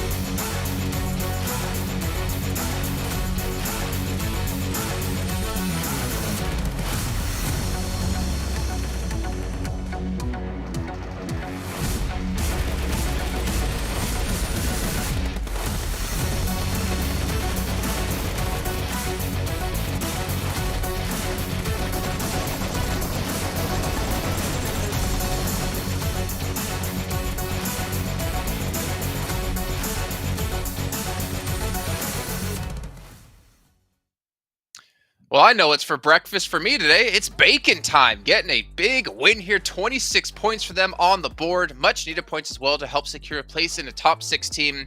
But the way they did it was phenomenal. From the nade from Hamodi onto them, bouncing off the window frame and onto the head, to Ice with his to his nade they threw onto LGD to shut down their hopes. That was a crazy match, especially obviously with where the zone finished off. Their synergy, Jason, their synergy and the way they just pushed as a full team, defended first off versus Skylight and LGD as they were trying to cross the road, then full focus over onto the side of Vampire Esport, and they just full sent it as a full team. Their communication seemed absolutely on point. I love this game coming out from them. It is not easy to win an urban finish like this, especially in Los Leones. It is a little bit of a special case in PUBG Mobile, but they make it out as a 4-man team, Sandstorm. The entire late game almost. That's the step up we needed from the team. It was absolutely insane. I mean, these guys had a 4-man split, just completely controlling 1 building each. They were smack dab in the middle of Los Leones, but when they rotated, when they controlled those 4 compounds, it was just very easy for them. They were watching every single team coming in, coming out, and they were just waiting for the right moment, and very well played by them. But when we're looking towards the second page of the leaderboard here, I don't know. I don't know what you mean. It is. It still is. Yeah. You could go from 1 game, right? For Aegon XI8, you get 20 points on the board. That's 33. You're already shooting up the leaderboards. If you get any, more eliminations on top, that you'd be even further beyond Like, realistically, those teams are still really close to the front page. However, knowing that some of these groups, I mean, they'll be playing out their final matches tomorrow. They'll have to sit and watch. That's going to be our group red, actually group yellow, if I'm not mistaken, or green, if I'm not mistaken. Green. Yellow comes into the final day. You need to have some good matches here. You need to build up a good amount of a buffer so these teams that are coming on the last day here won't have a chance to catch up to you. But again, I mean, it's not that far off here for a lot of teams. Obviously, you saw Bacon Time get to the front page as well. But gentlemen, what are your teams to watch here come into this match? I'm curious about that because Maxman had Bacon Time chosen, and he got it right. And he chooses them again. Okay. I said, I think that, especially on the previous Erangel game, I think they had some great rotations, so that's why I predicted them before this chicken dinner, so like it seems like they're overall just going to be feeling really hot going into this match. And BTR, I put them there more as like a wake-up call. We saw them get some good eliminations this previous game, but like we're starting to get to that point where, I mean, as you said, Jason, there's only 2 days of play for each of these teams, and we're almost done with the day, and it's still really low on the rankings. And as I said, it would be a crime to not have BTR in an Indonesian LAN Grand Finals for PMGC, so we need to see a chicken dinner eventually, and I'm hoping we can see that step up on the final game. It will be close indeed, but I see also another team being picked up here, this time for Sandstorm with Power. Go on, tell me about them, son. Well, Power struggled in their group stages because they were hot dropping against the strongest team, or one of the strongest teams in the world, in Nova. They came around this time. Gatka, for example, in Erangel was completely empty. They refused to drop there. You look at their drop on Sandhawk, it's a 4-man split across the northern coast of the mainland. So they struggle to actually just play together as a team. Even their split on Erangel is just, it's either 2-2 or like a 4-man split. Looking towards Miramar, that's the only map where they actually drop and stick together, and we're still not seeing anything from them. And I'm going on the same kind of road when it comes to BTR. You need to have a chicken dinner. You need to end day 1 to kind of help yourself. And it just alleviates some of that pressure that you're going to be feeling going into day 3 for Group Red. And of course, day 2 for Group Green. But I don't know. Power Esports, very massive change needs to happen overnight if they want to be able to come back. Yeah, and the fact is that it's just becoming more and more rough as obviously the matches do go on, considering that you're running out of time. You're running out of opportunities here to have a chance to lock in a position. And looking at our overalls, again, just to remind you guys, I mean, we don't really have any big gaps developing really anywhere. It's been kind of an even day. We haven't had a repeat win.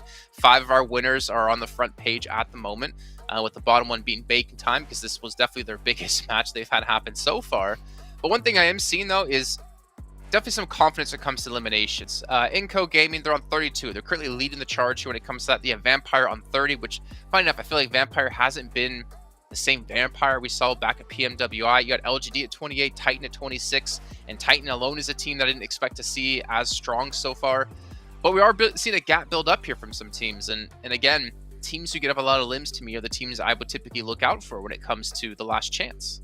Exactly. I mean, most of the chicken dinners we have seen today have been really big elimination games too, like 11 eliminations on the first one, 9, 11, 12. So teams that tend to get the chicken dinners are aggressive teams. So I think that teams that are maybe a little bit more passive need to change things up if they want to hopefully have a chance to make it at least to the last chance. All right, well, it is our time to head over to our commentators, though. For the last match of our first day of the survival stage, John and Blank, take it away.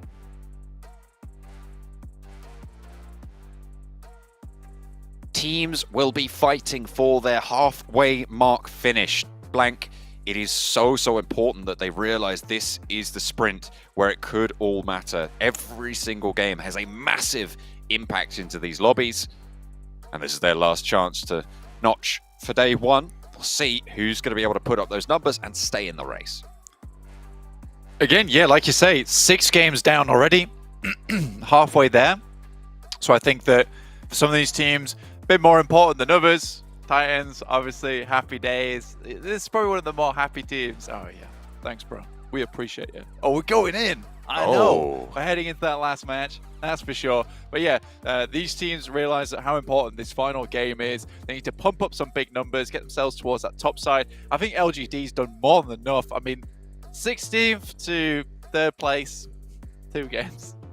Pretty easy if you need it to be. But sometimes that's just how it is.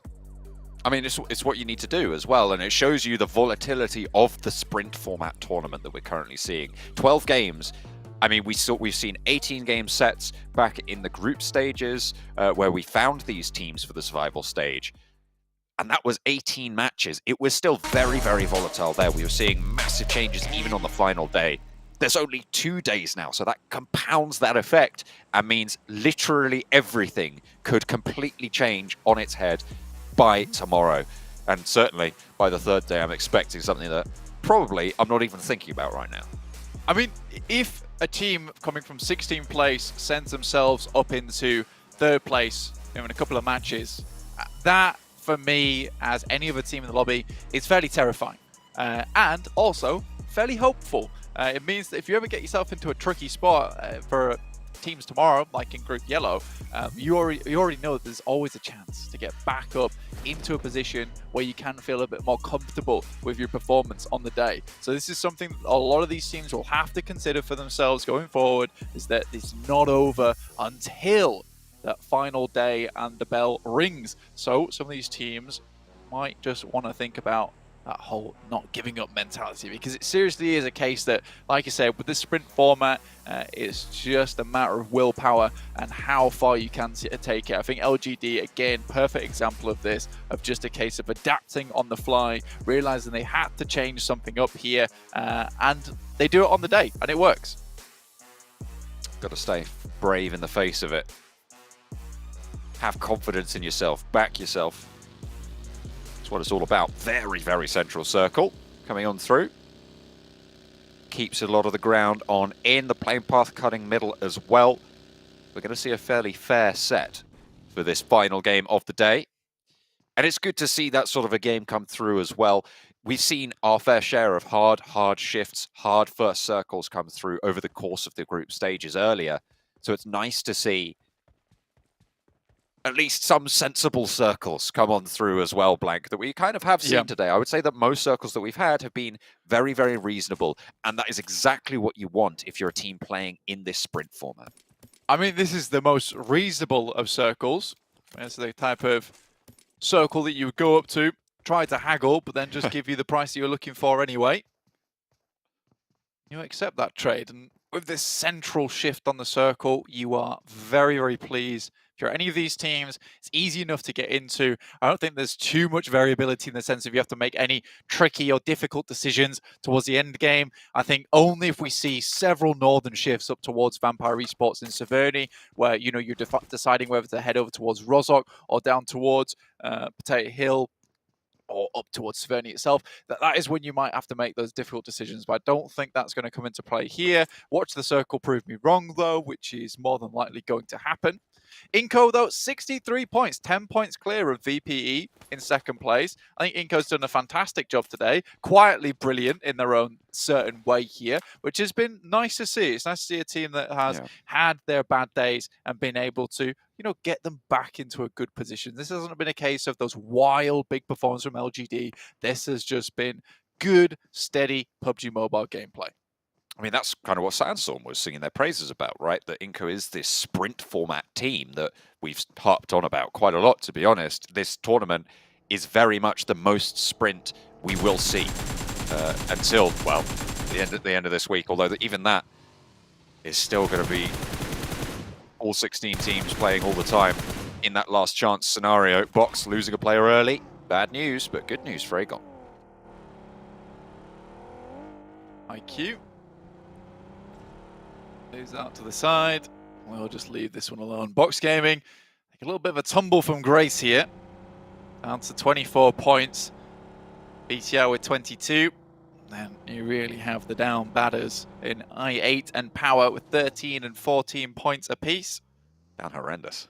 Down horrendous, 100%. This is not good for them. They really do need to change something. But I think even at this point, when you're down towards 15th and 16th place, you get an average of, you're talking 2 points a game here from I8 and Power. That is not something that is going to see you steady through towards last chance. I would even say that this kind of performance is something that might sit you quite clearly at the bottom of the survival stage. Do not want to be in the doldrums right now. Bad places to be. We were seeing before, Blank, that That middle pack was so close, starting to stretch at the top of it, but there is still a massive close patch towards that bubble area. So you definitely want to be at least in that conversation. You're right, Aegon XI8, power at the moment. Far from it. I've yet to figure out how 14 can be less than 13. But I'll get back I to was you. thinking about it, but I didn't think about it too hard. I'll get back to you on that. Yeah. I will say one thing, though, is that Group Green is a difficult group, to be sure. I right? think they got an elimination. I think they got an elimination this game for Aegon XI8. They were the team that got box gaming. Yes, that player. yes. That's why, and they have win the more tiebreaker. eliminations than There we Power. go. That makes sense. Yeah, you just we don't see on the side yet. That's all. But yeah, I think that Green is a difficult group to play in anyway. And coming from Red, playing against some of these teams here, very rough overall. So Group Yellow might be easier tomorrow. I think some of these teams in Group Yellow might not be at the same caliber as Green or Red. I think most of the big teams from Group Yellow have already gone through to the grand final already. Yeah, I mean, you've got obviously four Angry Men is the big name from Group Yellow that has already qualified coming on through. But you've got some fairly serious contenders, I would say. Didn't even talk about Geek Fam. Don't be such a 4 a.m. fan. They go without Geek saying, Fam, don't Geek Fam is unreal. Okay, True. I know I probably shouldn't be talking about it now. I probably should be talking about the PMGC, but I mean, 60 points clear ahead of second place in Group Yellow is a little bit wild. So yeah, I do think that big powerhouses from Yellow have already gone through. So this is a difficult lobby. So maybe for I8 and Power, things might be easier when it's Red and Yellow playing together as opposed to Green and Red right now.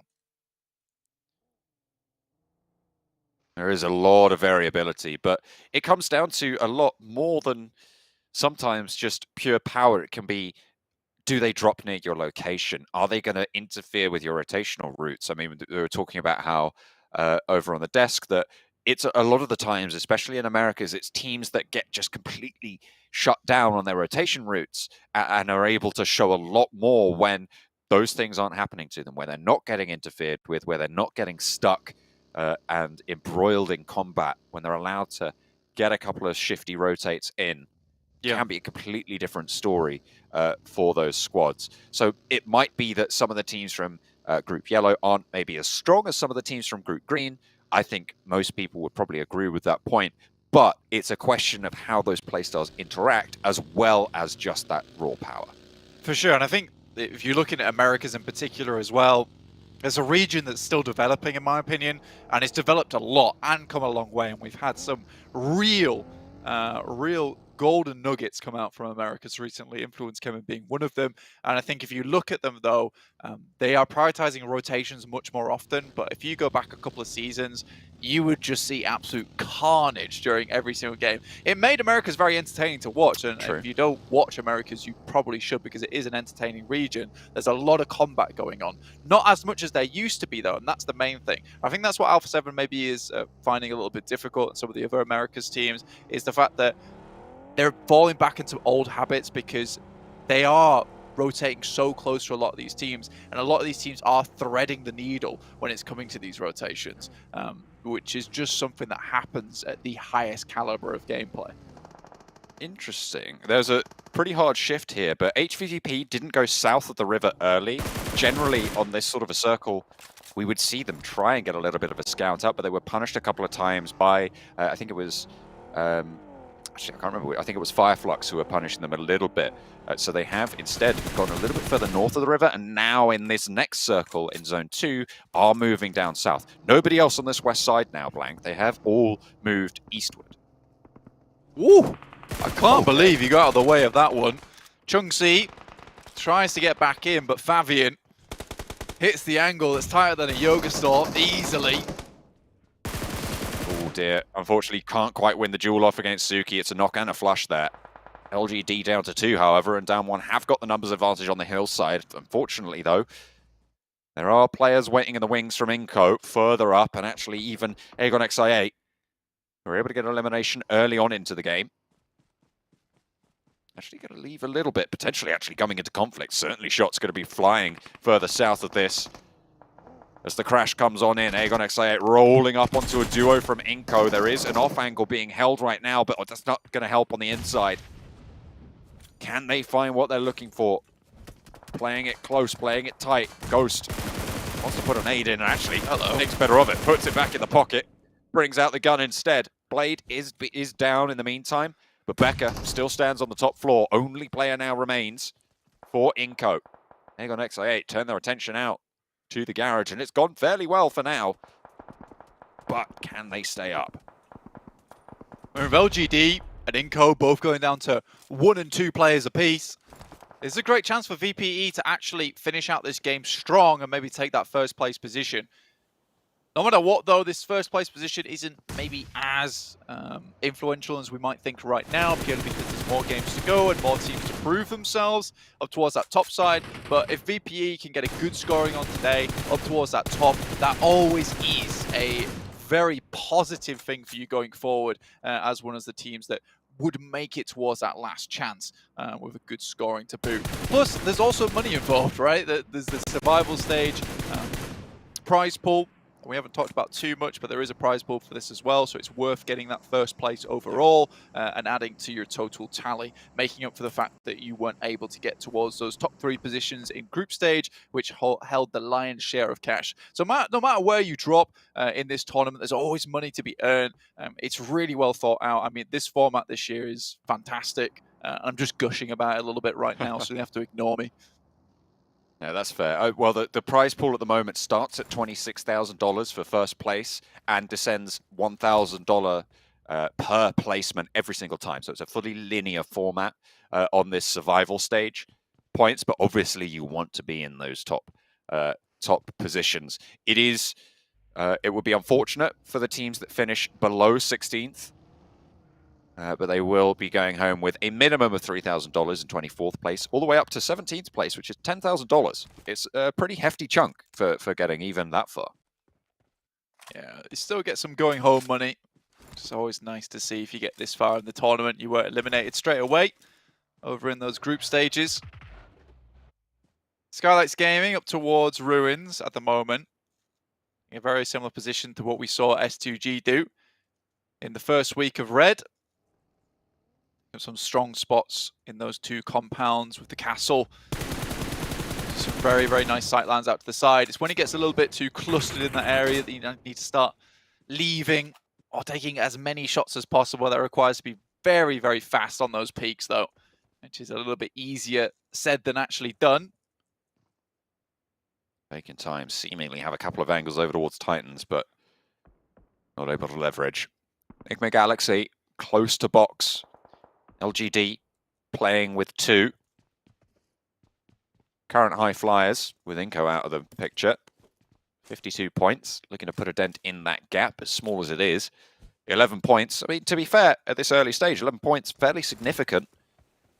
But all can change at the drop of a hat, especially at these top-of-the-tables performers. We know they got the power. This northwestern side, pretty interesting as well. The Skylights Gaming, HVVP, Power, all on that west edge. Ruins, fairly occupied right now. But HVVP have more maneuverability in terms of getting out. Yeah, swinging down towards that west side, I mean, there's a lot of fielded area there, a lot of low and flat ground that you can quickly razz across. I think when you're looking at some of these teams, though, including Titans, I think that I'm very pleased to see Titans so far up in the leaderboard at the moment with such a high point scoring from their side, coming with 50. See on the right side of your screen, just because although, yeah, they fell down in terms of performance over in Group Red, I still was pleased with the fact that they didn't fall too far down, right? They basically hit 7th place and then just clung to that position.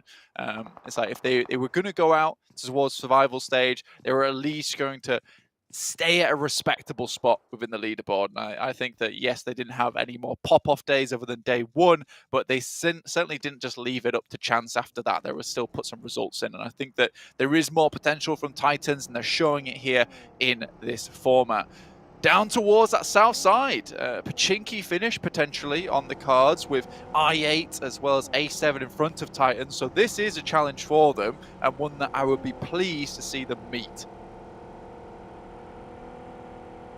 HVVP swinging down. Can they sweep it through? DRS ahead of them on this crunch on in, and they're wanting to play this area. Box are a little bit ahead of the curve on that position as well. Power gotta stick to their guns and play that compound on the northwest of the next white circle. Vampire pushing in from the northeast side. HVVP finally getting drawn short here as DRS make their shout. Meku back behind the ridge. Keeps it together. Delta popping the suppressed Mini 14 shots in. Trying to stay covered from Tixie. Actually, Tixie looking to be spotted out. Not going down just yet, but still going to have to reposition a little bit. As DRS think about how to get these vehicles through under the watchful eyes of HVVP. Easier said than done. Look at those shots. You can hear them landing on the buggy. Surprised it hasn't spun out. And actually, Kitsune goes down to a shot from Delta. Drawing out the peaks, knocking them back exactly by the book. Yeah, the fact that Gyante is able to make that push as well and get all the way across without feeling too much pressure. I know there was shots landing on him quite frequently and around him, but nothing too accurate. Nice nade there from Rules as well. Pretty accurate on location. It does drop just a little bit short though. And I think actually, no, yeah, you're right. The second one, nicely placed. Hello. Bigatron going for a smash-up crash on towards the position for Bacon Time and take 1, 2, 3 on the initial charge. Already wiped on out. Bigatron demolished the defense from Bacon Time. After a solid performance on Miramar, they've just been swept completely aside. 15th place, no eliminations, no points on the game. Blank. That has got to be the biggest blitz we've seen from Bigatron. That was fairly astounding. I mean, they did just ride in like the hounds of hell there. But yeah, very well done. It works. I mean, if you need to crush your opponent against the wall with the vehicle's bonnet, make it happen. Seems like VPE are also looking to do something similar versus the guys from Down 1, who are taking some serious casualties at the moment. Down to just 2 players. VPE still with 4 up and going. They're all the way on that northeast side though, so still a ways away to go. Pretty interesting landscape ahead of us as well. Out into the headshot hills, a lot of crinkles, a lot of folds, a lot of ridge lines to be played.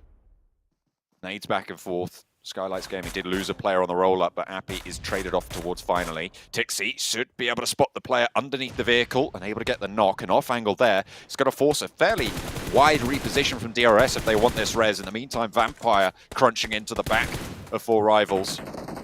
Difficult ridge to hold, but that smoke cover giving them that freedom to do so. Unexpected from the 4 rivals to be shot at from that direction, but those smokes are allowing just that to happen. Tixie blinking away, wants to confirm the point for HVVP, deny the res, and Killer tried to rotate in, was denied it. Folds back in, you can see him move back up. It's 3v3 on that western side, the north side getting swept through by Vampire though. And look at the shots just pouring on in. There's nothing that 4 rivals can do that. Vampire Esports not afraid to take the fight to the enemy team. Kitsune down, refrag is there.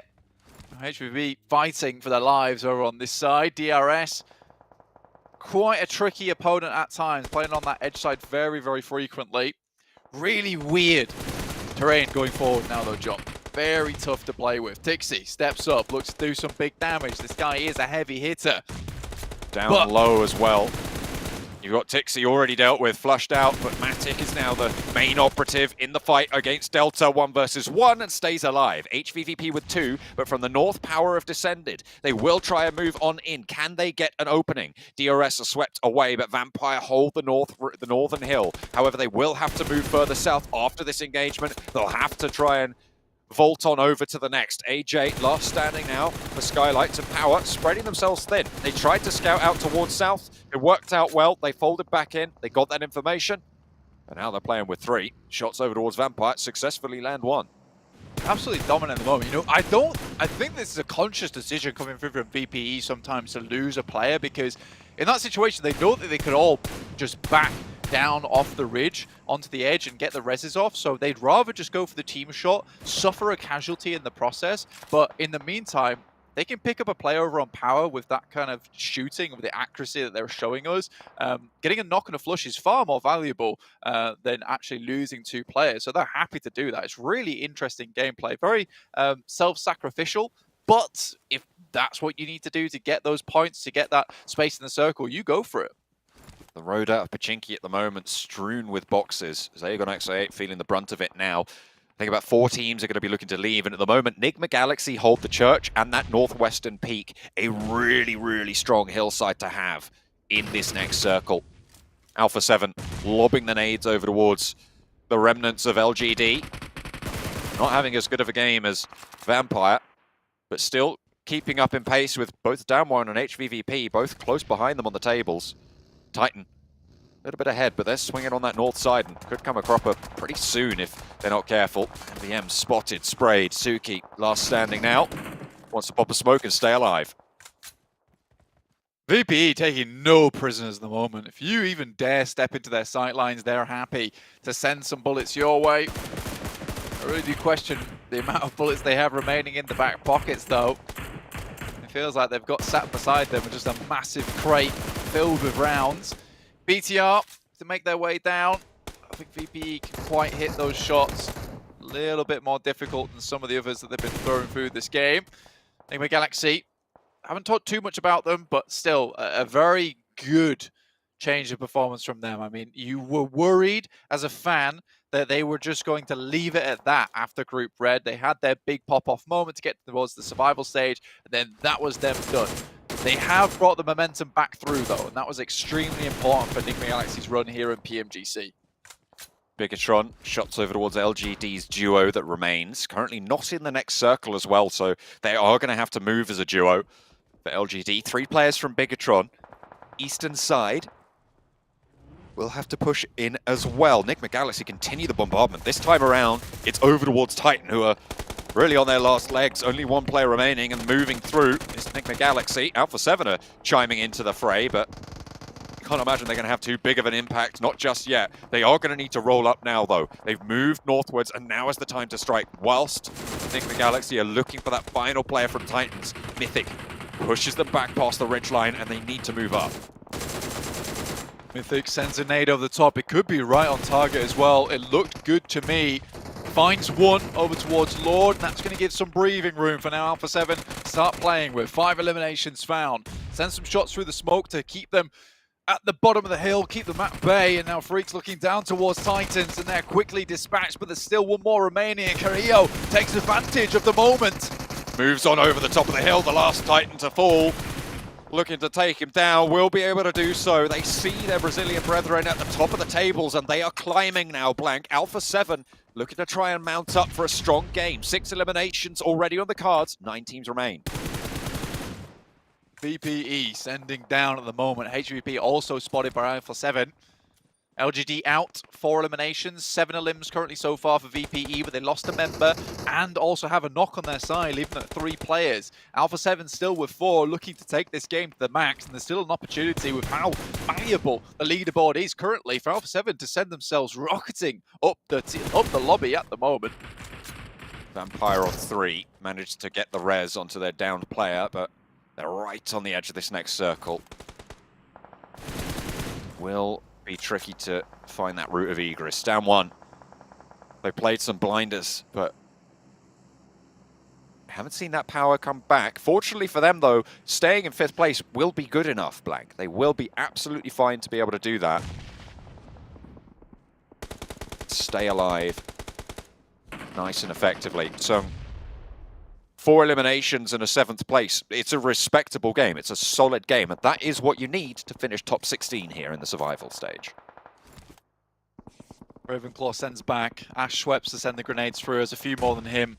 I think he realizes that he needs to save at least 1 grenade, and it's not worth it sending those grenades over the top now when they'll absolutely need them later to fend off against some of these other teams.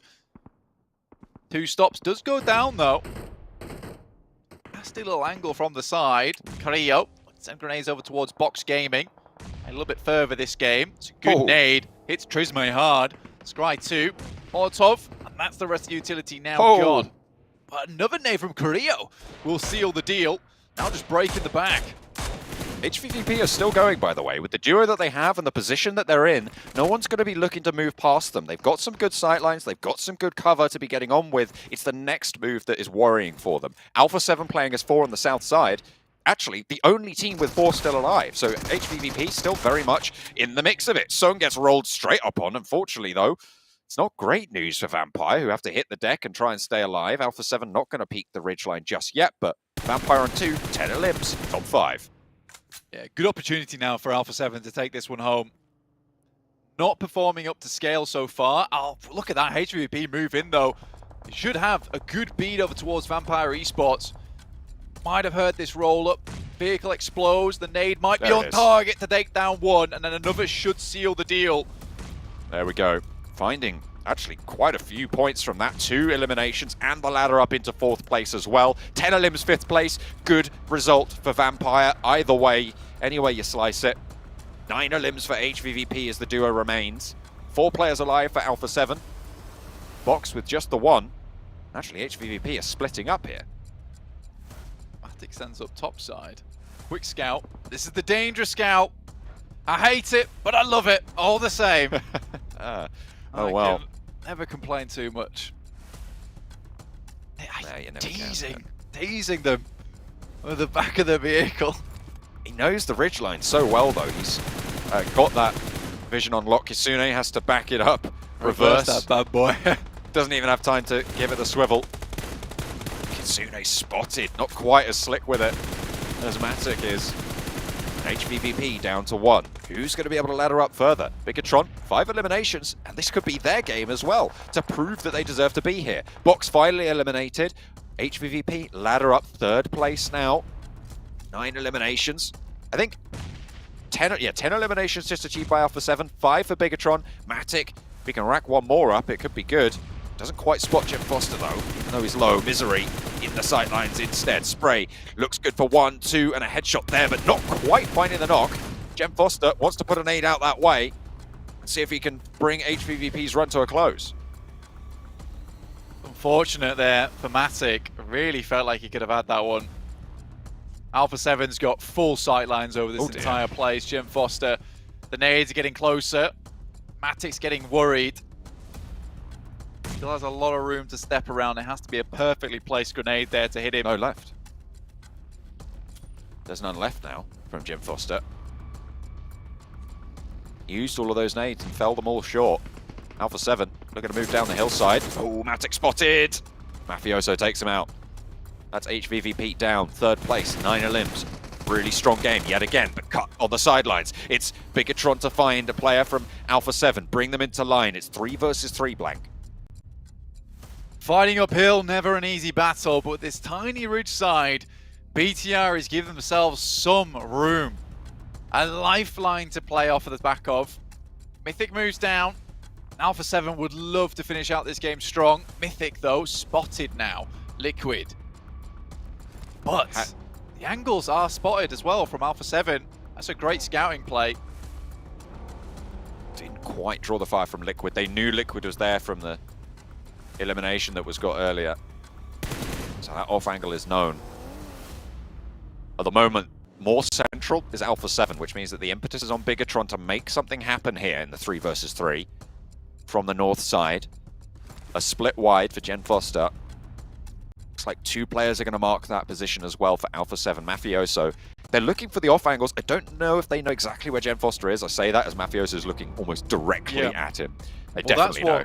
That's what Mythic's roll down was for. It was to identify where they were playing on this ridge. So he moves down just far enough to see along the side of it. And if they know that they're playing one either side on the east and the west, then they can isolate targets and put themselves in a better position to take shots down towards them. So that was really important, that scout, not only just to see Jem Foster, but to see all of the players along that line. If they were grouped up, then they could move to the other side and play as a unit, but now they can see that they need to hold either side of this blue. It was a very smart play, and it had to be done quick. Very small amounts of utility for both of these teams.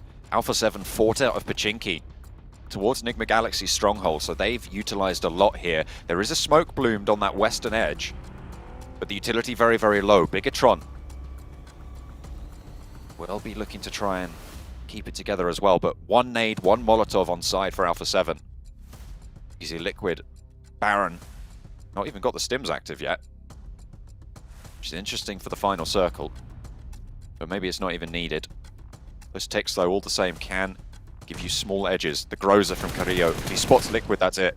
Misery cowers under the bullet, steps up for Liquid. Carrillo doesn't even know he's there. He turns, he's on the swivel, and there's an answer. 1-for-1 on the trade. Liquid not immediately flushed, but both teams now down to 2. Misery and Jen Foster from the south looking for the shots. Jen Foster finds Mythic. Now it's just Mafioso and Bigatron are looking to take Alpha 7 to task. 6 eliminations on the card so far. It would be a really solid chicken dinner to end their day. For the sole representatives from their country, Bigatron with 2 players looking to take on Mafioso. They move up to the tree. Jen Foster gets a tag on Mafioso as well. Misery puts a bullet down range. 1 player goes down, goes for the fall, but it's the nade to send him up in smoke. And Bigatron close down strong, halfway on their run for the survival stage, and they post a much-needed chicken dinner. Lock it down at the end there. Very, very well done. I mean, those quick trades, they knew they were playing split either side. If they could find a one trade on one area, gives time for both Jen Foster as well as Misery to get into a good spot inside the circle. It's that hesitation that comes through from Alpha 7 as you get a player that steps up like that. Very, very strange. And I think BTR just played with the confusion, the commotion, just a lot better than Alpha 7, because as soon as that first knock came through, the 2 players from BTR knew exactly where they wanted to go, which areas they wanted to push, whilst Alpha 7 was still reeling from that jump up. So very, very well done to BTR. Again, playing uphill, not an easy chicken dinner to grab at all. The substitute out seemingly paying off, playing, I think, without Zuxi there.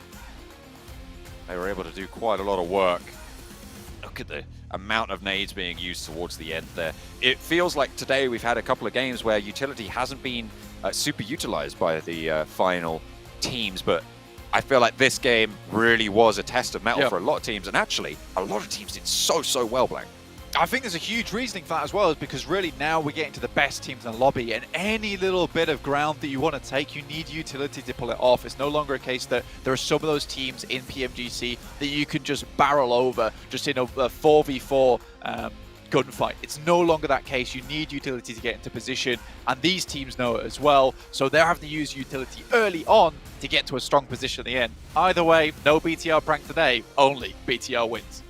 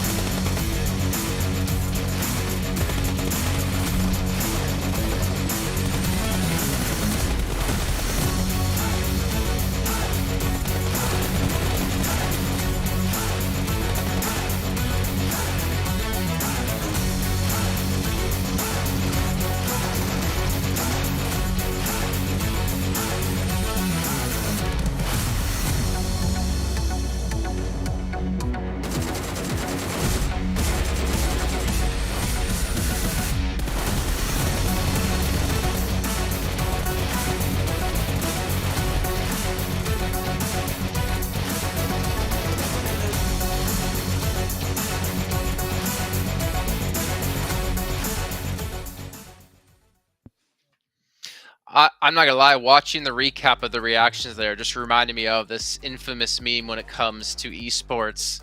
Though it doesn't really work in this situation. If you guys know who Shaguar is, well, you know exactly what I'm talking about. The Bigatron Red Aliens, 24 points. A much-needed victory for them, a much-needed win for them to keep them in the running for top 16. Obviously, they're obviously going to be top 16 at the moment because there's only 16 teams playing, but they weren't looking very confident, very good to get into that last chance qualifier happening, well, just in a few days.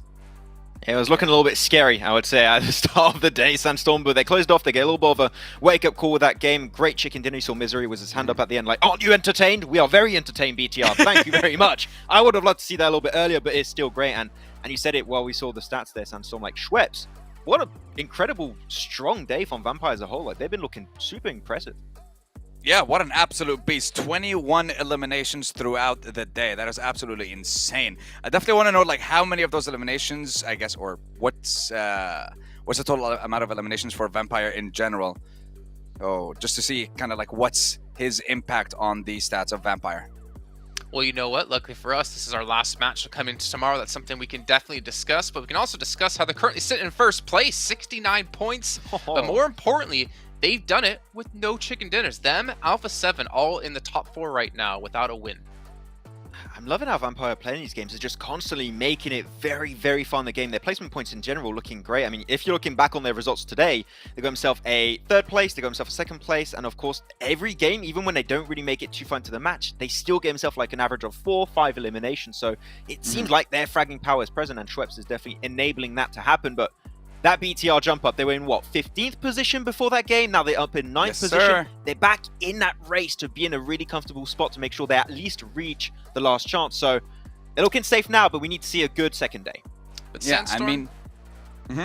can I throw you in for a loop here? Oh. Okay, I'm going to do it. He didn't say yes, but I heard a ooh, and that means yes. I'm curious. 9th place.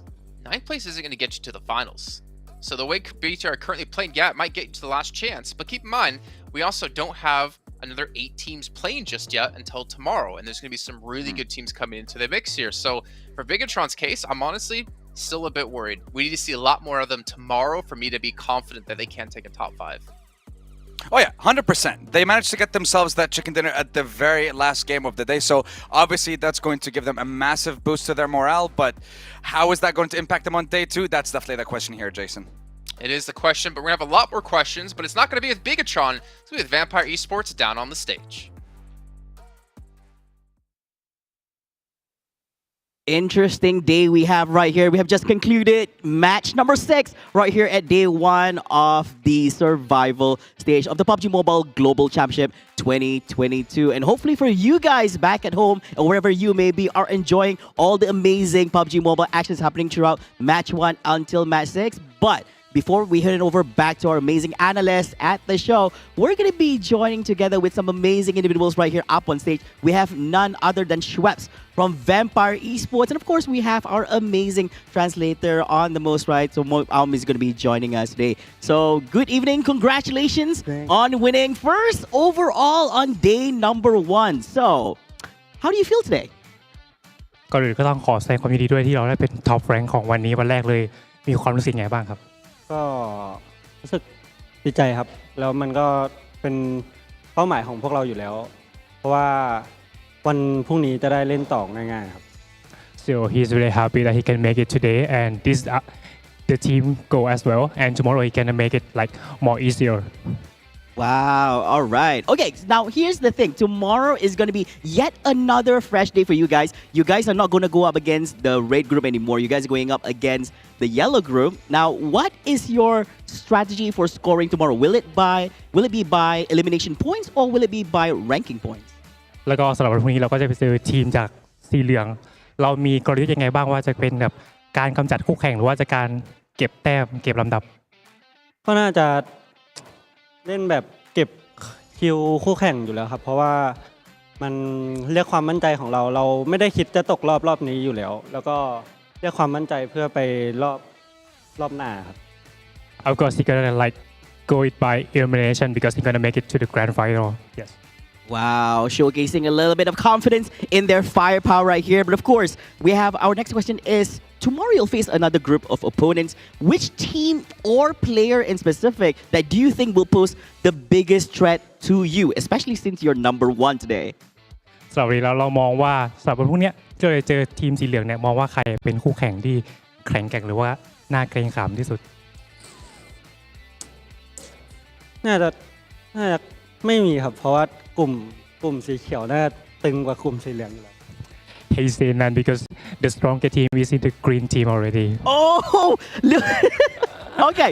I did not expect that. All right, so you feel that all the strong opponents that you guys are facing are actually in the same group, which is the green group. Okay, so I guess for those who are from the yellow group, watch out because basically Vampire was kind of confident in their skills today. Of course, last but not least, final question to you. Any messages you want to send to your fans and all those supporting you back at home right now to the whole team? สุดท้ายเราอยากจะฝากอะไรถึงแฟนๆหรือคนที่คอยติดตามส่งแรงใจแรงเชียร์ให้เราอยู่ตอนนี้บ้างไหมครับก็ฝากเป็นกำลังใจให้แวมไพร์แล้วก็ทีมไทยทีมอื่นๆด้วยครับพวกเราจะทำให้เต็มที่แล้วเอาตั๋วที่เหลือมาให้ได้ครับ So thank you for supporting and please keep supporting us and of course you're gonna make it to the grand final. Thank you. right? And continue supporting. Indeed is what they are going to be doing tomorrow, most definitely for Vampire Esports. Thank you so much for that amazing interview session together with your representative right here, Schweppes. And of course, ladies and gentlemen, that concludes our third and final interview we have right here on the main stage of the PUBG Mobile Global Championships for day 1, all right, for the survival stage itself. So we're going to be passing over back to our amazing analyst to do a little bit of analyzation on what has transpired throughout the whole day today, and hopefully do a breakdown on some of the performance of the teams that we have in our matches for day 1. So we'll see you guys in a bit. Bye.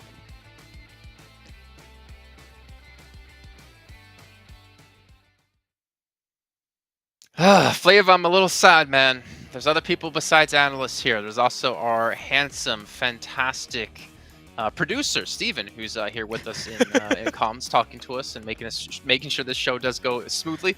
But gentlemen, I mean, you heard him, Schweppes, saying they're trying to focus on eliminations and that they're going to get top 5. They're going to make it to the finals.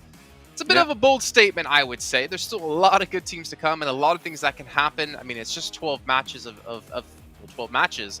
Anything could go wrong. You could have a bad day. You could have someone just not perform the way you expect them to. Maybe some bad rotations. But they have the confidence, and that I have to give them respect for.